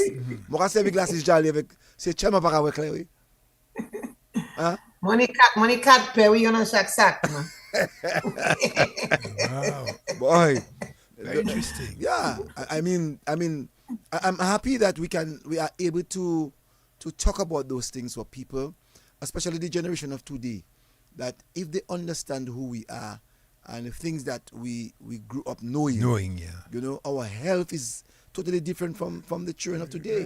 Right. I mean, we hear enough type 1 and type 2 diabetes Yeah, I in know, I children. know. Yeah. In our days growing up, we whatever we eat, we have to run. No, we would Do you flush it out. do you think these kids nowadays have any idea of green papaya? Like Ah. eating green papaya, cooking the green papaya? But them children want to dash and go Dashing, to yeah, green papaya. uncles. Huh? They don't want to eat dashing and fig and banana, dashing fig and ripe plantain. Right. They don't want to eat that. And you put your green pawpaw in your meat. Huh? Yes, pawpaw my is green it- papaya. I ate and a good- lot of green pawpaw. and My it's mom good used for to your- make sandwich with that. Yes. They don't even know about sancoch. What are you talking about? They don't know. You give the young children to the sandwich and they tell them, what's that? What's that? You can jik palikot mun and l'Amérique. They never go America. But you hear the children today. What's that, daddy? You sure that's good for me to eat? Yeah. And you go all the pièces côté où ça. Yeah, yes. You can palikot mun as a TV. TV, yeah, man. TV influence. Ah, boy. Jolly, Cecil, it had a flower in the botanical gardens. You used to burst it on your head and say, if you love me, kiss me. Jolly, you remember that? Yes. We used to take. if you love. Yes, the color right. What's the name? You have to burst it, and when you burst it, I think it's a red flower. We had two of them. One, they used to be like that, the two red ones. You put it, taking it in the green, in the flamboyant tree. And when you put them together, you pull in it. And if the female own come out, if the female head come out, you have to kiss her. Boy, You remember that? You culture, yeah, man. Jal, you remember that? Yes. In the flamboyant tree. They have a little, The white one. The white one. No, it's a green. It was yellowish, I think. And the inside was And red. it have the little thing going like this, and then it have Yes, to cock, stay with that's the other cock, one and yes. pull. Yeah, when you pull it, if the female Girl, own- you know all that if too, the girl, fem- you not eating.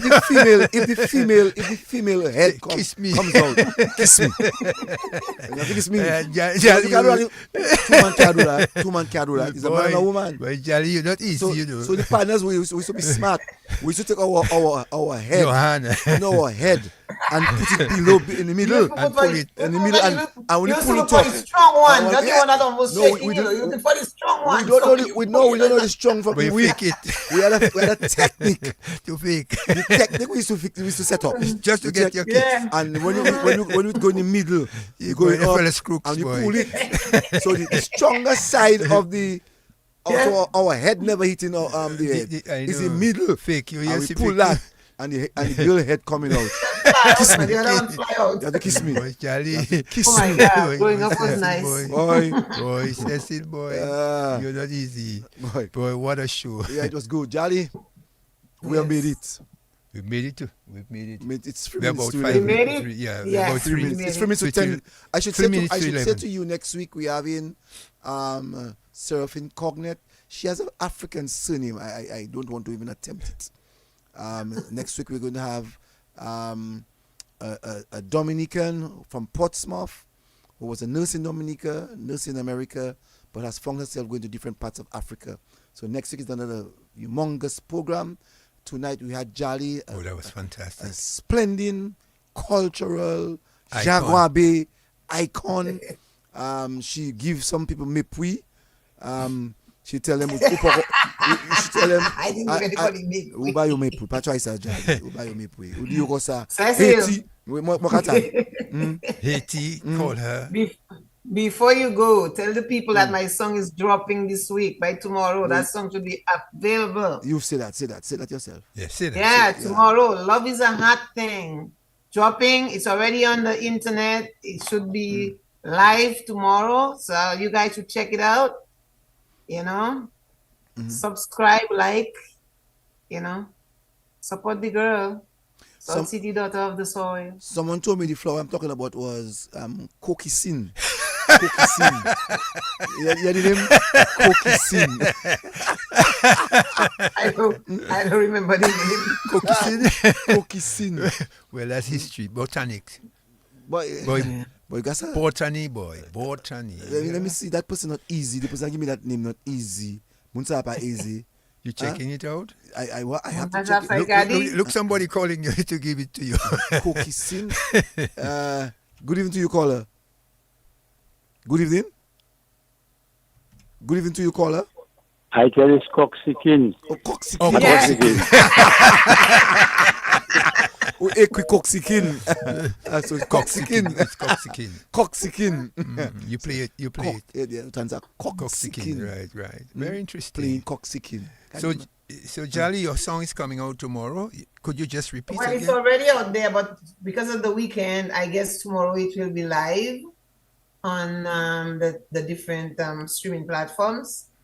And I'm going to upload the video maybe tonight or tomorrow. So just keep a lookout, Love is a heart thing, not a head thing. It is a feel thing, not a think thing. Say that again. I want to pick that up. I only get love is Love a is a heart thing, not a head thing. It is a feel thing, not a think thing. So hold on. So Hold love is a hard thing or a hot thing? Cheffing. Ah, boy. Love is a chair thing, not a head thing. Not a head thing. Okay. So It is a feel thing, not a think thing. It's not a feel thing. C'est pas pareil avec tout It's not a bagage. think thing. Don't know And you have to cancer. feel it. You feel it. All your man You hear can't- that? It's not a think thing. So All that your is woman why hear that's why that? you said earlier on that man what? Man What what? is it? What you said about the book about man or what? What to man? Why Man- do men stray and women stay? Yeah, why would men So you hear that? men It's not a head thing. It's not a head Think thing. thing. It's And a feel feel thing. thing Boy. and not a think thing. Right. Love is a hard thing. Someone said that we need to do a program for the people to bring back to the old folk medicine. Someone said to you, Jolly, well, real nice with Jolly. I enjoyed it, and Jolly, I did enjoy it I did myself. enjoy it. Me too. It was good. And I must say, you're not aging at all. You still look very, very, very, very, very upfront. She's a beautiful woman. Well, this is my thing. Age is a state of mind, and I don't live in that state. Well, It says, what? I'll The take state that of thing. mind? I don't believe in that A thing. state of mind, I and don't I live- don't live in that state. I don't dwell in that state. Wow. So age is a state of mind, and I don't live in that state. I live in Dominica. Wow. Oh la la, ni live here. No, so you know- Ni live here. Cecil, Cecil, get Yes. it right. Age is a state of mind, State of and mind. I don't live in that state. That's what I'm saying. state of mind. Age is a state, State of, of mind, mind. and I don't live in that state. So I'm saying to you, I stay in Dominica where there is water and makes me stay Okay. younger. Ah, Yes. All right. very good, very good. Yes. So Elsa Proctor says, I thoroughly enjoyed the program. Great memories, laughter, and strong woman jolly. And strong woman that's my jolly. ride or die in Dominica. Great interview That's with my Jolly. girl. Yes, Great and she interview, enjoyed Jolly. it. We Yeah. enjoyed it. And Jolly It was beautiful. enjoyed I enjoyed it too. You guys make me remember things I never really thought about for a long time. It's all good. So tell me what you think about the program tonight. Your final Jolly. words and tell us what you think. Well, I think it was very, very interesting, informative, and I mean, it brought me back home to where I grew up, where I belong, of course. And you guys remind me of things that I haven't thought of in ages, and I'm thankful for it because I'm really proud of my upbringing, where I came from. The culture that I was raised with, surrounded by the people that raised me, and you can't touch that. You can't touch that because today I can sit where I am sitting right now and say that I'm proud to be the woman I am. And the woman I am is the person that the road that I traveled from my beginning to be able to sit here right now.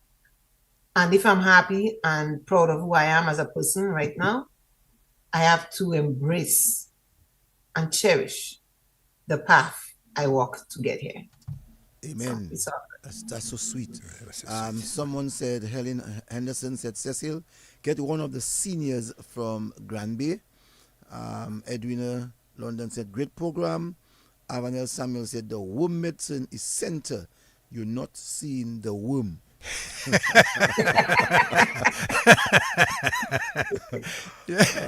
Very interesting. Home but medicine is center. Tell You're not seeing. you're not seeing the because you don't want to see it. You don't want to, you don't want to see it. You were terrified to go to the bathroom after you did You had that one. No, we didn't have bathroom in those days. We used to have, No. I mean, we used to have some of us used to have brown paper bag or newspaper. Right. You know? Yeah. And then on the watch back, you see You the don't ones want that are stuck. you don't The one want that to was see stuck. it. You don't want to see it. Boy, Charlie boy, Hey, boy, I Charlie. really had a good time Thank tonight. you. Yes, Let me buddy. hear you, my brother, my co-host. Let me hear your last words. Oh, very interesting, Jolly. Let me commend you. You still, as you said, it's just a state of mind. Not a state of mind, but it's how you feel. Good. Yep. So I must tell Yes. you keeping yourself pretty young. You still look good. You're a beautiful woman, I must say. Cecil, it was a pleasure being with Jolly. I enjoyed being with her. Thank you. And I'm looking forward to your music. I will look myself and will subscribe and support you. Thank you Yes, very and much I for will, having a good evening. I will send you guys the audio so you can help support me on DBS. Okay. Great, I want that. Yes. So I would say like Monel, like Monet, Corbett Anderson, great program guys. I have been listening. Brenda Alexander say a blessed and productive week to all. Gentlemen, safe travel home. Jennifer Coffey said I enjoyed the program beautifully. I enjoyed the program. Beautiful stories. Dominicans always have a path in their life. That was a great story. The sister is great. I will be looking out for your song on the media, and I will support you. That's from Jennifer Coffey. Good Thank night you. all. Enjoy the program. Cecil, you can grate the green pawpaw and stew it in saltfish. All right, really nice program. So I'll try that way. Jolly, I just want to say to you that I think you made the program enjoyable. I'm sure the traditional things that you spoke about today, tonight, I'm sure quite a number of people are going to try some of them. Some of the culture that you spoke about, I'm sure that children who are listening for the first time or who are accustomed of listening would feel that they got class 101 from you in terms of our culture. And I really want to say to you, Jolly, I enjoyed it to the max. I'm hoping that sometime in the future another person can have an interview with you like that sort to let you express in its entirety. I'm sure that must have been the very first interview that you would have had at that length. Well, I want to thank you guys for having me. It was really my pleasure to be here with you guys, and the knowledge that I had hidden deep inside, you guys just brought it out and reminded me of my growing up in Dominica in Grand Bay. And let me tell you something, it's precious, and I do appreciate it very much. So thank you for having me, and to the listeners, thank you, the people that called in and wrote in. Thank you very much. I enjoyed it. I'm looking forward to being in Dominica very, very soon. So, merci. Thank you, Jolly, for being here with us. And I'm sure that the general public, I'm sure that they too enjoyed every bit of the program. And I just want to say, continue enjoying your week and be peaceful. Nation Station DBS Radio says thank you to you and to everyone for choosing the Nation Station DBS Radio. And Catherine starts Motorcycle by telling us riders, about the widespread a helmet culture is your of friend, tea. Today, not tea your grows enemy.